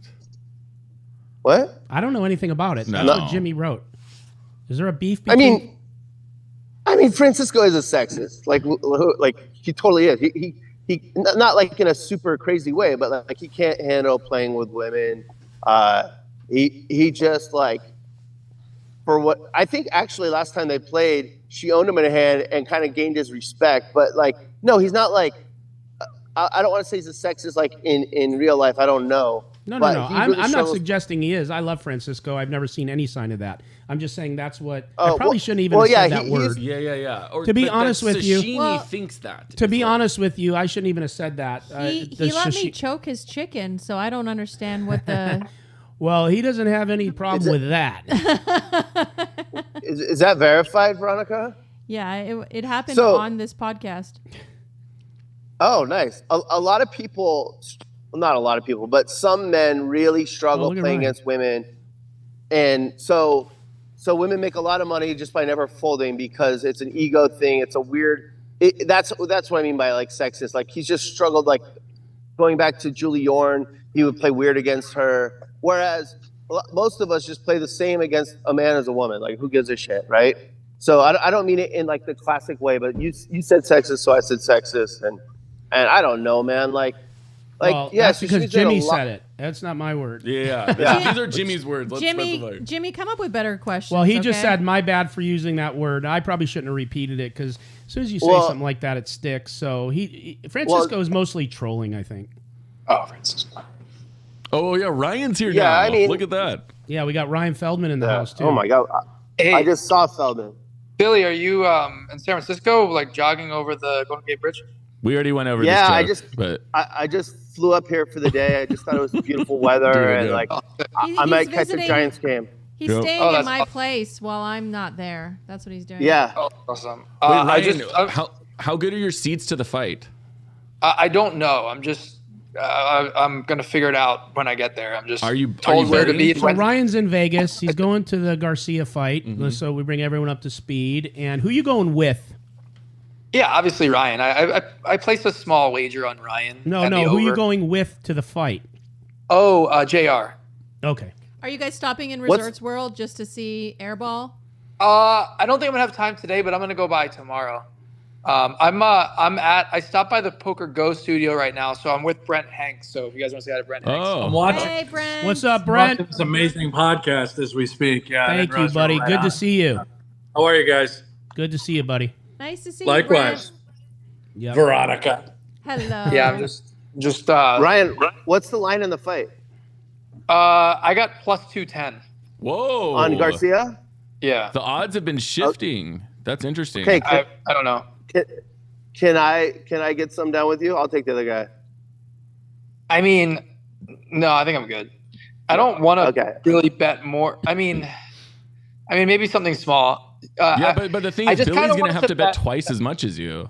Yeah, I just Yeah. wanted to bet, have a sweat. But yeah, we'll see. I'm hoping just- that he makes a fun fight of it. The thing that's weird to me is how often do you have a guy who's 5'10" win like a major belt in the 135 pounds? It just he's so, I mean, compared to Tank Davis, who's like 5'5" pure muscle, and they weigh the same. You know, when Yeah, you look me at and- them, it's, me and it's Tank dangerous. Me and Tank are kind of similar, so I have some. Yeah, okay. You have some insight on Tank. That was my nickname in high school. Was Tank. Tank. Yeah, Tank? Tank Feldman. Actually, Yeah, Tank. yeah. But yeah, No, I mean, no. Ryan's like as long of a 135 pounder as you'll ever see. You know, he's an unusual body type in that sense. Ryan's gonna get the 9th player for Monday tonight at the fight. It's gonna get like Mike Tyson or someone like that. Nice. Hey, here, Brent will tell you what's going on at Poker Go today. It's pretty cool. I came by to check it out. But Yeah, give Well, us an we're update. fine. Little high stakes poker season 11. what stakes Yeah. they playing? Just 1K, 2K. Yeah, no big deal. Yeah, 500K min. Small game. Yeah, you got Rick Solomon. Ryan It's came not, over it's here not to a actually 1 mil min. 500K. He saved that for us. Yeah, you guys can have the million 1K, 2K game. Yeah, we're being nice about that. But no, Ryan came over to, poach Rick Solomon. So that's what he's doing. Didn't really work, but he was a nice guy. But we'll see. But our guy Charles is over here too playing. Nice. Yeah, the Prince. Yeah, Nice. yeah, Jeremy, Rob Young. So yeah, Are it's you kind with of cool. Are you with the great Alan Keating anytime this weekend? Yeah, I'm gonna see him tonight at the fight and afterwards. Yeah. Oh, cool. Okay, Joey get him, Ingram Ryan. in the chat for saying Monday. Ryan is hunting. Oh man, it's like that.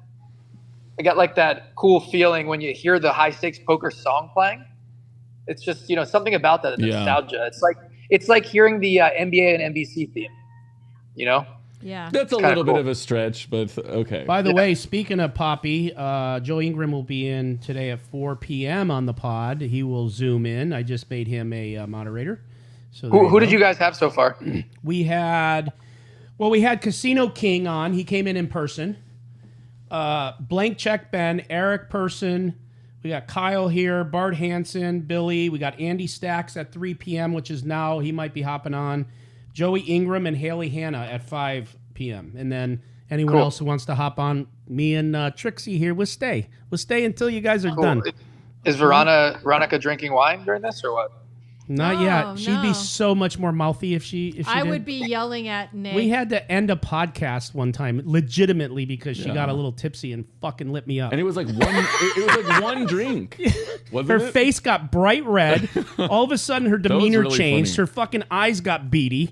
And Listen, the she Polish hit me and with the some lefts. Italian, that's was a the strong problem. drink. Yeah, it was a strong She hit me drink. with so many lefts, I was begging for a right. You know what I mean? Thinking if I should go. Nick, I'm Yeah. gonna bounce. I'm gonna get back to the country fair. Billy, up here in San peace. Francisco. Thank you. All right.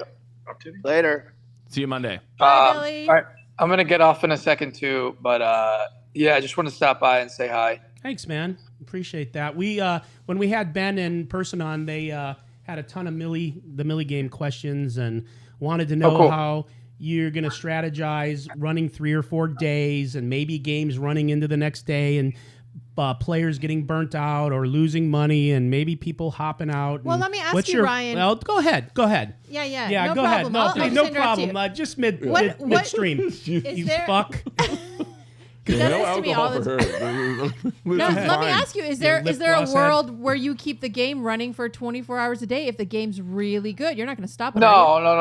I mean, we're doing multiple days, so we have to end at a certain point. So I think we're gonna cap everything at 12 hours max because YouTube doesn't allow you to do a video of more than 12 hours. Yeah, So you have to Right. you have to make it like a new link, and that's not ideal. So we're gonna, especially for those first few days when we have a game the next day, and a lot of these guys are playing the next day, we're gonna try to cap everything at 12 hours maximum. But I mean, 12 hours is so long. Like I don't know the likelihood that it actually goes that long each night. Ryan, Like and I do want to point something out that now with our new technology, we could actually just keep the game going and then post the video of the first however many hours that get cut off from the stream. yeah, but it changes the way that the YouTube video looks, and Yeah. like we want people to be able to click on the YouTube video afterwards and watch it right from the beginning.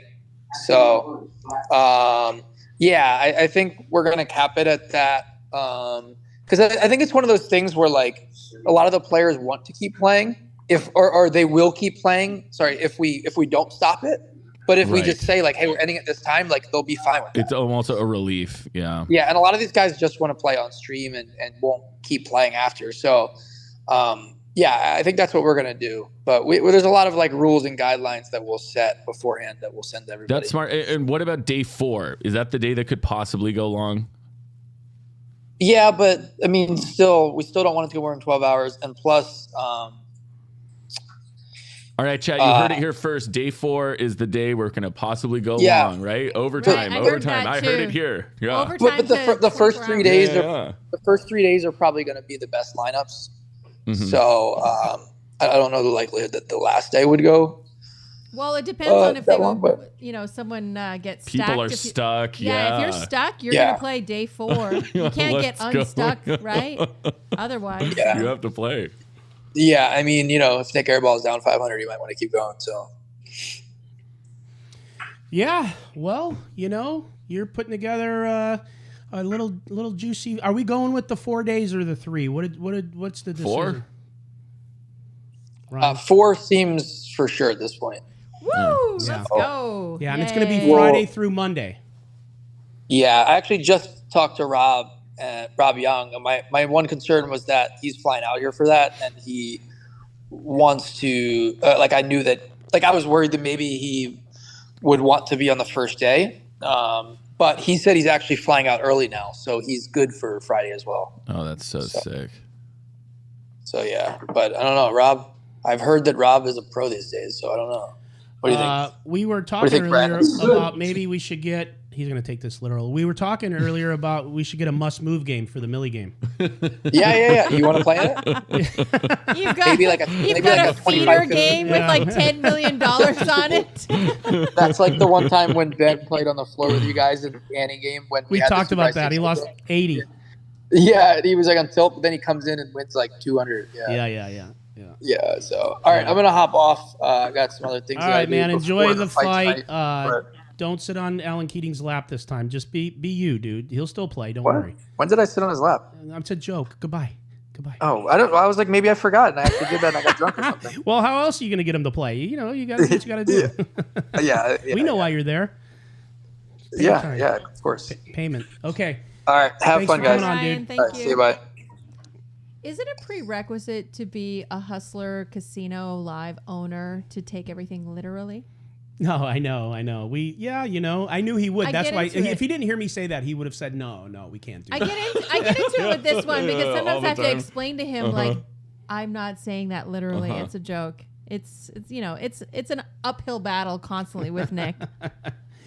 Oh, God. So You know, it's too bad I missed Ben being on here. I had some questions I wanted to ask him. You know, lately I've been doing some work with Ben's people. You know, and he's been Who are Ben's people? He Talk has to people. us. That's what I've been discovering, and they're all beautiful women. And it's like he has his social media person. He has his this assistant. I mean, he surrounds himself with these highly successful, pretty women that do all these things for him. And I wanted to ask him about that on the air. Well, You know, that's just Ben's life. We should have. It's like- maybe he'll hop back on. If he hops back on, that's my first question Yes, for him. for sure. Why do you want to surround yourself with beautiful women who I feel like tell you how to optimize your life? That's what they are. They're all life optimizers, and they all have a different specialty. She does social media stuff. You know, she does business stuff. She does scheduling things. She does this. You know, it's like, okay, I see. This is. It's been interesting for me because I only knew him in the sense of poker, and just getting a little peek into what he's like in business has been quite eye-opening to me. Like, oh wow, he's he's a shaker and a mover. He does things. He gets things done. He has a guy or a girl for everything, and just. Yeah, I wanted to ask about that. And how did you build this team over time? And I'm sure he's collecting people. I find that successful business people tend to try not to do everything themselves. They find the best person for what they need and they're done. good at delegating. They delegate. Yeah. If you try to do everything yourself, you'll never be able to This is something reach. Ryan Feldman had to learn in the beginning. You remember? Yeah. Ryan had tough time delegating things. He wanted to direct every time and do this every time and do this every time. And especially over the last 6 months, I feel like he's really kind of learned that, hey, he really is just, he's planning the games and he's doing those, the things that he needs to do. But really, if you look at the responsibilities he has on a day-to-day basis of directing the show, of, all the technical aspects of the show, he's taken such a step back. And that's, I think, been so helpful to his mental health and everything. Yeah, I agree. I'm trying to get Andy to jump on here. There was a while where Ryan, for about 6 months, Ryan was the only person who knew how to direct the show. That's can you imagine? wild. So it's like, okay, What happens if he gets no, sick? he can't get sick. There's no option. He can't get sick. He can't not be there. Who else directs the show now? Net needs. All right, so Andy's jumping on there, champ. Okay, so God, fucking. I don't even know what's turn his going on mic right off. now. I'm just kidding. I'm just kidding. Yeah. So as Joey says, Ryan's in Vegas securing seats. I can't believe he took that literal. Like, don't sit on his lap this time. That is really like. Now you know what it's like talking to you. I don't think I would have took that one. Well, I might have. Oh, we've got the Chloe cam. Oh, look at the Chloe cam. Can they see that or how? We know why you're there. Put it up. I'm gonna take a We'll do snapshot another of it. Chloe cam. Put the Chloe cam up so I can take a snapshot of it. Oh, hold on. Oh, so I have to take a picture. Oh, the of Chloe that? cam. Okay, let me take a picture of that. Oh, look at Chloe cam. She's cute. I would have a dog that's like Chloe. Yeah. Yeah. She's the nuts. Do we got Andy on here? Stacks? I can't see his picture, but I could see Stacks on the screen. Hey, can you guys hear me? Not yet. We Can can't hear you. see you. Oh, there you are. Oh, what up, What's up, Andy? guys? Andy. What's up? Look at I like this. how the- Andy Stacks. You're back in the States, yeah? I am back in LA. You will be and it's playing never been nicer. Friday. So why aren't you in the studio? Why are you zooming us? I'm just lazy. You know, it's crazy because in Asia, like anything over like a 15-minute drive, like when I was in Taiwan, is considered like a long distance. You know, like in LA, it's like an hour is like tolerable, Yeah. right? But in Asia, like if you tell somebody to come over or meet somewhere, and it's like over 30 minutes for them, they're like, "Fuck that, that's way too far." You know, it's just because Wow. the distance. LA's so big, you know. Yeah, so you're going to be playing Friday, yeah? This coming Friday, hopefully, yeah. I know there's a lot of demand. Helmuth is coming in, but I mean, come on, you guys want to see Helmuth buying for 30K or you know? or No, I'll put we some want money on to the see table Andy and, Stacks going all in. I think you're going to make it. I Oh. think you'll be on. I'm So ready guys, to if stir you have some shit up. questions- If you have questions for Andy, start firing them off because we got him here. How long do we got you for, Andy? For a little bit, like half an hour or so. Yeah. Okay. We got 30 minutes now with Andy, guys. So if there's something you want to know, Andy, tell us what you've been doing and where you've been. I see some posts. You're traveling, you're hiking, you're ziplining. What's going on? Yeah, I've just been doing all kinds of stuff for the last 6 months, like just traveling everywhere. I was like in Japan and then I was in China.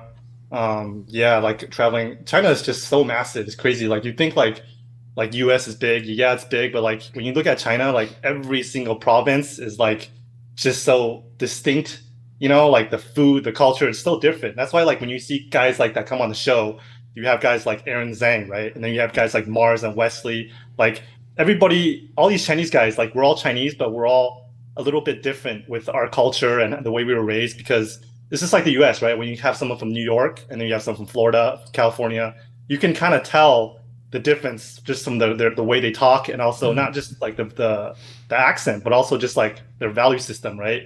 And it's the same thing in China. Like a lot of Chinese people, like just within the first 15 minutes, if you talk to them, you're like, oh, this guy is from Shanghai, or oh, this guy's from Beijing.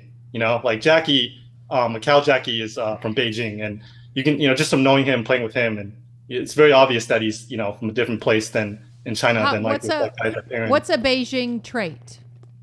Well, I mean, Beijing's like the biggest. I think people from Beijing and Shanghai kind of have like a little bit of a, I don't want to say like a rivalry, but it's a little bit of like the East and West Coast, you know, like people in Beijing kind of have like superiority, like, you know, because all the culture's there, the Great Wall's there, and it's just, you know, like it's just people in Shanghai. There's a little bit of like, oh, you're from there, okay, like, you know, like they're always trying to one up each other, you know, but it's like friendly though. It's not like there's beef, you know. It's just when you tell somebody like, oh, I'm from LA, and then they're like, oh, well, I'm from Jersey or I'm from New York, you know, it's like that a little bit. So, Andy, I've noticed you've been a little more active on Twitter. Like you used to be. Okay, I'm not saying you're not politically correct. You're still like very much doing better than most pros at your caliber, but you're getting in the streets a little bit. You're getting a little more active, especially with this Nick Airball and Berkey heads up match. What's going on? Are you turning over a new leaf? You know, it's a lot of it's just like I'm super like I think it's fun, you know, like before, you know, times have changed, right? Like when I first met Nick, like he knew me from years back, and you know, the poker scene was different. And with things now, I think it's like, you know, you got to have a little bit of you got to be able to willing to put yourself out there and say things that might come back and, you know, people are going to disagree with. But I think there's two sides of that. I think there's a lot of benefits that come with that. And so I've been trying to be a little bit more outspoken just in general. I think it's cool to interact with the poker community and put my opinion out there and see what comes back, you know? And so that, you know, just even from starting the channel I had 2 years ago to now, where I'm just like putting content out there, you know, I think that's part of being an ambassador for the game, because I'm with GG Poker now. And so part of growing the game is is sharing your opinion and things like that. And so I think all this stuff is good, you know. And speaking of like the stuff with Nick Airball, I think like I love all this stuff, you know. Like I think it's like, yeah, like people are saying it's like debating if it's bad for poker. Like I think they're out of their minds. Like I think anything that is going to bring interest and new eyeballs to poker is like great. And if it's WWE style and there's people talking shit, whether there's like how much animosity is really there, like I don't think it matters. You know, I think what's important is that like people that were not interested in poker are now tuning in because it looks fun and it looks interesting. And I think it's cool that like Hustler's doing a stream with two gigantic chess players coming in. You know, I think like that's part of it, is all this hype that's building up, and so I love it.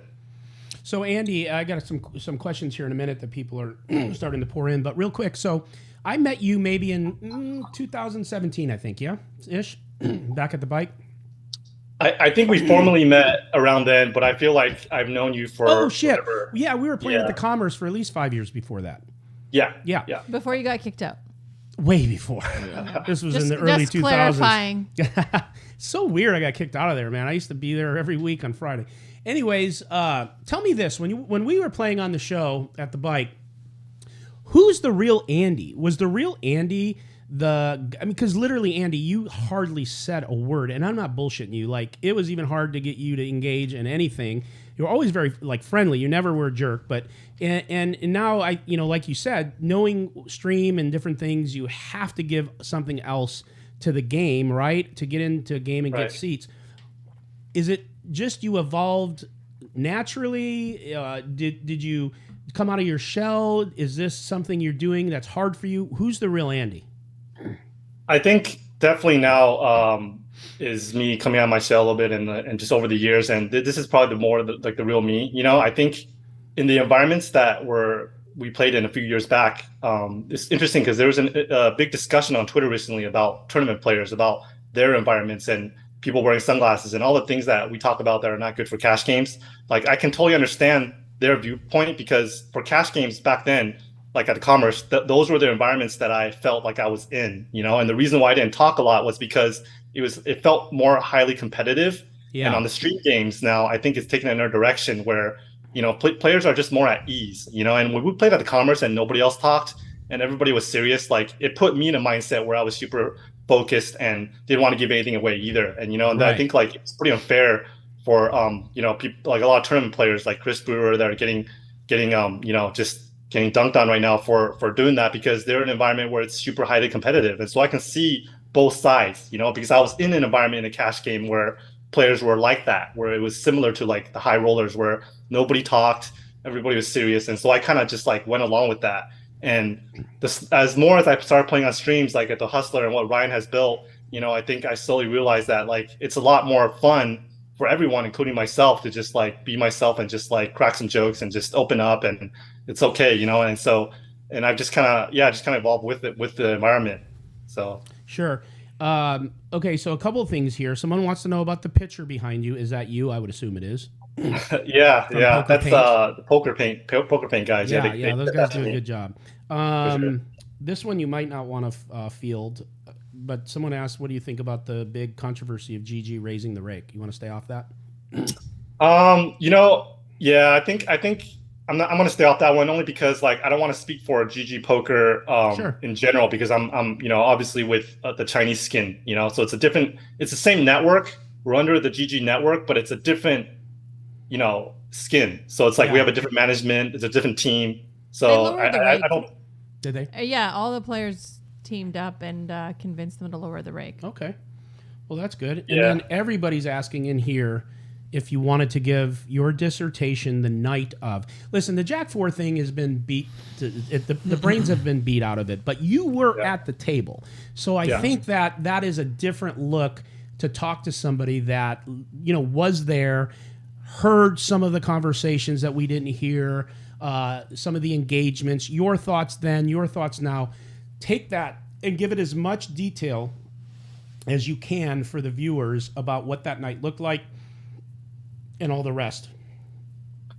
You know, it's one of the greatest mysteries for me. The feed showed up on my feed recently again, you know, because even hands that are old, they'll occasionally just pop up popular videos. And I watched it again recently, And again, it was just like I went back and forth again, and it's still one of those things where like, yes, I was at the table, and during that time, and I've said this before, I did not see or notice anything strange. But after the hand, I was mind blown, and I thought for a split second something was going on. But then I quickly dismissed that after I thought about it, and I was like, how can there be someone in the booth? I just trusted the security of the hustler, and I didn't believe that someone like Robbie would be able to bypass that. And so I dismissed that. But then after looking at all the investigation, then I started like doubting myself, and for weeks while this went on, I did not speak up about it because I really did not have a strong opinion about it. And I really felt bad for Garrett because I tried to put myself in his shoes. Mm-hmm. And I strongly still believe that if that was me, I would feel that I got cheated. So I will say that, Sure. But I think right now with no evidence, I think it's just super unfair. I think I side with the public in the sense that like, I think, if there's no evidence, then I don't believe that she should. The word cheating should not be attached to her name in any way. That's just how the way the world works. And there's a lot of talk about someone being able to make the decision to be, the judge, the jury, the executioner. And I think one person should not be able to have that role and decide. I think that's the whole point of all these investigations. Everybody spends so much time was to try to get to a fair resolution to this situation. We took so many people's accounts, right? And so many people investigated those videos, watched them, just to try to come up with a fair resolution. And I think the fairest thing right now is for her to, be able to play on streams, and for her, whether Garrett wants to return that money, that's a personal choice. But personally, if it were me, I would have felt that I got cheated, but I would return the money or find another way, to start playing on streams again. I think that'd be the best win-win for everybody.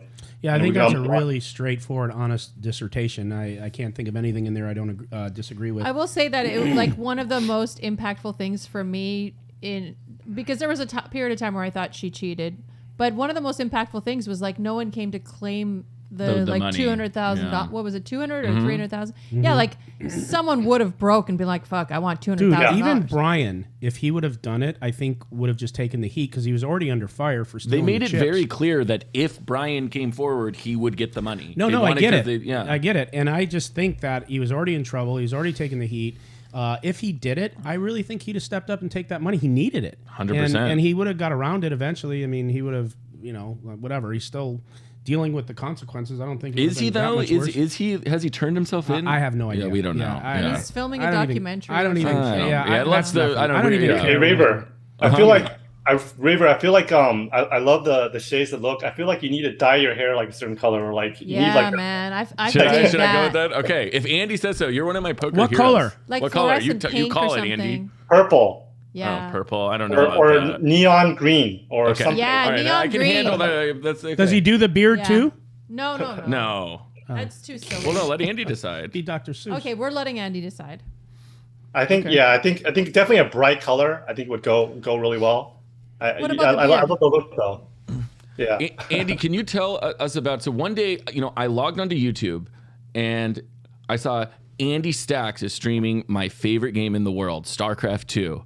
And I was like, you remember this? And I went into your stream and I was like, holy shit, Andy, like, what's up? And I was watching you, like, you're like a master's level StarCraft 2 player. You've played like a lot of time in that game, right? Yeah. I spent a lot of time wasting my life trying to ladder up, as they say in that game. Yeah. Yeah. No, but do you find crossover between the, like, especially when you're, you're like, he's like a, 1% player in that game, like the mind games in that game in poker, a lot of people say they do. Do you?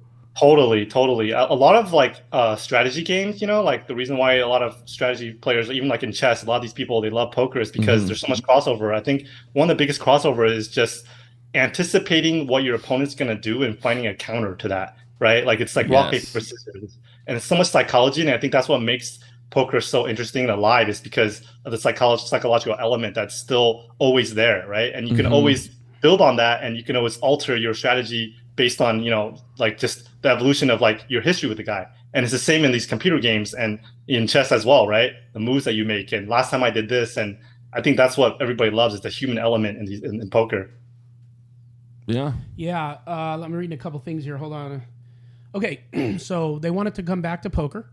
That's 5 people just said, bring it back to poker. They don't know what that, I'm just saying. And they want to know, back on the other subject, have you talked to Garrett after that at any point? We've reached out to each other a little bit on text. It's such a tough, this whole drama. Like I love it, but I'm put in a weird spot too, because I was there. I want to say this, okay. I generally like all these people that are beefing, and it sucks that like I don't like seeing, but what I don't like is I don't like people that come to conclusions about them and blast them on social media, and then the mob comes on and piles on them. I think that's very unfair. I don't feel good about it when I see it happen to Garrett. I don't feel good about it when I see it happen to Berkey. I've known both of them for a very long time, and I feel like both of them have contributed a lot to poker, and it's not fair for someone that has just come in and really hasn't paid their dues to start shit talking and then the mob comes on.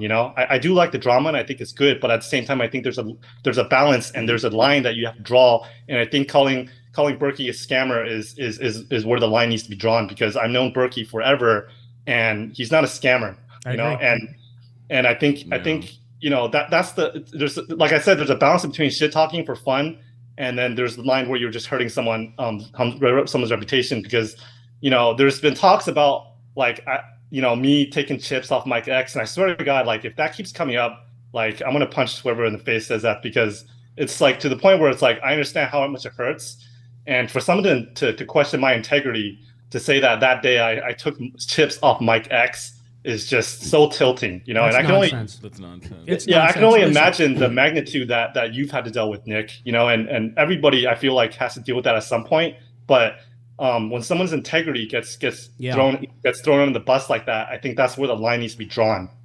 Saying someone's a nit and saying someone's a scammer is two different things. No, I get it. And so to that point, I couldn't agree with you more. That's why I, on 2 or 3 occasions when this came up, everyone knows I have beef with the Berkey, or had. Hopefully, we just drop it. But when it came up about scammer, fraud, all that, I actually came to his defense and said, not a scammer, not a fraud. I think that's way, way out of line. And like you, I have been hit with those same things, and like you said, been through a lot of shit like you have. And there is nothing more frustrating than having your integrity questioned, and not even questioned, just like flat out just fired all over the internet. So that wasn't fair to Matt. That was definitely not the right thing to say. And so I agree with you on that. Is there a world where, because Nick talked about this being a bit of a show for him, like Nick he's Airball? a character. Yeah, not you. Okay. Nick Airball started out as like becoming this character when he was on the live stream, and then he was a little more calm off the stream. But is there a world where he's now becoming this character, and where he thought maybe this would be like a fun fight with Berkey, 100%, and then Berkey took it so seriously, and then everyone kind of got angry, and now it's real. That's exactly what happened. That's exactly what happened. So if you think about it, he did this to Jungle Man. They're good. He did this to Doug Polk. Doug saw the plus EV and Nick for his show and other things. So entertaining. They're good. When they can. They're literally take good. It, They're not just like, oh, we'll put up with each other. Okay. And because of what you said, he couldn't take it, and he kept slapping back so hard that it became real. And Nick legitimately does not like him. Nick stirs up, he kicks up the dust, he does things, and he's willing to just like make it what it is, and then he doesn't care. Like he's just looking to create some buzz. And he did this like recently he did it when he went on, I think I hopped off it because I got pissed off, but I think he went after MJ Gonzalez. Mm-hmm. And he went after him with all this shit he was saying. Oh, he did on my Twitter Live. Yeah, our Twitter Live. But yeah. And I mean, it was mine. You were and the same with you, Andy. Ryan and I created. But anyways, so the thing is, I text Nick and I said, I need a favor from you. MJ is my friend. He's not those things you're saying. You're out of line. I know you're trying to cause like a thing, or you want to do a heads up, but out of respect, will you stop this one? He goes, oh yeah, totally. I don't have anything against him. I know he's in character half the time. Right. And he can take it too, because I've tweeted some funny stuff about him. He never gets mad. Said he still talks to me. He goes, if he's your homie and that bothers you, it's done. I won't say another word about him. Yeah. So thank you. I do. I look at Doug Polk's videos. I laugh. I think they're mostly sarcastic. I get the joke behind his message. Same with Nick Airball. So to me, it's weird to me when people don't notice the fun behind all of this. Okay, I couldn't agree with you more. And if everyone can do that, including me, we would all be happier. So Andy, there's a guy in chat, and everyone's saying it and is noticing it. And Ian in chat is like, can Veronica give any more Google eyes to Andy than what I'm seeing? So can we make a mini love connection? Can you book taking her out to dinner at least once just to see if there's something there? Let's get it. Andy, I swear they edited that video, that short form video. You're not supposed to talk right now. Andy, listen. Don't interrupt me. This is the Nick Vertucci show. Yeah. All right. Is that possible we could maybe just go do some hot pot, see how it goes?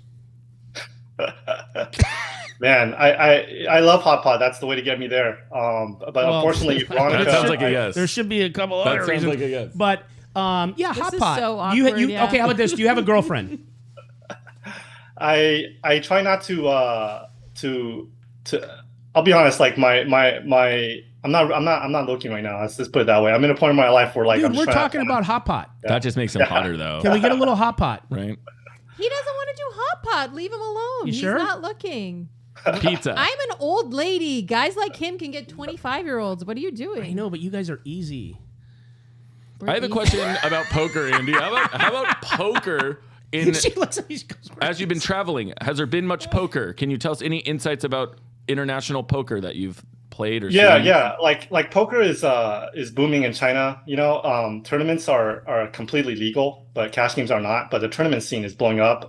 There's a chance that I'm gonna be having my own card room out there. Actually, it's in the works. You know, it's a long process, but my goal is to basically have my own room out there and eventually cut back on the actual playing time at the tables and stuff. You know, I still enjoy it, but I think I will be spending a lot more time in Asia in general, and then coming back in the U.S. and have some other businesses that I'm actually looking into in Asia in general. So yeah, but poker is definitely the market is just growing out there. Yeah, and this training site you have is really cool. I mean, I've gone in there with Google Translate and kind of clicked around. Yeah. So for Chinese players, this is big, right? The training site. For sure. The goal is to just basically bring more Chinese players into the game, and provide a place where they can, there's going to be forums on there. It's just a whole platform, just content creation. Allow content creators to basically put their videos up and share ideas, and that's kind of the idea behind it. Yeah, it's still in the infancy stage, but. Andy, they want to know what's the difference between high stakes poker in the U.S. and Asia. High stakes poker. I think one of the biggest differences I noticed with Chinese players, is that they don't care that much about if their line makes sense. I said this before, is that a lot of these players, it's just more about guts, and I think that's the beauty of playing with all these players. Sometimes it's like when you play with them, it still comes down to whether or not you believe them or not. And I think a lot of that is lost now with the blocker talk, the solvers, and I miss the days where I play with someone and it's simple as like, do I believe him or not? And there's still some of that left when I play with Chinese players, and there's a lot less of talk about does my line make sense. It's more just like, I'm going to put a lot of money in this pot, and you're either going to have the guts to call it or not, and I think that's something that I find still there, when I play with Chinese players, and I like that. What was your best time in poker? This question I have. Was it when you were grinding over at the Commerce and I used to see you all the time? Was it when we were playing at the Bike for those 2 years, or is it now? What's your best poker? And I'm going to go life too. So I want to know what's the best era of those three for your poker, and then after that, personal life. I mean, I think when I was in it, when I was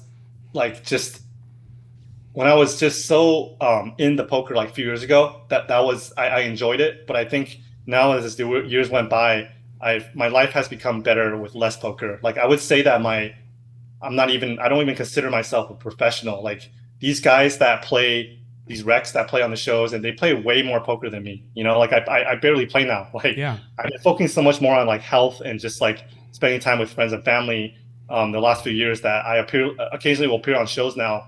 But it's not my focus anymore, and I don't dedicate any time to opening up any solvers or doing any stuff like that. A lot of it's just dedicated on like moving forward with like new businesses and things like that. So I think my life is better now with less hours spent at the table. You look much happier. I will say this, and it could be a bad read because you were just trying to, be in the mood with everyone that was more serious. But when we played at the bike, sometimes you didn't look very happy, like legitimately, not just quiet.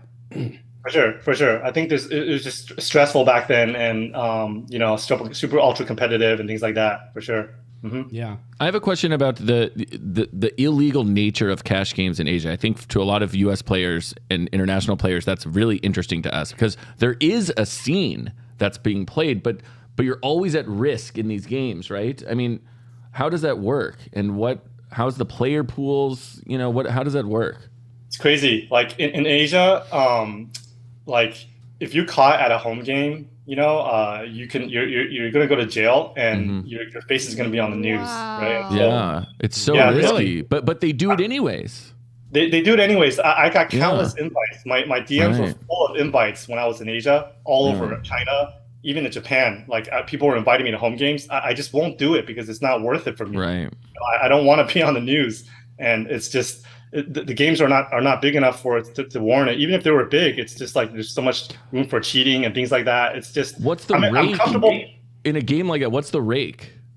There can be no cap on them. You really never know, right? And so I still believe, even with all the shit that went down, at the Hustler, like to me, like the stream games at the Hustler and Poker Go, these are the safest games that you can play for the size, right? Yeah. Like there's no other game in the world where you can play for this amount of money and have cameras and watching all the movements. And, I can go to jump in a game in Shanghai and I can probably play 1,000, 2,000, but I can probably have a good chance of getting cheated there, right? So what's the point? And the cops might come and I might go to jail, right? So I'm never going to do it.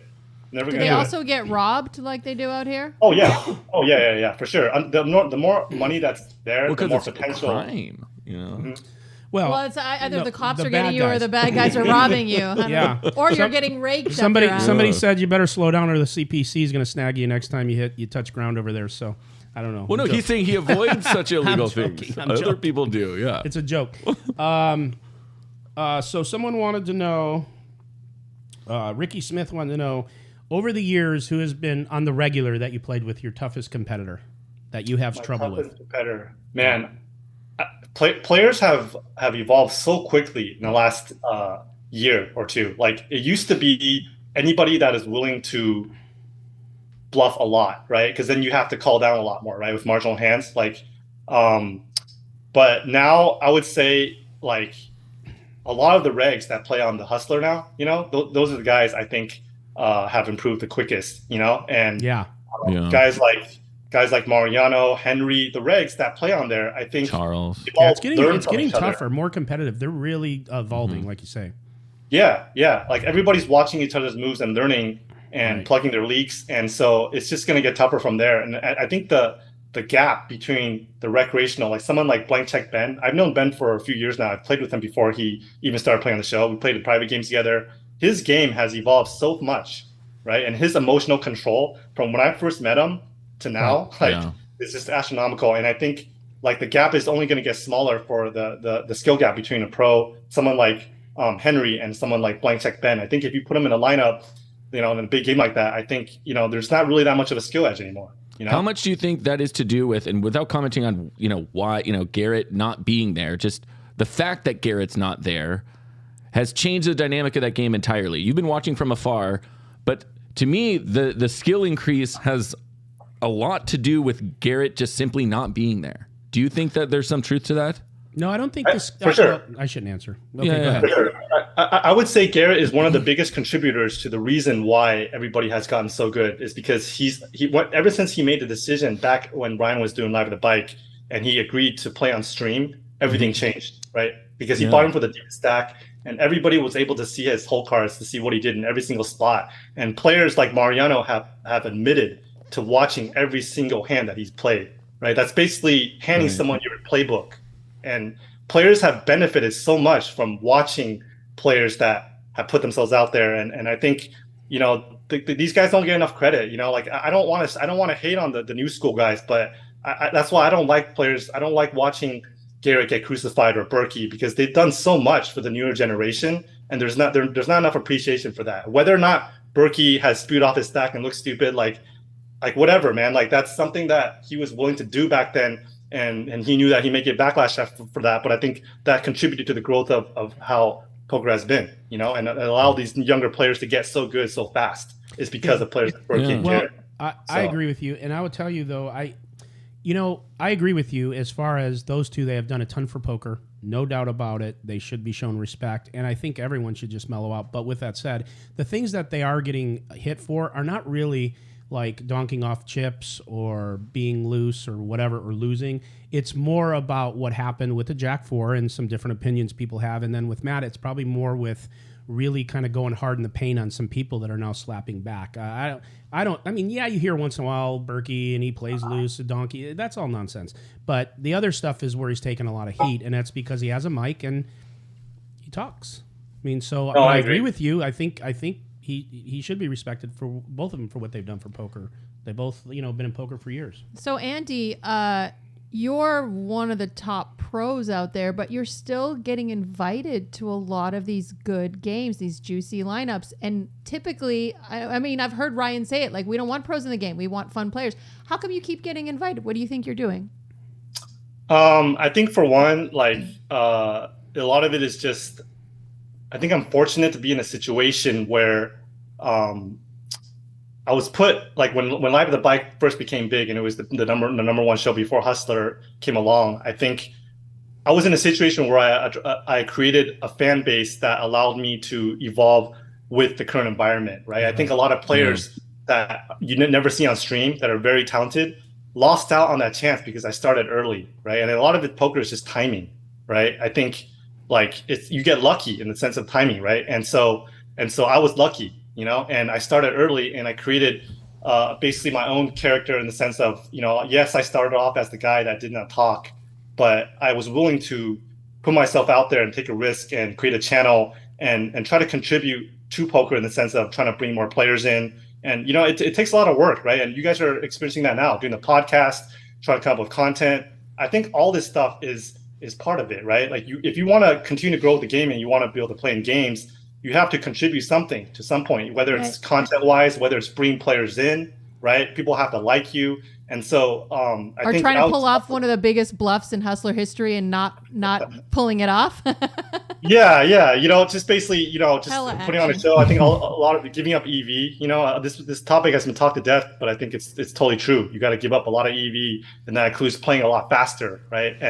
And talking and doing things that a lot of players are not willing to do because it gives up too much edge. So, Andy, do you remember back in the day when, so we were playing the Friday games? Who cares? I was the fish. That's the funny part. And then, I was playing for a while, and I started playing this comes back to you. I started playing in the Tuesday games and was crushing the game. And then you kind of were like, shit, I want to play the Tuesday game. You remember that? Yeah. And you went to Ryan, and I think you even went to me, even though I didn't have ownership, but you just figured I had some pull. And we were talking about it, and you played a couple of Tuesday games, and I don't know if you remember this, and this is how much you've evolved. Like, when you go to, like, when we were in the Friday game, it was, you got to straddle, you can't miss your straddle, hurry up, and it was serious. When the Tuesday game, everyone's fucking around and showing, sweating each other's hands and showing cards and showing one and all this stuff, which is totally against, like, what a lot of, like, total, like, the tryhards. uptight tryhards, yeah, right? And you came in and you're like, well, if you show him, you got to show all. And then this happened, and you're like, whatever. And I pulled you to the side. I said, Andy, listen to me. You will, like, if you just allow these things that you're not used to, and you talk and you laugh and you let them show each other cards, or if they want to see your cards, turn it over. If they want to go twice, go twice. I feel like who you're describing must have been Francisco doing that to me. That's what because I hate the way that Francisco, when he bluffs me, he loves to bluff me. Yeah, and then he'll show his neighbor, and then he'll smile, and I'm just like, I just want to climb over the table. No, I totally get it. I totally get it. He used to get me so pissed off. Now I'm just used to it. I expect it. But I remember, and you're like, oh fuck, okay, thanks. And then you started doing that, and they're like, they just embraced you. Yeah. No, I remember distinctly what you're talking about, and that was what kind of clicked for me. And I totally see it now. Yeah, those were good times. Those were good times. Those were some really fun times. How about the time when you, either paid or asked somebody you knew to come up to Kevin Clarkson, who was so this kid was a nice kid. He was a little bit awkward, I think, maybe on the spectrum a little bit. And he came into the show and he was buying people lobsters, and I was really nice to him because everyone was trolling this guy, and he played like a couple times, and you had someone come up to him, walk into the room, and go, "You're Kevin," and he goes, "Yeah." And he goes, "I'm a huge fan." He fucking erupted out of the seat, and he's going, "Oh, well, it's good to meet you," whatever. And then like everyone's like, "What the fuck?" You got Garrett sitting there, you got Andy sitting there, and this guy walks in and like totally bros up Kevin. And then like about 5 minutes later, you go, "Yeah, I fucking paid that guy to do that. I told him to do that." And we hit the floor. And then about a month later, some dude legitimately came into the room. Do you remember this? I remember it. Mm-hmm. Yeah, he came into the room and he comes up behind me in seat 5, which I always sat, and he says, "Hey, I just wanted to shake your hand. I'm a big fan." And I go, "Get the fuck out of here," right? And I go, "Fucking nice try." And everyone's like, "Dude, I swear to God it was me." I go, "Andy, you fucking tell me right now." He goes, "Nick, I promise you, everyone promise." I fucking ran down the casino trying to find this guy, and I grabbed him, and I said, "Dude." And I explained this whole story to him and apologized profusely. And he started laughing. I'm like, "I am so sorry. Hilarious. I thought that was a setup."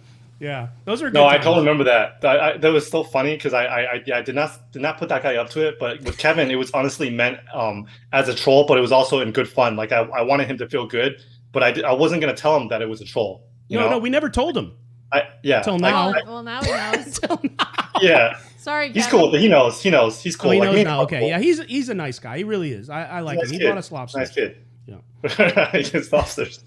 Yeah. I have another question about the games in China by the way, if any of you chat pros are watching and you want more information about this, the podcast that Nick and you did, you guys talk about the Chinese poker thing, and that's really what got me thinking about this. I love that episode, Nick. It is my favorite episode of your podcast. And I was just kind of wondering, as you were talking about it, the difference in skill, therefore, in China and Asia in general, in tournament players and cash game players, because they don't have a legal way to play cash, right? So those games are, I mean, the general skill level in cash games has got to be like extremely low, right? It's like kind of like what I was saying earlier about like not having a logical line and thinking like an analytical thinking through about what my hand looks like with the line I took. Players don't really do that there. It is evolving. I'm not saying it doesn't exist, but there's a lot less of that. There's a lot of just like weird lines, and then on the river they'll just put a lot of money in, and then it doesn't matter if like your line doesn't make sense because they're not even thinking like that. They're just like, "Oh, my hand's not that strong," and I think it's great. Like players like Wesley, for example. The reason why they talk so much is because that's not that common in China, right? And so when there's a player that has an analytical thinking, I think with Wesley's background, I think he's like an engineer, so I think that helps, And so he's basically just voicing what he's thinking out loud. And there's a lot of players in China they're not thinking about the game at that level, and you know what I mean. And so so I think it's that's kind of like the skill gap that you're questioning about is that. But in tournaments, though, you think that is happening more. They understand those concepts more in relation to decreasing blinds and those kind of things. But the cash game, deep stack poker, is that what we're talking or differentiating the two? Yeah, in tournaments, definitely the players are. It's kind of like here, like how much can you really get deep into it when it's 30 big blinds, right? A lot of hands are automatic, and so the analytical thinking that's required to succeed in deep stack cash is definitely not there, I would say, in Asia. I'm not saying it doesn't exist, but it's a lot less than here. And that's why it's worth playing in these games, Veronica. This is right? Because, I mean, really, and it has to be tempting at times, right? You think, oh, man, that's a good game. Yeah? Mm-hmm. For sure. But I will say that out of the fact that what I'm talking about, how it's not there, comes so much creativity that comes out of new lines and things and new trends being set by players like Aaron Zhang and like players that have been playing for a long time, like Aaron. They've engineered their own style of playing. If you watch Aaron, you'll notice that he doesn't play like anybody else that you've ever seen, right? That's because he grew up in a different poker environment. Yeah, he's grew up in his own poker environment, playing with players that other players have not played with, like in the U.S., right? And so he has his own style, and I think it's that's cool that a lot of these players are not following the trend where everybody's like, oh, okay, flop C bet 1/3, like all this GTO stuff, right? Because they've created their own way of playing. And or like Rui Cow, who I like a lot. Yeah, I mean, exactly. Geez, Those guys, Rui Cow, Pafwa, all those guys. I love the Trident guys. Me too. Exactly. Man, I can't wait. We need to get Andy back. When's the last time you played on the show? I'm supposed to play next week, so I'm still waiting for the announcement. No. The last time. When is the last time you played on the show? Last December. Yeah, it's been months. In December. Yeah. Okay. It wasn't as long ago as I thought. What about before that? Before that was like I remember I was like in Thailand and for last year. Yeah, it's been on and off. I'm ready to come back and ready to mix it up a little bit. I think players miss someone in there stirring things up a little bit. I think Ryan has done a great job with the lineups, but I think it is missing an element of someone that is gonna give some of these pros a little bit of challenge. I think it's time. I think I need to get in there and stir some shit up. So Andy, I apologize if you've tweeted about this or talked about this, but I don't remember if I asked you this before. What are your plans for the World Series? Like, do you go and play tournaments, or are you just gonna stay in LA and play cash? I'm gonna go out there. I'm gonna play a couple tournaments, no limit ones. I'm not gonna love it being there, but I feel like I'm still gonna do it just out of the spirit of the World Series, right? I've been going there for so many years, and I'm not gonna miss it this year because I'm here in LA. If I was in LA Asia, I would not fly back to play the World Series, but because I'm back in LA, I'm gonna drive out there. I'm gonna fly out there, and then I'm gonna play a couple events and try to get lucky. And What are the events that you're gonna play? Probably the main, and then probably a couple of the deep stack, like the monster stack, like the good structure ones. I like the long structure, and I will say this: I like the energy walking into the tournament room and just seeing the rows. Like I do miss that. And the air conditioning being out, all the sweaty people. Yeah, it's perfect. Now, why aren't you playing any high rollers? I don't think I'm cut out for it. I don't think I can't do the solver stuff. I don't I don't know what to do in spots, and I'm not going to put in that much money on a high roller when I don't know what to do. Like these guys have studied these spots over and over, and it's not me.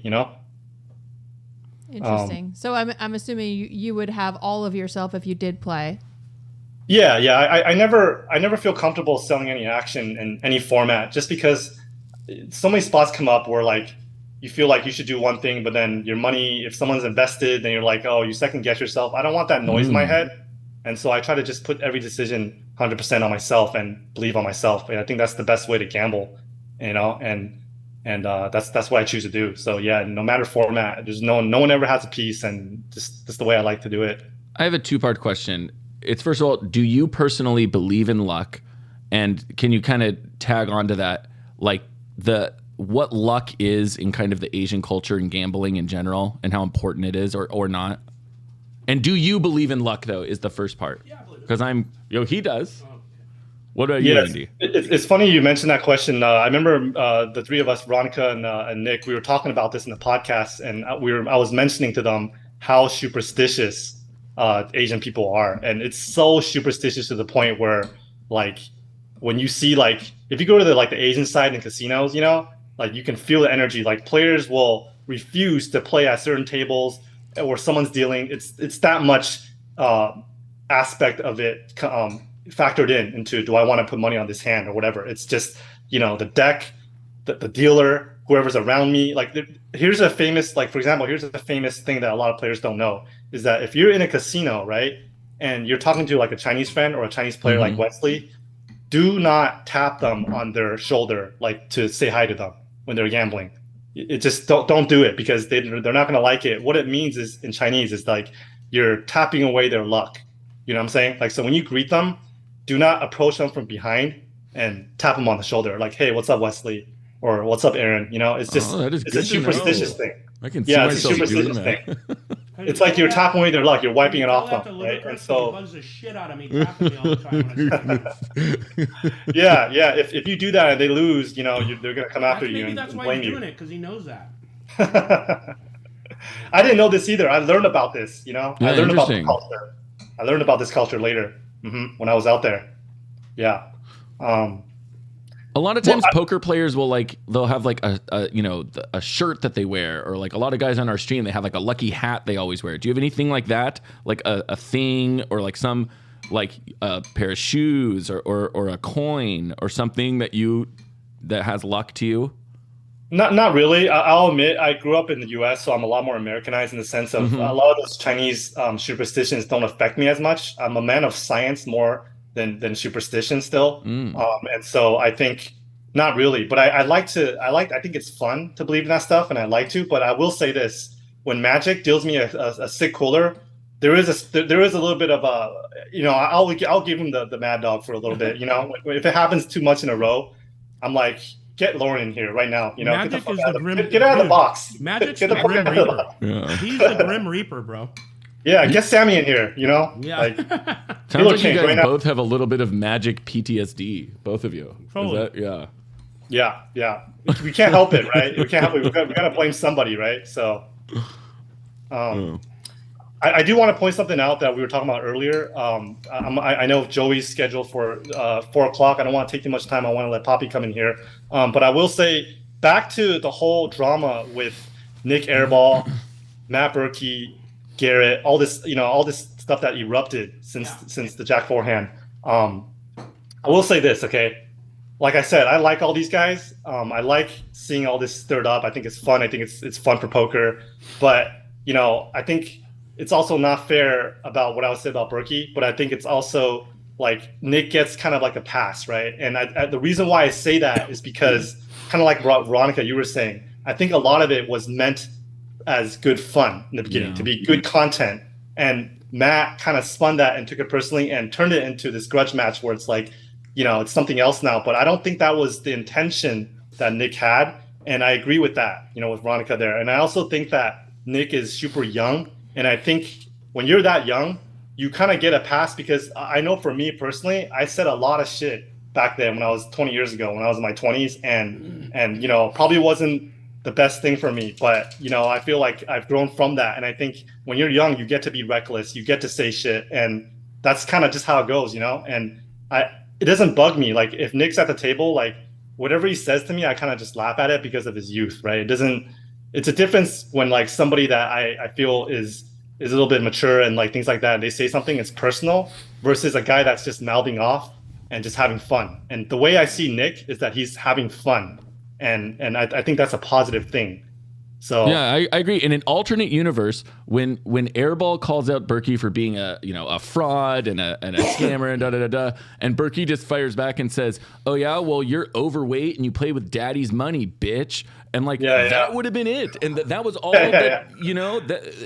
that's it. It's over. Yeah. It's like, okay, haha, way to punch back. I think if Berkey leaned into it a little bit more, there wouldn't be such a backlash against him. Literally, it was to have fun. Like, right. I've talked to Nick. Yeah. I mean, Nick is a big fan of like the WWE, and like he loves like those overacted like villain hero things. And that's why he's one of my favorite players to play with, is because he reminds me that it's not that serious, and he brings a good side out of me, and that is the fun part. I enjoy playing with players that is able to bring that out of me, because I'm naturally an introvert, and if I'm playing with other serious players, you're gonna get the serious version of me. And I think even with players like Eric Person, just the shit talking that we do at the table, and then just the banter, I think it's fun, and I think I'm here for it, and I'm really excited to see the outcome of this match between them. I think if I had to pick, I think it's actually super close, only because I think Nick has an edge. In my mind, in the sense of the aggression level. I think Nick, his recklessness in this format is actually going to serve him better versus a ring game or even a six-handed game. But I think if he runs badly, that's going to hurt him. And I think Berkey has more emotional control and more life experience to handle the downswing if things go bad. And I think if they played maybe like way more hours, if they continue this for 3 months, perhaps Berkey has like a slight edge, only because of the emotional side, like I said, right? But I think in the short term, if Nick runs good, like he's just gonna run over, and I think Berkey would win copious amounts of money if they played for 3 months, just because Nick Airball finds him insufferable. Yeah, he just doesn't want to be there. It's not fun for him, right? He's gonna get tilted. Yeah. He's gonna get tilted, and the tilted Nick is the best Nick, right? So, They want to Yeah. know why you're not playing in the $1 million game, or if you are playing, why isn't he playing? I have no idea. I don't know. You're not playing, right? You know what? It's still up in the air. Like, I didn't expect to be back, so I didn't. I think there was a lot of moving parts with organizing the games. There's a chance that I might play one of the days, but I don't know yet. I know how difficult it is if certain players are in there, and I understand.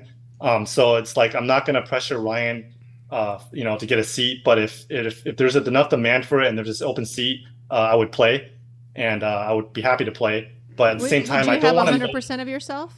Yeah, absolutely. Like I said, I don't want to put anybody in the spot. But again, like I know how tough Ryan's job is, and I don't want to add any more pressure to it. Yeah, I'm gonna put it at that. I'm gonna let Poppy jump on in here. I'm gonna get going, guys. All right, Thanks, Andy. Appreciate your time. Yeah. Appreciate you getting I'll see on, you man. Thanks, Andy. Pape. Hey, what's up, guys? What's happening? Veronica, Andy. Shout out to Andy. Just listen to him. He had a lot of good things to say. Veronica, Raver, Nick, my favorite people from the investigation. Hello, guys. Great to see you all again.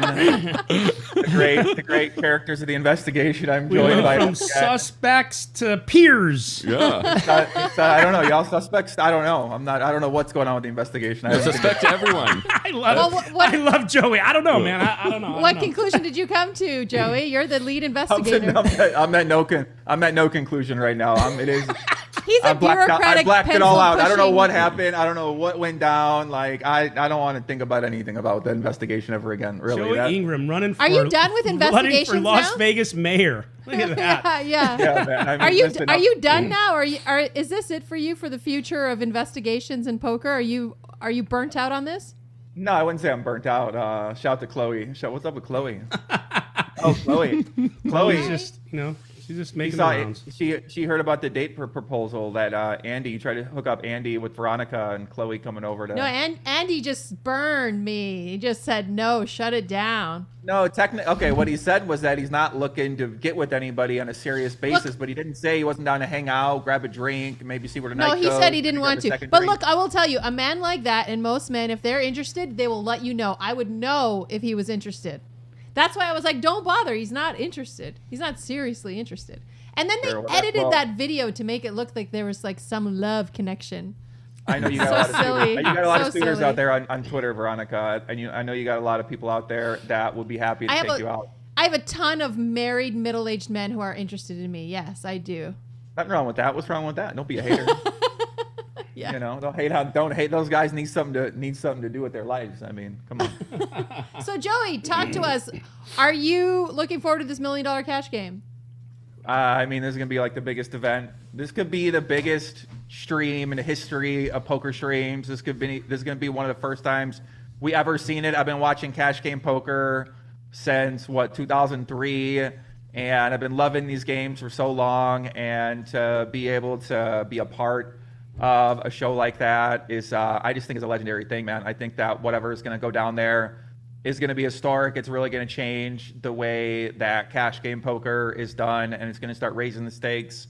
I think it's going to lead to some crazy shit that we really never seen before in poker. So yeah, I'm pretty hyped for it. I'm excited. I'm excited to see who the players are going to be. I feel like there's going to be some good surprise guests that come in there, maybe some unexpected big names that you wouldn't expect to see playing poker, maybe buying it for $1 million. That when the time finally comes, the hype's going to build so much that everyone's going to have to see it. They're going to have to watch, and we're going to have probably the biggest pot ever in the history of stream poker go down on this show.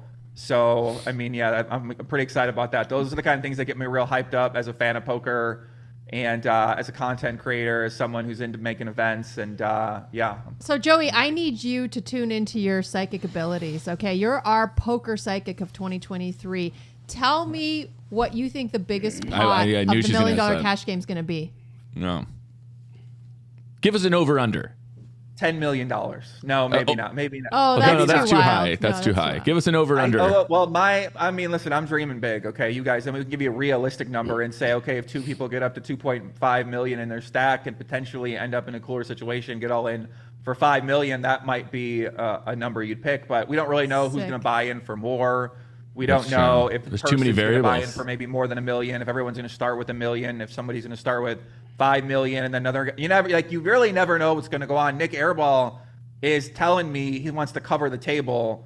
I don't know if this is true or not, but if he's going to really try to cover the table, then that could get pretty deep stack. If somebody doubles up and they get up to $2-3 million, he says, "I'm going to add on." Well, he said he's bringing $3 million when I talked to him.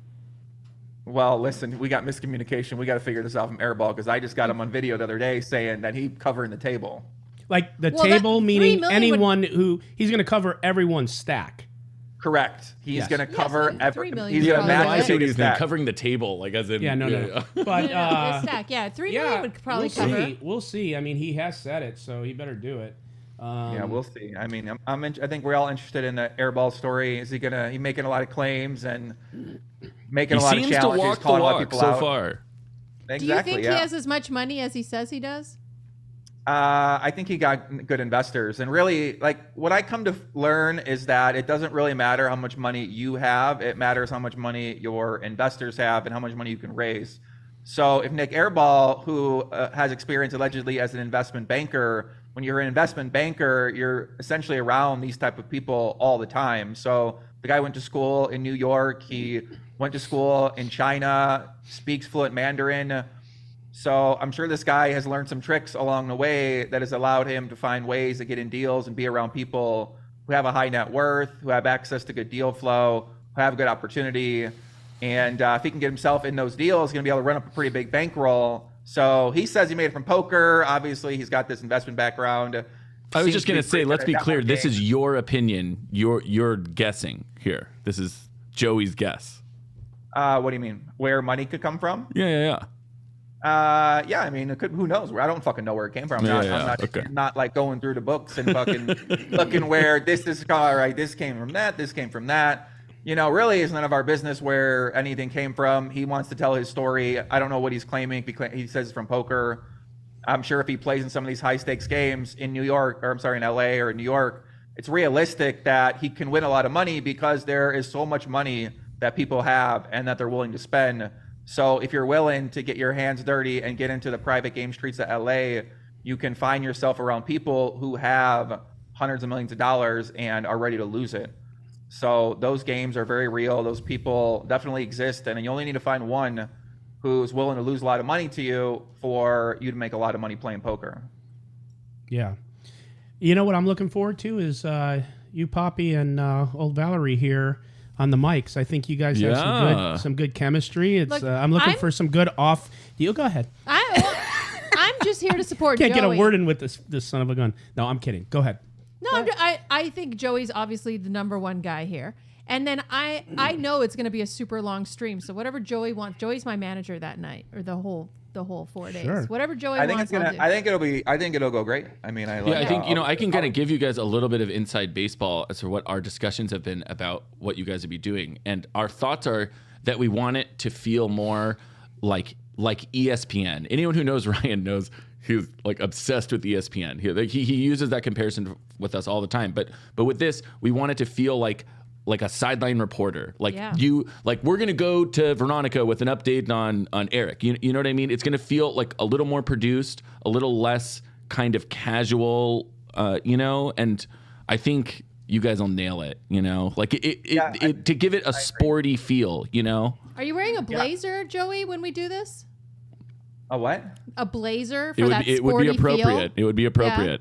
I think I'm gonna find a stylist and say, hey, I'm doing this event. Can you help me with my ensembles? Maybe I'll ask my girl. But yeah, I don't know. I don't know what I'm gonna wear yet. Maybe wear a blazer. There's some sick jackets you could wear. You can get a custom jacket. I might get some custom jacket or something like that for the event. We'll see. I don't know. Actually, because like purple is the theme, right? There's the purple everything. The shirts are purple. We have new purple things. There's a purple jacket. A purple smoking jacket. Can he pull off a purple jacket? Very unique, guys. Joey? A purple jacket. Yeah. Joey, put on your crocodile shoes, a purple smoking jacket.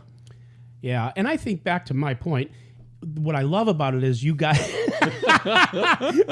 what I love about this is I really believe that you two have good chemistry just by when you talk.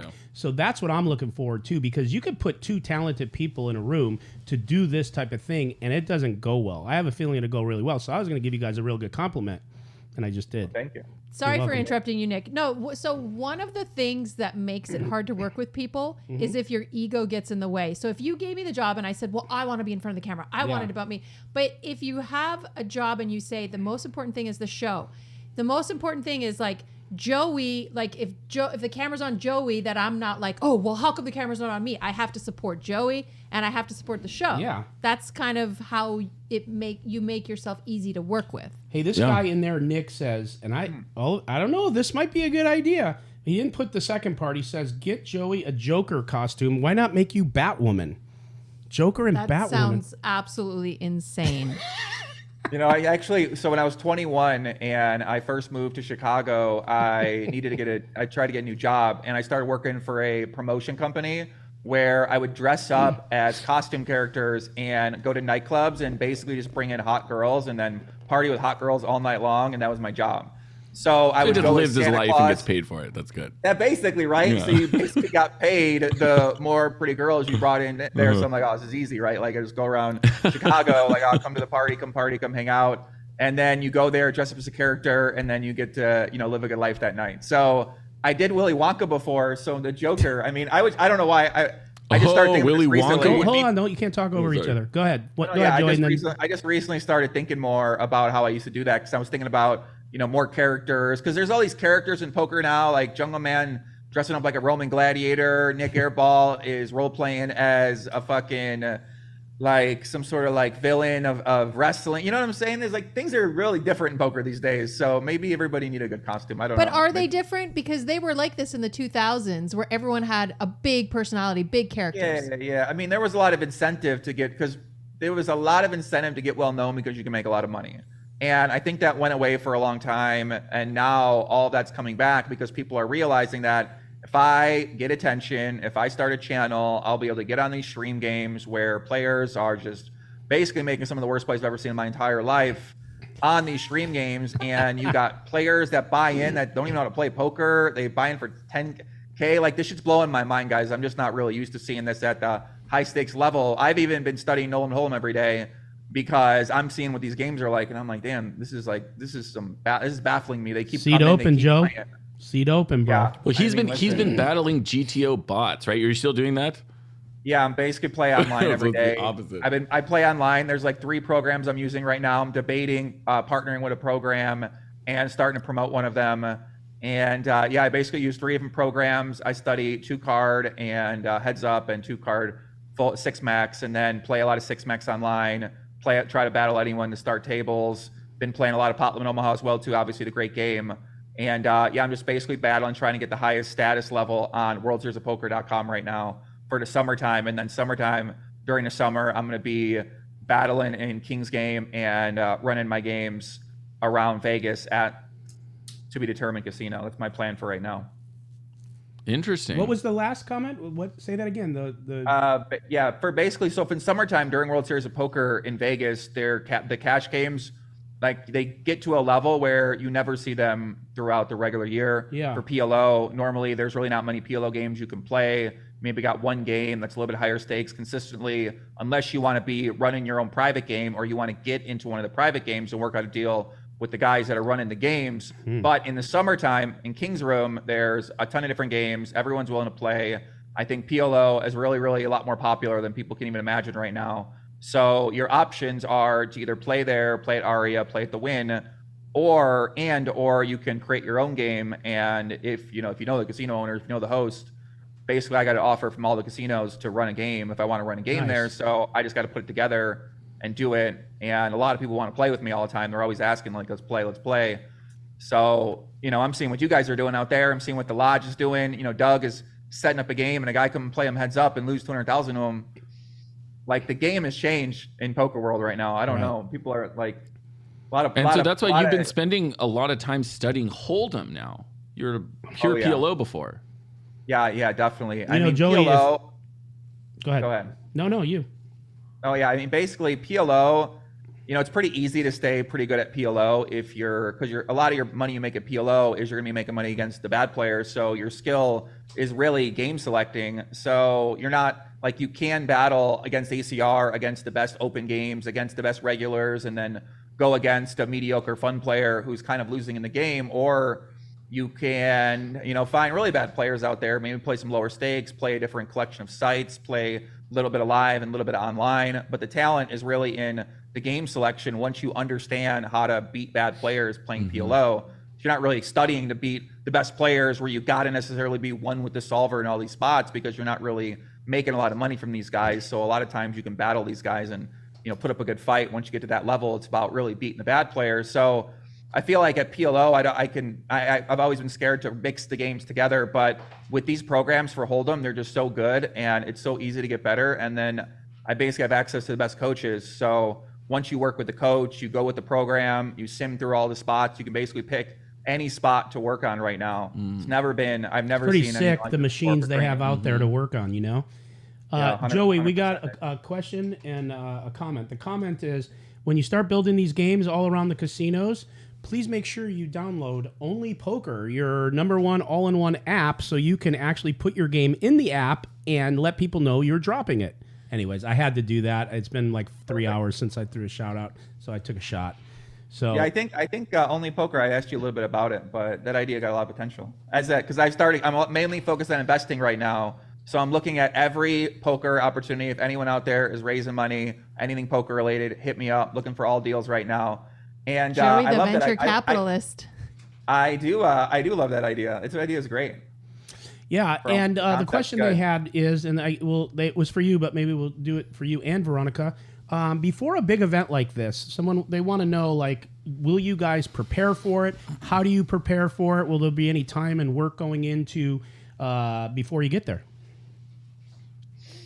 I've been preparing for it every day for the past 8-9 years, making content, hosting shows, hosting events. So for me, it's it's all pretty just go there, crush it, do my thing, and I just always know it's going to go well.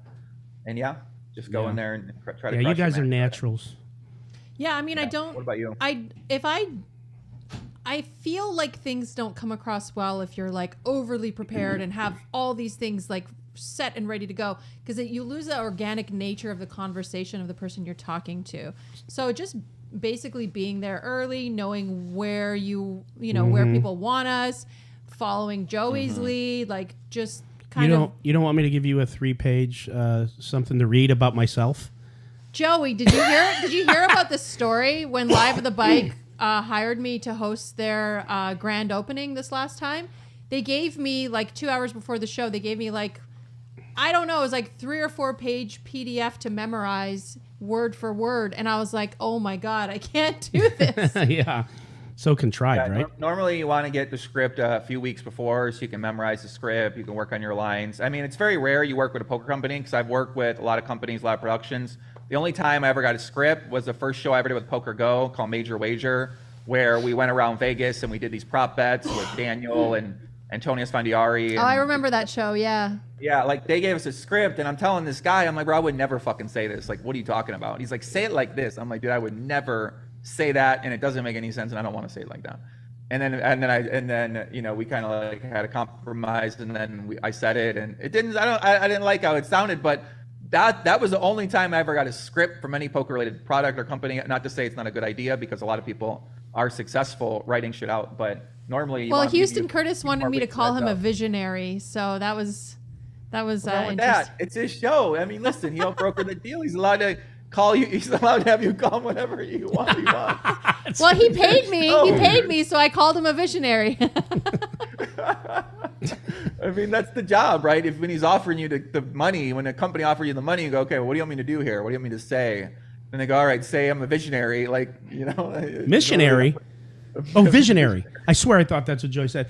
Well, maybe I should write up a script. After look, hey, I want to be a visionary. I want to be a visionary. At some point, you have Giving to. him ideas. You can't be a tobacco salesman, you know.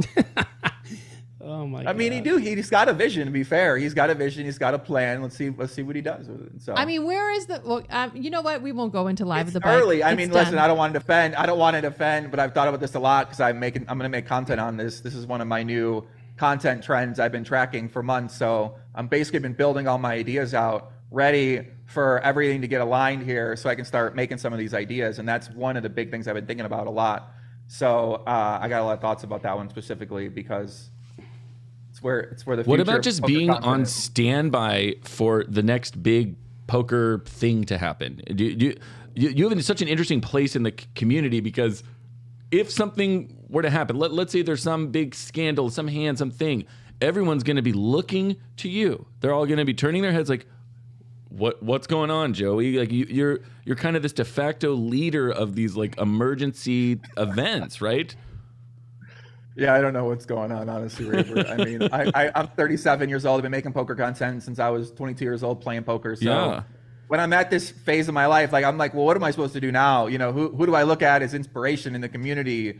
What did they do? How did they do it? There really was no people that were before me who started playing online poker and then got into poker content and, you know, I don't know. I'm trying to figure it out right now, but it's yeah, you're right. When things happen, if things go down, people do want me to talk about what's happening. People are interested in what I got to say, it seems like. And I don't know, I'm just figuring out what to do with that right now or what I want to talk about. And that's the challenge of every content creator is to figure out, you know, when you've been doing it for 3 years, it's one thing. You've been doing it for 10 years, it's a different thing. You've been doing it for 15, 20 years.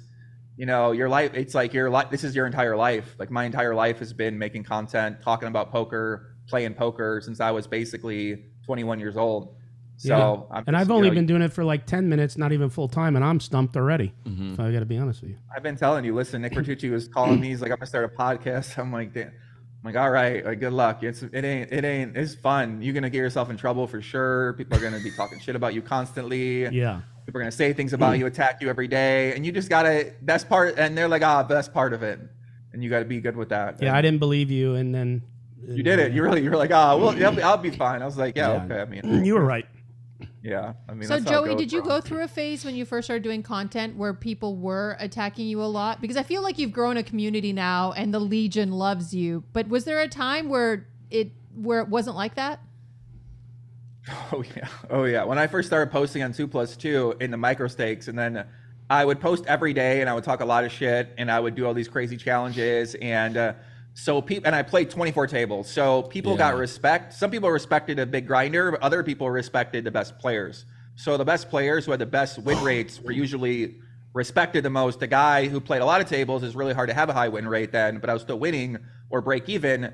And you'd get attacked for saying, "Oh, your win rate's not good. You're like you suck as a poker player." There was like a poker table ratings which tracked every player, kind of like tracking poker, and you could comment on each player. So other regulars would go on there and comment and be like, "This guy fucking sucks. Like I played with him today. He's dog shit." And then I would be like, "I'm gonna stack," and like I'd go find that guy on PokerStars and play with him for like 12, as long as I could, just 3-bet him every hand. You know, like there was all these different kind of crazy rivalries. People talk a lot of shit on the forums. Definitely when I started making content, you know, you always got people, haters, detractors, people that don't like what you're doing. Oh yeah. I mean, I remember I was grinding online poker at the time, and that video of you with no shirt on when you were grinding, like, or you played 50,000 hands in a day. You remember this? This is like 2009 or 2008 maybe. Yeah. And I that was just, for anyone who knows what that really was at that time, my friends and I were like, dude, like this guy is the guy. Like, I mean, dude, really, that was insane, you know? And to act, and you posted a win rate through all 50,000 hands in 24 hours. Oh, yeah, like APP. Yeah, definitely. I mean, back in 2+2, I was like alt poker 24 hours a day, 7 days a week for about 5, 6, 7 years. I was just doing these crazy challenges. And that was how I stood out at the time, was I would always challenge myself to do something that I never saw anybody else do before in poker with grinding, or I would try to have like win 100 buy-ins in a month, or I would try to win a bunch of money or beat at a certain stake, or just do these like challenges that involved winning at the game. And, you know, just sometimes it worked, sometimes it didn't work, but people seem to love following it. And obviously if you get better and if you move up the stakes and if you show progression, then that gives something for people to follow, and that's how people become attached to your story. That's how people become fans of yours, right? That's how people become the Legion, is they get to know you as you get older over time, your accomplishments, your good side, your bad side, and all this kind of shit in between. What was the secret to doing 24 hours of 8 tables at once? I was hungry to make it, man. I was hungry, had a lot of desire. Wouldn't take. I just was like, that's just what I got to do. Insane concentration. Hey, Joey, they want to know. Someone wants to know in here, Shark Hunter. What do you like better, or think's a better game, 4-card or 5-card PLO? No, I think I mainly play 4-card PLO. 5-card PLO became a little more popular because 4-card PLO is a little more solved, and 5-card PLO is a lot more gamble. So in certain parts of the world, and in Europe and in Florida, people are playing more 5-card. And a lot of the app games right now, people are playing a lot more 5-card. But for me, I love 4-card. I do not want to learn 5-card. When you pound one of the machines for training, are you now just strictly 2-card, trying to get in the swing of things because of how juicy it is out there? Yeah, I basically started playing online again, and I just got tilted because I just want to beat all these guys. So basically the way to beat them is to get a good coach and just study with the program. So, plus, obviously, when you see these games, I mean, how can your first desire not to be to want to get into the games? So when I see the stream games and I see the plays, and I can just make my own games now. Like, I got a bunch of studios hit me up, say, hey, Joey, come make your own game. Invite who you want. I'm like, okay, well, wow, all right, who do I want to invite? You know, so it kind of gives it a different viewpoint of making a game. It's not like I got to go on ACR as my only option and battle the 3 bots at the table. Like, I don't need to do that. I don't need to go on global as my best option. I don't need to go to these places. Like, you got a lot more options now in terms of where you can play and how you can build your games and how you want to build out your deal or whatever. We were talking on the phone the other day, and you heard the sound of ACR, and then you're like, you're on ACR, and you were telling me you were grinding that, a couple different machines.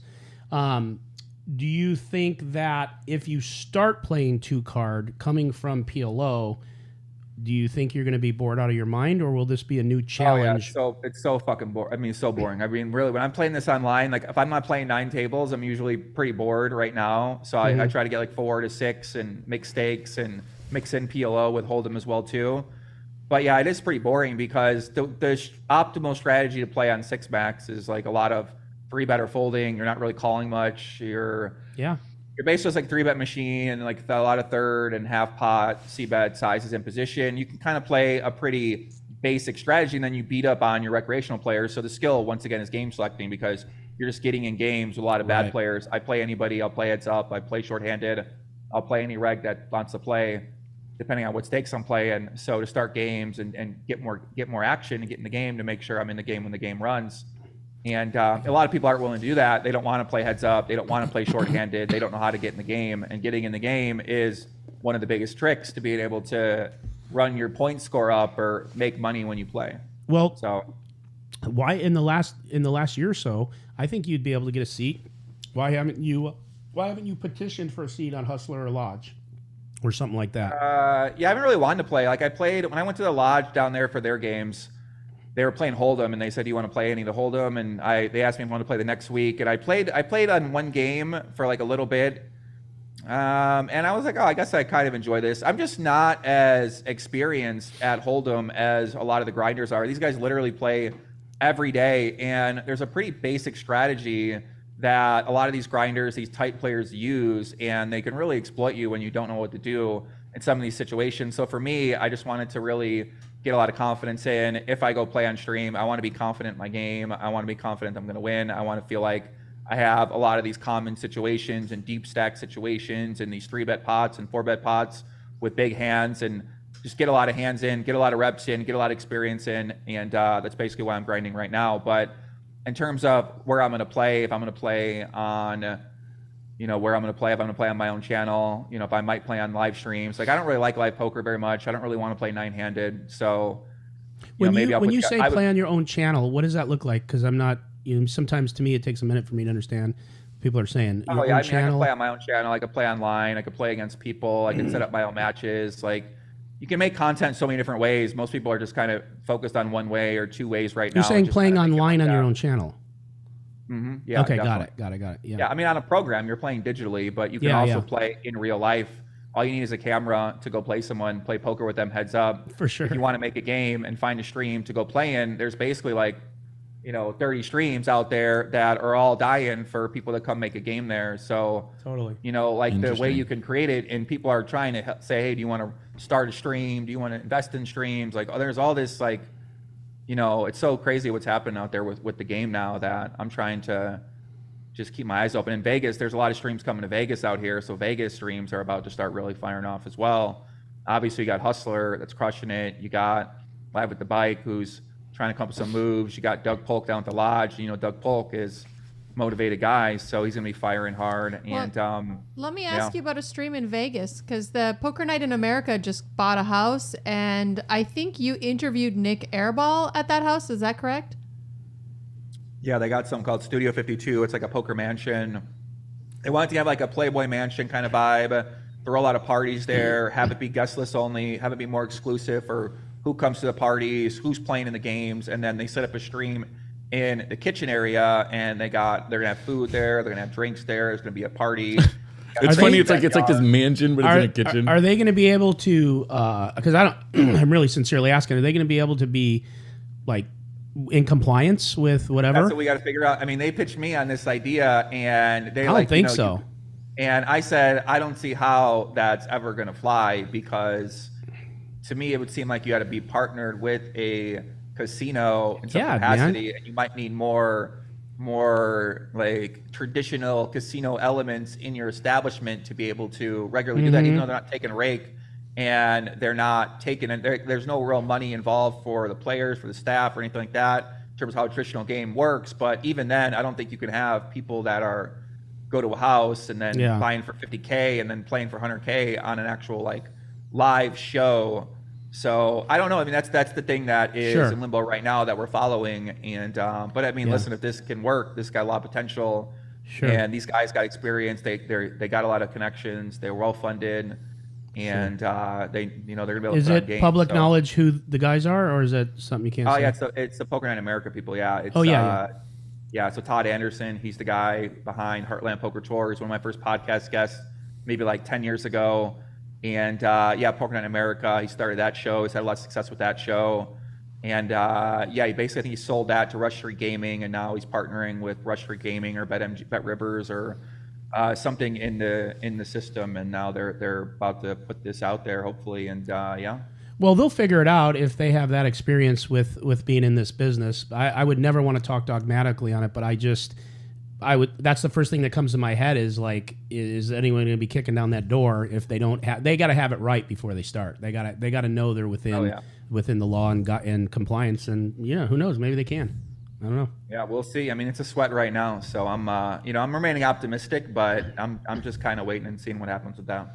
Totally. I mean, they could do like a sit and go in the house, right? It's like play chips kind of thing, and they could charge like a membership fee, maybe something like that. Maybe, yeah. I again, there's like, it depends, on the state, the city, what the city council. I don't know. You know what I mean? Like, that's what I'm saying. Like, I'm sure if these guys are behind it, like the people that were in Poker Night in America, I'm sure they have legal and they're going to figure it out. I mean, if it was just like a handful of guys that are just going to do this in like a mansion, I would not go in. You know house. what's wild to me is that they bought this mansion and it sounds like they haven't ironed out all of the details. Like, that's wild. Wouldn't you iron out the details before buying a mansion? Or do they potentially have? Listen, they know. I mean, it seemed like they're going for it, and it is a publicly traded company, so they do have to be.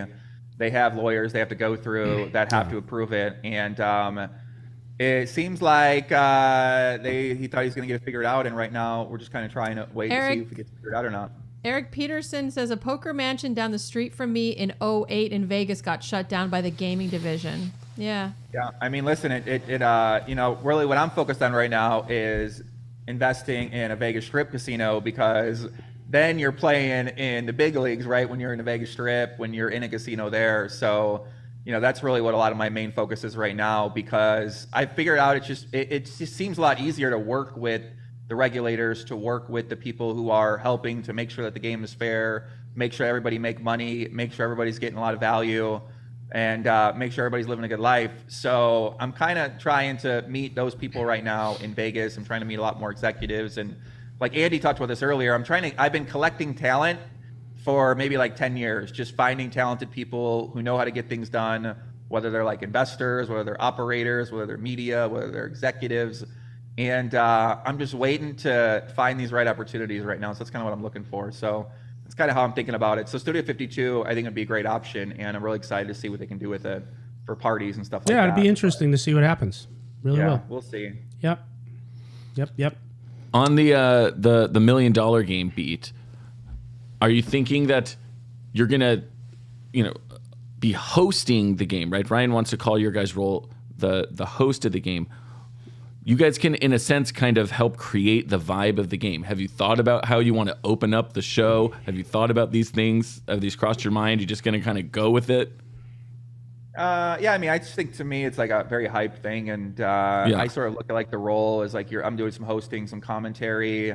I'll be helping promote it leading up to the match. I'll be promoting it on my channels. I'll be doing content for leading up to it with the people that are going to be playing in the game on my channels. So I sort of look at like my involvement in it as I don't know. I wouldn't say it's traditional the way I think about it. Like when I look at sports, I don't see any sort of comparison about what I'm seeing people do, because like my ideal goal is to be able to do all parts of how all this stuff works and be able to add a lot of value in all different parts of putting events together and organizing the kind of things like that. So in some of these situations, I go work with a company and they want you to do a certain role, and obviously they want to help promote their stuff on my social media, right? That's why people bring me in there, because I got a lot of followers. I got a lot of followers on Twitter, got a lot of followers on YouTube and Instagram. So companies want to partner with me because they want access to my audience. They want to, I hype things up. I'm known as a hype guy. I'm known as a promoter. So for a big event like this, it's really easy. This is the easy. I've been promoting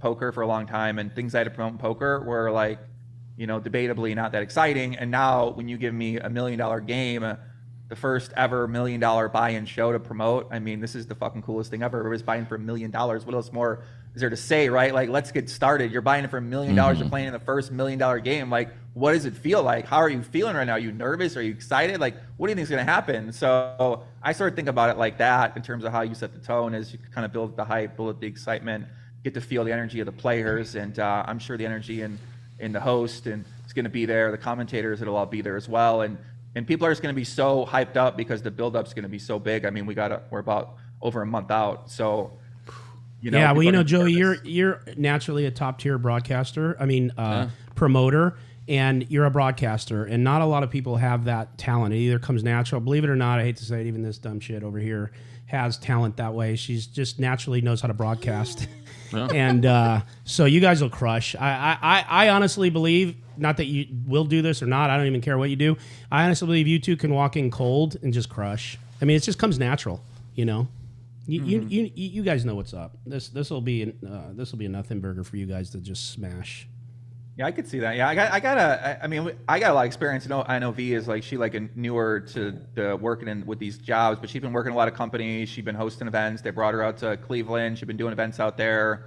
She definitely knows how to talk with people, how to handle poker players, how to handle the situation. She understands the audience, and she's getting a lot more experience. I know she's been working with you on the podcast. You guys had your breakup. I don't really know what happened with the breakup, but you guys had you were get together, and then there was like a breakup, and now you guys seem back together. So she'll probably be fired within the next 2 weeks again, but we'll figure it out. No, I don't know. You guys. Oh yeah, we'll figure it out. You guys seem to be working well together. So there's something to be said about. It's good to not agree with everything, but we still have like a good flow and chemistry together, Nick and I, and. It's funny because in the last few weeks, I've figured out that he seems to like in me the most what I thought he hated in me the most. And that was like me calling him out on stuff I thought he was wrong on or disagreed about. Yeah. Well, the truth is in the moment, I hate you. Legitimately. But the truth is someone like me, I have a tough time finding people that will challenge me or because I usually run something, own something, whatever. So it's usually, you have never given me that respect. and I feel like I'm giving you respect by giving you honest feedback. That's what I'm saying. Yeah. And so that's a joke. Yeah. See how we fight? We're just going to fight right now. And so because of that, I respect it. And that's why I want people around me that are not yes men or women. Yeah. Right? So for me, that's what it's about. And yes, I think we have a natural chemistry. The truth is, we rarely find anything we agree on. I mean, we do a few things, but rarely. We have like outright screaming matches on the phone, but I won't do it in public. Yeah. I won't tweet bad about them. No. I won't but we privately disagree on a lot of things, but then we have conversations where we're getting along great. True. So, I see. This is a new strategy for me in my career with Nick. I should put up a fuss more, argue with you. No, you don't even try it. That's different. Shit, you're already too big of a pain in the ass. I know. You start pushing back and being a pain in the ass. That might be rough. Okay, yeah, okay. I figured you were going to think that. No, you stay right where you're at. But also, I don't know, Joey, if you've ever been put in a situation where, like you said, that one show where they gave you a script and they wanted you to say a certain thing. When I was on Poker After Dark, it was very much a scripted type of show. You need to be within bounds. You need to be GTO. You can't get out of line on that show. Whereas Nick has given me an opportunity. He's just like, say what you want.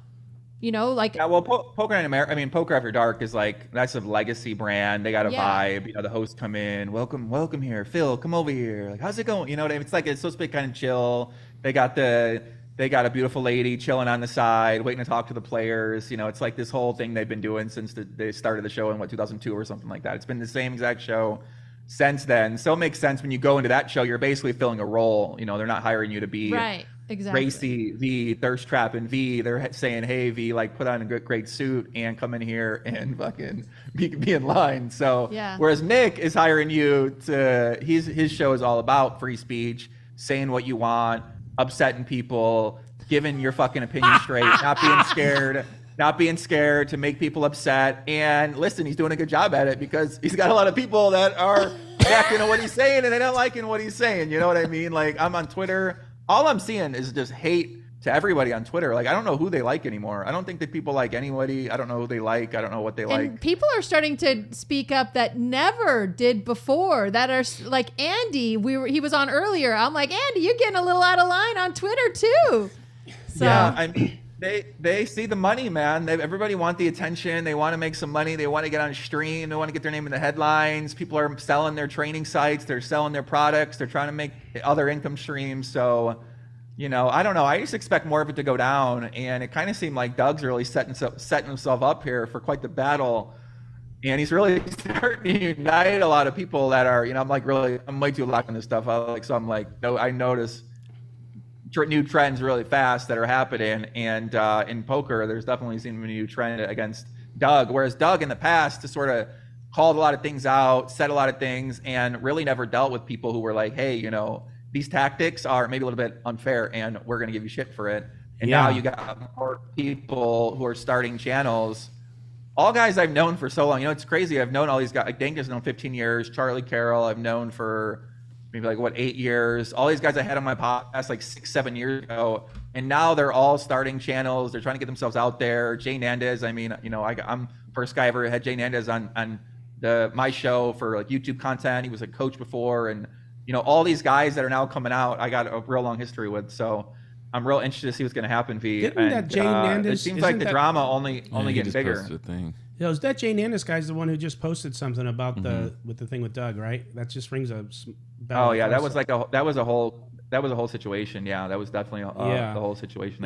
So here's my question. So what do you think? Okay, so obviously Twitter is pretty bad. It's pretty toxic. You got some guys on the mics doing things. Now everyone's getting pushed back on. Matt's getting pushed back on. Doug is. If I say things people don't like, of course. But there's also another faction of where it's for myself, I've never went on and just attacked someone for a possibility of them being this or that, or just said whatever. Why is this? I asked this to Veronica, I think recently. Was it you? It doesn't matter. Why do we think that this industry, and is this industry worse, the poker industry, than other industries, and we just maybe it's not, we don't know it? Why do you think it's? I think why do you think so? Like, I'm just often stumped by that. Like, I get if you pick up a mic, you give your opinion. If someone doesn't like your opinion, boom, you're going to get hit. But I'm talking about the proactive Scud missiles that some person just is going to fire into a bunch of bunkers. Why? What do you think that's happening so much?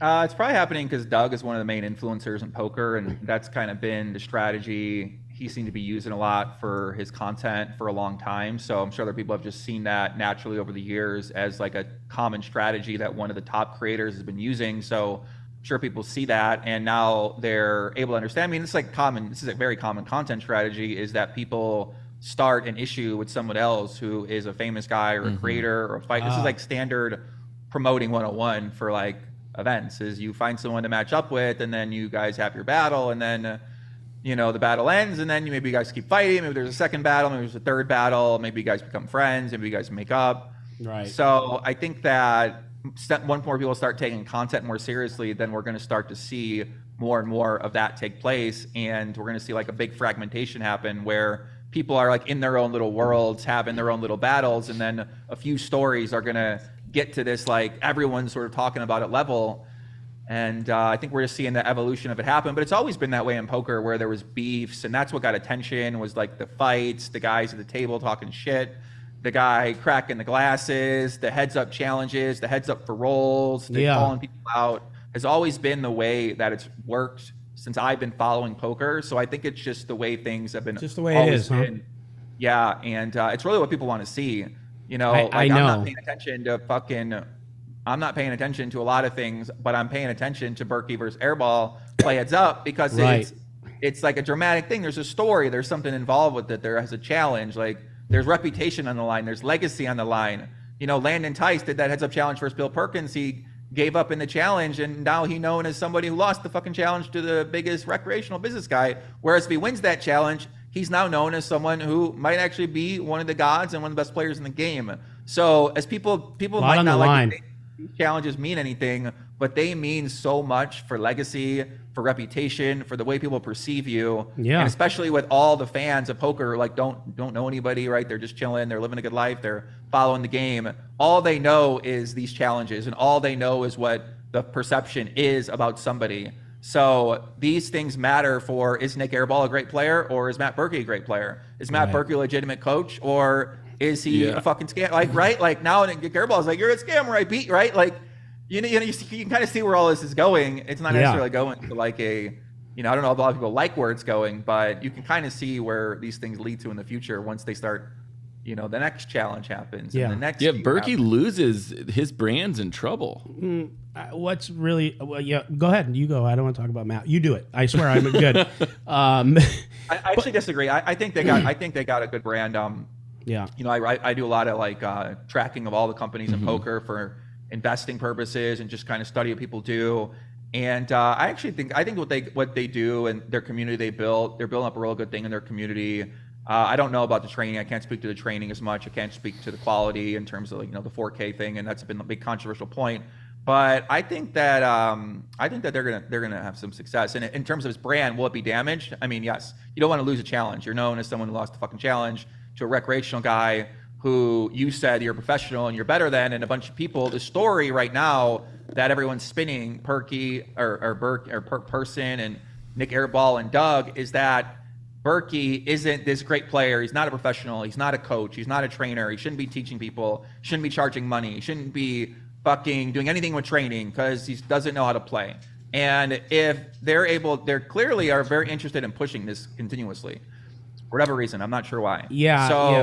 Right now, the pushback's been established where people are kind of coming to the defense of Berkey or of that sort of bullying tactic right now. And then now Berkey still has to play the challenge. So when he's playing the challenge, if he ends up losing to this guy Nick Airball, who came into the game, and Berkey's talking all his shit, saying I'm gonna crush this guy, and then as the course of the match develops, then Berkey or Airball might get better, he might get lucky. Who fucking knows why he's gonna win or why he could win, or if he does win.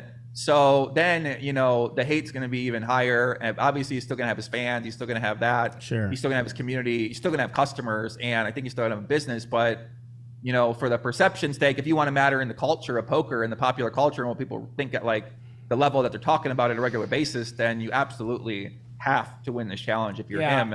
And I hate to even put it this way, but it's the truth. In fairness to Matt, even if he loses this, I don't think it really says shit. It's just a perception that people will label him or Nick Airball or anyone else, because in some of these sample sizes, we know poker, there's like major swings, someone goes on heaters, that's the end of it. And so, but I get it, because you're absolutely right about the perception and the reputations and the that are at stake. And I want to ask you this. I know that Landon played Perkins. I don't know when it was. I don't know anything about it. I do know that it ended, and you mentioned that Landon quit. What happened? Like, do you mind just bringing me up to speed? Yeah, just basically, in a minute? his backers, he was playing, and he had to win by a certain win rate, and Perkins basically got the God Mode training, and he had access to this amazing training program that basically got him a lot better. So when he went to play Landon wasn't necessarily putting as much work with the program. He might not. He at some point in time, his backers, because he had backers he wasn't putting up much of his own money. So his backers said, "Well, we're not going to keep backing you for this because we don't think that you're winning, and we don't think you're going to win this challenge. So we're going to pull out." And they didn't want to invest in him. Once they saw it was that the classic underestimation concept there, right? He underestimated Perkins. Well, they didn't know. I already knew how good these programs are, and some of these programs are absolutely absurd for training. And if you really take it seriously, like Bill Perkins, this guy is one of the smartest guys I met. So if this guy take it seriously, which he did, and he was going to, then he's going to get better very fast. Yeah, I know. And Landon wasn't using working. the same program. What's that? Landon wasn't using the same program. Yeah. No, I know what he worked and who's he affiliated. So yeah, it's pretty much beast mode shit. He also spotted him perhaps way too much. It was 9 big blinds per 100 or something like that. Like that's a lot. It was like 6 BB or 9. I mean, it was a lot of BB. It was close to 10. Right. Yeah. Landon's not really a heads up player. I think it was a bad spot. I wish he would have consulted me before it. He didn't consult me. He was so fired up after the Doug Daniel challenge, because I had him as one of my main commentators with me, that he fired off a challenge against Perkins, because Perkins was fired up about the challenge as well. And he made the deal on his own, didn't really consult many people, and doesn't know what he's doing about when it comes to making those kind of bets, didn't really understand, maybe didn't think it out, maybe overestimated himself, maybe just wanted to take the risk, take the gamble, and that's how you learn. So yeah, very interesting. It's very, very interesting. Yeah, they're back at it tonight. They're already playing Nick and Matt, and I'm dying to see how. I mean, it's only one day. It's so stupid, but I'm like everyone else. I'm like, okay, who's up? Who's down?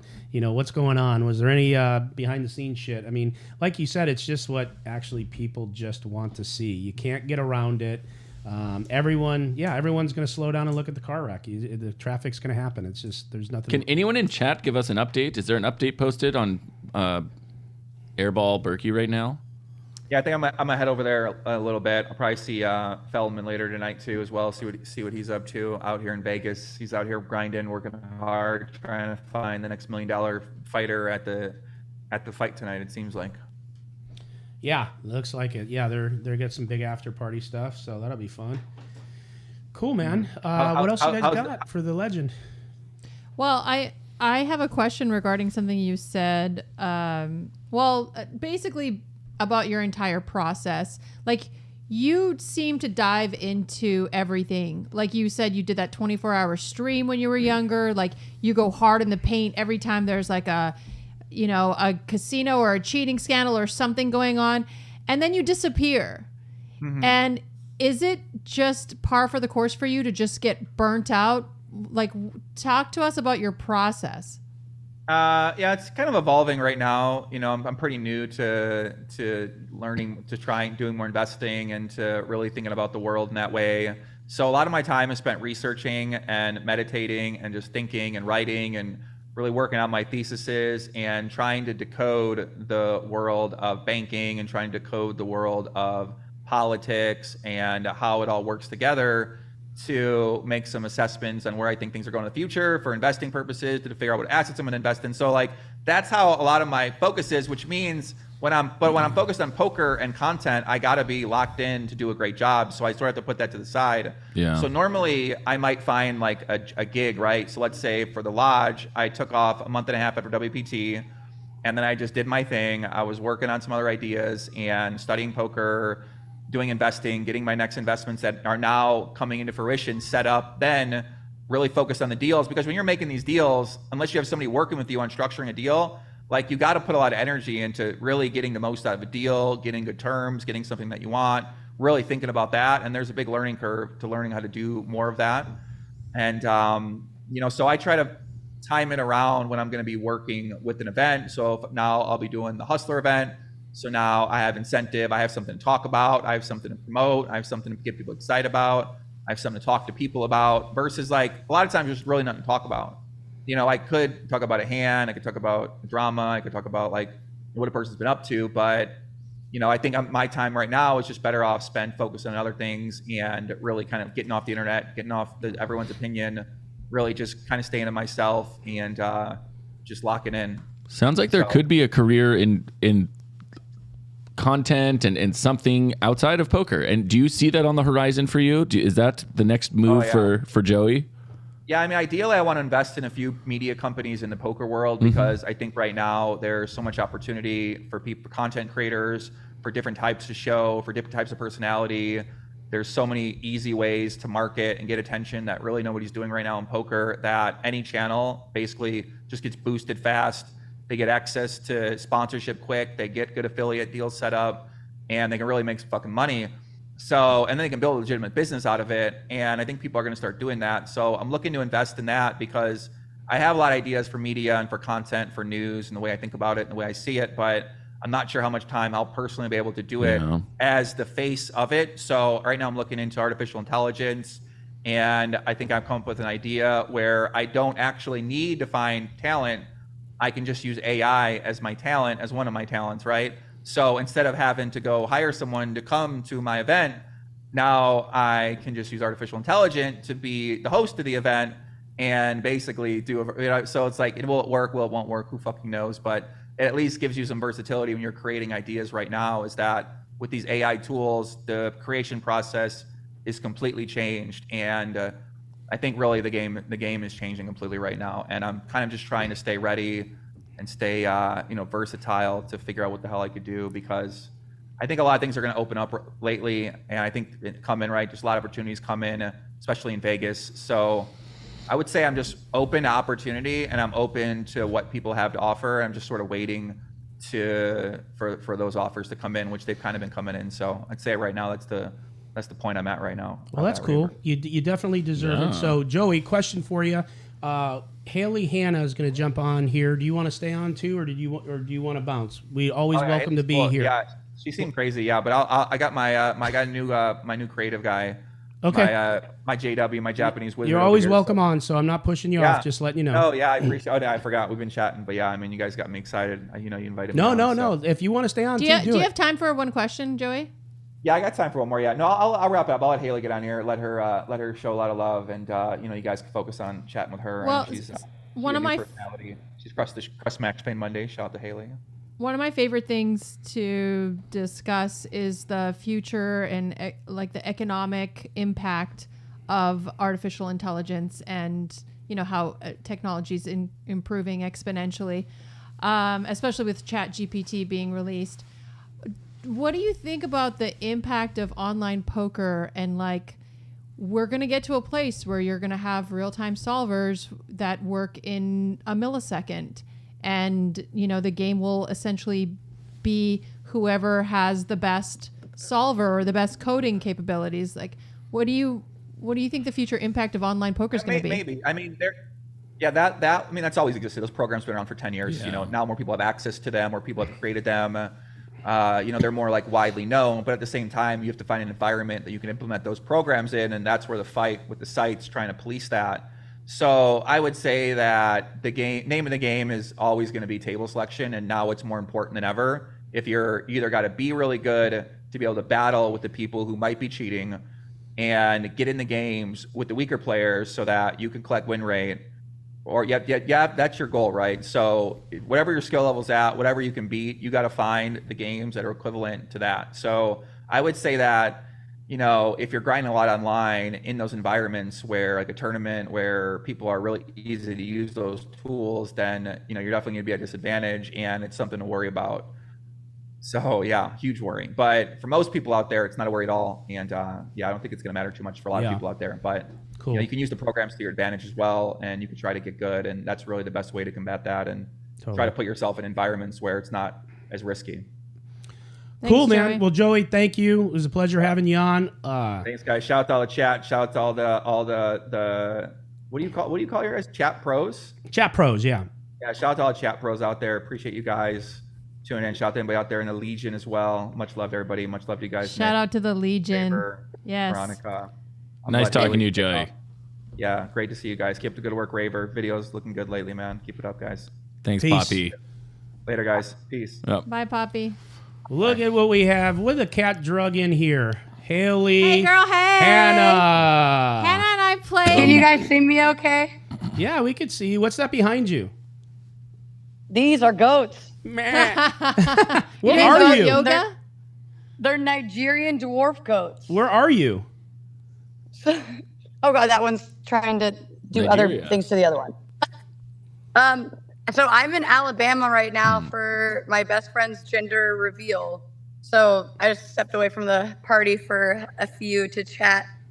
But she has goats. So Nice. This is the best party ever. Nice. Yeah, a party without goats isn't a real party, you know? He does say that all the time. I do. That's something I talk about often. So you went on Max Payne Monday. You crushed. You came on my podcast. You crushed. And now you're on our live show. And so you have to crush. What's up? Not much. I'm pretty happy about just everything. It's been a little chaotic. Literally right after Max Payne Monday, I had to fly to Seattle because my dad had emergency surgery. Yeah, that's right. Ended up surviving that, and he's doing really well now. That's awesome. And so now it's kind of a lot less chaos, and then left from there. Now here in Alabama, I think we're going to be playing in Florida. I think some poker, and then back to Vegas, and then I'm actually supposed to play back on Max Payne Monday on May 22nd. Oh, you're coming back. Oh, the week. Oh, the week before the $1 million cash game. That's cool. You know, I'm glad your dad's doing good. We've been texting about that, and I'm happy to hear that. And thank you for coming on. I know that you're squeezing this in. I texted you the other day. It hit me like a ton of bricks. Like a week later, Jennifer Lawrence. You know who that is, right? You think she looks like Jennifer Lawrence? Yeah, the chick from what's the chick? I think I might be cutting out. What's Hunger Games? Hunger Games. Do you get people telling you sound like her? I know your hair's dark. Jennifer Lawrence? Yeah. Oh yeah, I get that all the time. I saw that. I went back and actually watched the stream, and I was reading the chat, and I saw a bunch of people were saying that in the chat as well. Oh my God, sorry, this goat is attacking me. J-Law. I get that all the time. I've been getting that for the last oh my God. Oh shit! It just jumped on your back. They're really got goat aggressive attacks right here on the Dude, Nick Vertucci show. the midget goat just tried to jump on your shoulders. It really did. It just full on attack. I was sitting down. Are they kinda close aggressive? by them. Yeah, are they? They're they're friendly, but they just they try to just hump jump her. on. Yeah. Do you know how I know Haley? No, how? So we were both seated at the same table in the WPT ladies game in December, and we started chit-chatting. I think we had a beer together, and then we on break, I go to the bathroom, I come out, I go to try to find some food. She's sitting there, she's like, "Hey girl, take one of my hamburgers," and she fed me, and I'm like, "This girl's amazing." And then we sat there and chatted for a while, and now I love you. Yes, I love you. I love playing with you, and yeah, it was perfect timing because you were walking by. I was like, "Oh, perfect! Just come have a drink." And I have an extra slider here. Yeah, and now I follow you on Twitter, and you're one of my favorite follows now. You better be nominated this year for Twitter Personality of the Year. I mean that's a long ways away, but that would be cool. I'd be happy about that. Or biggest. I'd probably get biggest bitch on Twitter, probably most likely. But yeah, you're making you got a few feuds I don't going. think. Look, people are taking you the wrong way. I don't think you come across as biggest bitch at all. I think you come across as honest. But people get offended with honest. I try to not be mean. I'm just honest, and honestly, some of the people who I even troll on Twitter are they're my friends, and like I'll like text them and be like, don't say that, that's stupid, and then they'll say something stupid, and I'm like, well now I have to say something. Look at me and Sean Deeb. We're great friends, and we troll each other like crazy on Twitter. Your guys' trolling is my favorite. Yeah. I mean, I don't know how I'm going to troll him when he becomes Skinny Sean or he becomes a sex symbol. Oh my God, Skinny Sean! I can't wait to see it. That's a lot of weight. It's gonna happen. Really, he's determined. He has to lose less than 100 pounds based off of his DEXA scan or whatever it's called. Yeah. What does your poker playing boyfriend think of your session on Max Payne, and what did he think about the podcast more than anything? Yeah, give us that. What did he update. think? What were the real conversations about both? Don't give me he's very proud of me. We want to know the job. No, we don't want to hear that shit. Oh no, I'll give you the honest. The podcast, he said he was like, oh, it's fine. I was a lot more worried about it than he was, because I was like, oh my gosh, if your parents are watching this, like, he was like, it doesn't matter, it's fine. I was like, okay. Yeah. The stream, he said, I have, even though I got a lot of messages being like, oh, like you played so well, like great job, you crushed. He was like, you have a lot of errors you need to fix. Like, of course. So you got a lot of leaks. Yeah, exactly. He was like, that's great, that you crushed. He was like, but if you're gonna be playing, like, you need to, like, whatever. But at the end of the day, we're always gonna play different, because I have a very unorthodox style of play, and I like to be a little bit more risky, and I also like to be a little bit more drunk when I play. Yeah, no, I think that worked to your advantage, though, especially on Max Payne Monday. You kind of got in the zone. I could tell that's when you're in your flow state. You're drinking. You know what? You're It was having funny. fun. Everyone, no, really. Yeah. It really was. Like, you'll notice, Yeah. like, in the last hour and a half, last hour of the stream is when I won, like all the money. So it's like, and that's when I was the drunkest. So maybe I should just, like, start. We should start it earlier. Yeah. Does your get it going. nervousness and a little fear dissipate? Is that why you're able to loosen up? And I don't know. So everyone, I got a lot of shit for the very first hand of that stream where I like raised jacks on the flop where I flopped a set, and I disagree. I wasn't like nervous that hand, but it's funny because at first, like, I remember when they're like commentating, they're like, oh, like, I think she's nervous and that's why she's like betting here. But I wasn't like nervous. I just wanted to like very much like come in like guns blazing. Like, if you want to like chase a straight draw, you're gonna have to pay for it. Like, and so I play like my hands very aggressively. I'm not gonna let people get lucky. Nice. Without having to pay. Yeah. And you booked one of, I've been commentating Max Payne Monday since the very beginning, and I can tell you that is, what was it, a $38,000 win in the end? 40? Yeah, I left it like 37K. And that is a top 10 win, maybe even a top 5 for that show, so pretty good job. I was surprised myself just because Nick, you know this too. I don't play those stakes. I play 2-5 or 1-2. So like this was like a lot like bigger stakes than I had anticipated, ever playing in my life really. So it was fun to like go and play and be like, oh, you know what? Like I can do this. Like it wasn't really like I just didn't want to like lose a bunch on stream. I didn't want to look like a loser on stream, So I was like, oh man. No, I did that on my own. Yeah, so Veronica has that covered. But eventually, if I would have broke even, I would have been like, I went into it and I was like, even if I like break even, like I'm like thrilled, but like I'm not gonna like play scared. That's a tough game. That's a tough game because they're wild. It's wild, but it was fun. I had a great time. It's fun when you're winning, for sure. If you play long enough on stream, you're gonna embarrass yourself. We all do. You're gonna lose. You just have to accept it. Yeah, David's already warned me. He's like, variance is a thing, Yeah.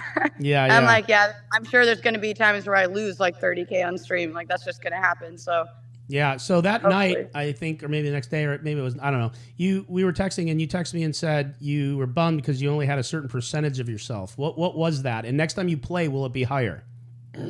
Yeah. So I played with 40%. And I sold 60% on PokerStake, and financially, I think that made sense for me because it's like I don't play those stakes, so like I'm not like a lot of times I'm not winning there, so it's like all right, well, like I'm winning or I'm like breaking even or maybe I'm like a small winner, and so like but then after I like realized I was like, you know what, like I think I can beat this game, like and everyone played fine too, but it's just like I think that maybe like I've never played bigger stakes, so I think that I didn't think that I would be capable of like I thought in my head maybe I'm not good enough to be playing those, but No, I think that sometimes- like after streams, like you know what, I can compete and I can do this, and so I'm still gonna sell some action because I like to do that anyways, especially for like just branding, and I think it gets more people watching too to have a sweat. So I'll probably still sell like I don't know, like probably like 50% or something, to be That's honest. cool. Like yeah, it's smart. People in the chat I think keep it's fun. asking. Yes, she is David Peters' girl, correct? Yes. Okay, He's a good. lot better than me at poker, obviously. Yeah, 10th all-time So do I. winner or some shit like that.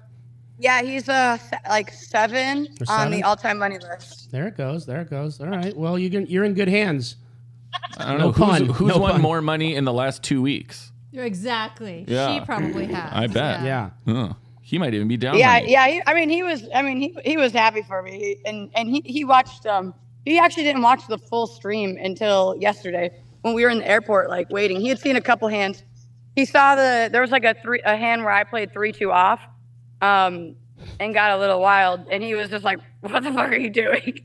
But that's fine. You got to that's give action expected. though. If you want to get invited back, you got to give action. You got to play the 3-2 soft. She did. Well, I didn't even honestly. I didn't even disagree with my play. I was like, you know what, that's fine. Like, I think I was trying to make a move, and I committed to making the move. And he was like, okay, well, blah blah blah. I was like, well, I'm still gonna do that. So. Yeah, and you had me totally fooled, especially on that hand where you had ace queen, and the turn was an ace. You remember that? You had Like, she's drunk, dude. Yeah, yeah, She yeah. doesn't remember. Refresh her. You had top 2. You turned top 2, and you kept betting, and then you bet, and I called you with a 7 because I didn't understand. There was Yeah, no because like, I mean, like a lot She of was people, going it's like, why am I crazy. Yeah, betting exactly. top It didn't two? make Like, I could sense. just yeah. I mean, like a lot of times people are like, oh, you should, trap or like let people bet into you, and I'm like, you know what? I'm just gonna like play every hand just like super aggressively, like whether Right. I have it or whether I don't, because people are gonna like call me off or not call me off, but it just the way how I operate is just like that, and it worked for me in that particular game in that stream, and it's like, all right, well, I'm gonna keep doing this until it doesn't work.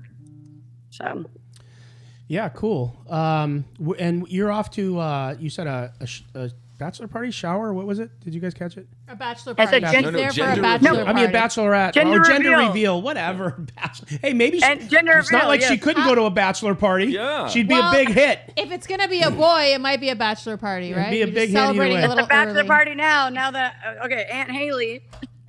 Aunt Haley's here. Hey, I'm here for the bachelor party. Yeah, I And would they're actually like, it's a assume. gender reveal party. Jesus, Haley. Yeah, if it's a, I mean, if it's a gender reveal on a place with goats. I brought all the drinks here, so. Yeah. The goat gender reveal. Yeah, goat gender reveal. I mean, or you just assume anyone who has that many goats, the gender reveal, it's got to be like pretty out there, right? They're doing a thing, It's Alabama. Yeah, there's a thing. an They had, explosion, a You're gunshot. in LA. Like, it that's seems what I mean. weird, but Alabama, everyone's got goats. Yeah, yeah. It's normal. Okay, that's true. So what, Yeah, what they- are they they got a doing lot for of the You gender marry reveal? animals. your here. cousin and you have goats. You have goats. Yeah. Yeah, so they're doing the dog. So they have a dog, a golden retriever that's coming out with a bunch of balloons like on him for what the gender is. Would it be funny if you floated away? Yeah. It's a big golden retriever. That would take a lot of balloons. Challenge Too funny. accepted. I wish they would have incorporated the goats though. I mean, these guys are great. I mean, Yeah. How long do you have for us? Do you got to get rolling? Because you texted me and said you don't have very long. What do you got? I don't have too much longer. So if there's any questions that you guys want to like ask All right. me at all, You guys fire off some questions right now in the chat or forever hold your peace. Right now, you got 4 minutes. Go. Haley, what are your plans for the World Series of Poker? I'm going to be selective. I don't like to get burnt out. I like to kind of wake up and see how I feel. So I'll just like play whatever I feel like on the day I wake up. I don't plan on playing everything. I'll play the main event. I'll probably play Mystery Bounty, couple other of like the larger ones, but I'm not going to play everything. I'm going to really space it out. I really want to like enjoy my summer while also playing and still enjoying the game. Yeah, so we have here, where will you be playing in Florida when you play? And people are asking, what is your favorite color and what are the goats' names? I don't know. You take whatever you want out of those 3 questions. Favorite Florida. color? Florida is more because David's going to be playing the high rollers. I haven't really looked at the schedule for what else is going on. If there's like smaller things, I'll probably play that. But mostly that trip is like more of like a David trip, and I'm here for moral support. Yeah. But they do have cash there though, so I could play that. That's at Seminole Hard Rock. Favorite color, emerald green. That's my birthstone. That's why that's my favorite color. And the goats. This one is Pebbles. Oh wow. Bam Bam. Okay. And then Chip. I have one last question for you, Haley. Are we gonna go? We're gonna go for dinner when I get to Vegas during the World Series of Poker. Absolutely. What? Hell yes. yeah. Come See, to my someone house. wants to go for dinner with me. I'll go to dinner with you. No, Andy. Were you not here when Andy Yeah, said no? but I'm saying I'll go. Who cares what Andy does? Me and Haley will go. I'm just saying I established a date. Yeah. I'm in. You You, can guys can too, come I over. guess. We'll take the boat Shit. out. It'll be a whole thing. I'm stoked if I. She get wants to she go. wants a repeat of your first date. She wants for you to buy her a hamburger, right? Well, she bought sliders and she gave me one. It was so it was sweet. just a slider. It It wasn't even was a so sweet. No, it was. She seriously. It was like the wait for food was long. Our break was short, and she's like, "Here's some food. Eat." She's the best. Okay. Haley, couple things. I'm really happy that your dad's doing good. I really, really am. So Thank you. shout out to that, man. There's nothing more important. Thank you for taking the time in between your dad's situation and this gender reveal. Thank you for coming on the podcast. Thank you for coming on the show. And hopefully we see you again very, very soon. And I'm in your camp. I'm a Haley fan. And go kill it tonight. Go reveal the gender. Let us know what the gender is. Come back to chat and what tell do you us. think it is? Do you want to bet? You want to put a hundo? You pick one. I'll let you pick. I have inside information. Okay, you know what? What ethics you got? Good girl. Yeah, well, Wow. she could have just You could have raised it to 500 and had me. Fucking Yeah, let's go. Yeah, I'll even give you odds. Nick. I'm an honest woman. I'm an honest woman. I can't cheat you guys. You are. That's. Well, do you want to say what it is? It's a girl. Yay! What's the name? Hopefully, they're not watching the show. What's the name? Okay, sorry. These girls are like She's attacking getting me. named after one of the goats. Yeah. What's the name? I think they're gonna name her Kesley, Kesley. but not sure. They're not 100% sure yet. So between Kelsey and Wesley, they couldn't decide. No. Okay, it's a cool name. I'm kidding. It's a cool name. Well, congratulations to you, to Kesley, to everyone else. To the goats. To the goats. To the goats. To Jennifer Lawrence. To everybody. Haley, peace out. To sliders burgers. To extra sliders for Love homeless you, people. Haley. Nice seeing you again. Yeah, let's see a repeat performance next Monday. Oh, May 22nd. You guys will see me. Yeah. I'm coming for blood again. Hell I'm yeah. looking forward Let's to fucking it. go. This goat is punching me. You see that goat just punched me? Yeah. I think you should press charges. Yeah. Call the crazy. cops. The goat's punching me. All right, we'll see Thanks ya. for having me on. All right, bye-bye. Okay, so how long have we gone? 7 hours? Yeah, almost 7 hours. So we need one of our chat pros to actually peruse through Twitter to see if there is an update from Brown Baller or Nick Airball.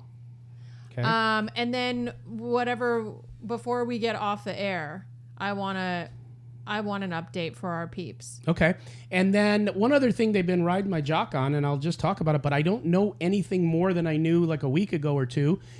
But everyone kept typing in. Let's see here. Joey Pigtails, plus 81 for Berkey. Joey, is that legit? Plus 81 Berkey. Is that a legit number? That was 30 minutes ago from Joey Pigtails, plus 81 Berkey. So that means they're dead heat. Nick's up 9K. Okay.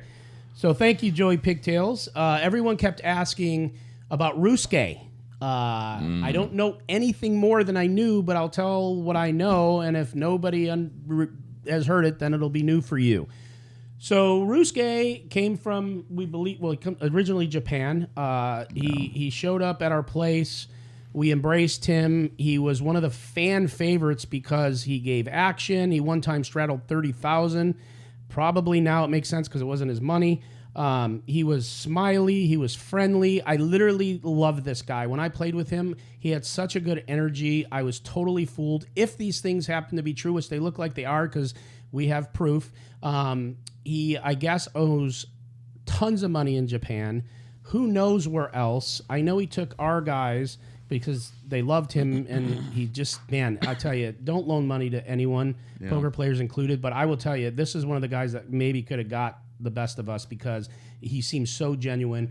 He got Nick Arable for $160K. Nick said that himself, so that's no secret. I do know 2 or 3 other players and some numbers. I am not going to name them because they have not given me permission to do that. And he has completely disappeared off the face of the earth. You know, I have a little interesting tidbit about Rusuke because at the time I perceived it totally differently. But I work the high stakes games as the camera guy, right? Mm-hmm.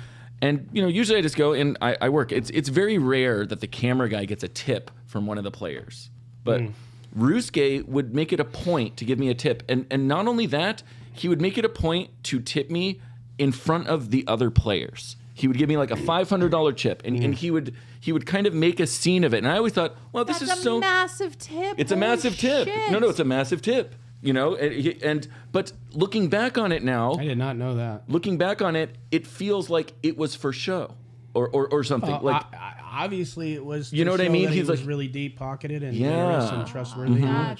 Most deep pocketed people I know are not great tippers. To be honest with you, that's true. Right? Because Anyways, have you ever thanked Nick Arable for the $500? I should. You should send him a card. Yeah. That's funny. Too funny. It could be $159,500. On the other hand, I'm going to shout out Alan Keating because he once gave me a very big tip, but did it in the back where not a person could see it. Handed it to me because he said, "You've been working so hard." And just nice. And that shows that there's a difference after there. the blowjob? Yeah. No, but really, I know he probably doesn't. It was $500 for the blowjob, like, and the nice tip job. was so big. It just shows the difference there that he didn't care, to him. Yeah. But Rusuke, here and he made it. It was a production, and at the time, just like, oh, who cared? This is awesome. Thank you. It made me think of something that you told me a long time ago about a job you had. If anyone doesn't know, Kyle worked in a hospital in the baby ward, and you work strict on the circumcision ward, basically, and you work strictly for tips. Strictly for tips, right? Yeah. I So was the tips it was a good gig. So you're just used on to, the tips. I can survive on the tips. There's no better job than working in the circumcision ward, and if you work on tips, you're just going to clean up. You're just gonna. Yeah, it's just like if you work in a cemetery and you're cutting the lawn, you're over like thousands of people. Like you know what I mean? Yeah. You immediately go.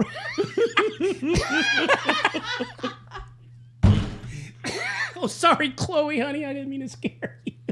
Anyways, getting tips. Punchy. Yeah. Can we do a giveaway before we? Yeah. Good idea. Yeah. So let's say we give away 3 more whatevers, right? They can pick whatever. Can I pick one? You pick them. Yeah, go ahead. You guys pick them. Okay, because there's been one gentleman in here that's been like, giving me. Oh, you know what? We need to give Mr. Mariachi, Mr. Eden Rocks, a hoodie. If he Hustler wants one, Casino Live hoodie. If he wants one. By the way, I followed you back, Eden. Pope Eden. I followed you back. Yeah, so I'm giving Eden Rocks a hoodie. Eden Rocks is a longtime good chatter. I respect that choice. I'm gonna pick one myself. No, you should hear him. You should hear his audio. He's great though. He's the best. He like spiced up my last live. I feel like he is fine tuning himself to be a really good sideline reporter on my lives because he started out a little rough. Yeah. And now he's starting to feel the board. I like him because he doesn't over talk when people are talking. He doesn't over insert himself. He's not mean. Like I hate when people get on the chat and they're like, Nick Airball, you're unethical. Like, shut up, man. We're trying to have a fun conversation here. Stop calling people out. Yeah. And so, you know what? Let's give one to our Pope. All right. So, and we got 2 more to give. And, hey, can you do me a favor? Can you run her out to my daughter? She's here to pick up Chloe. So our mod Dana's doing all the stuff, right? So Dana, hi, honey. Eden Rocks. Vincent's gonna bring out Chloe to you, okay? Okay. Do you need her leash? Because if so, I'll have him get it. It's over the door in the gin room. You know, the back right room. Okay. Go ahead. Sorry. So okay. Bye, honey. I love you. Yeah, I love you. Okay. Go. That's it. I was done. I'm gonna say the best joke in chat will win. as chosen by me in the next 2 minutes. Best joke. Okay. Best joke will win something. You can't use the circumcision word. No, that's already taken. So that yeah, it's got to be like a dad joke, like a guy walks into the bar. I approve of dad jokes and in fact request them. Why do Eskimos bathe in tide? Why do they bathe in tide? It's too cold out tide. A rope walks into a bar and the bartender says, "Hey, you see the sign? Fucking no ropes in here. Get the fuck out of here." And the rope like walks away, but the rope goes outside. He ties himself a knot and frees the top of his rope, and he goes back in and the bartender goes, "Hey, are you a rope?" He goes, "No, I'm afraid not." Oh, I got a million of them. Hey, I got a million. Do I get a shirt? Yeah. Do I get a shirt? No. Okay, all right. Well, yeah. I mean, it's a part of being a dad. Last one. Utility belt of dad jokes, right? Last one. What do you call 1,000 rabbits walking backwards? Receding hairline. Just saying. Receding hairline. Rabbits are hairs. Oh, yes. Oh, I should have You ended. didn't get that? No, I'm the immigrant. We got a poll. I just thought there might have been more to it or something. Nope, that's it. Okay, go ahead and give something away. Hurry up. I've got a decent dad joke. We could Keep end going the because I'm stream. going to be choosing the We can end the joke. stream with my decent dad joke. Mm-hmm. What's so that? this older couple, they go and get married, and it's their second marriage, right? And they said, "Well, let's do this one right." Nick, pay attention to me. Well, I'm talking. Okay. Fucking finally, though. It's been 7 hours since he's paid attention to anything. Okay. Okay, so this older couple gets married, and they're like, "Let's do it right this time. Mhm. Let's wait till our wedding night." So they go get married, and Yeah. she's like, "Baby, let's go back to the motel room because you know it's one of those weddings. Let's go back to the motel room, and I'm gonna take your clothes off, and I'm gonna just rock your world." And he's like, "Oh yeah." So they get to the room, and this is their first time. She goes and she's like, "Baby, I'm just gonna undress you." He's like, "Oh yes." She takes off his shoes and his socks. She's like, "Oh my God, what happened to your feet?" And he said, "Oh, I had tonsillitis when I was a kid."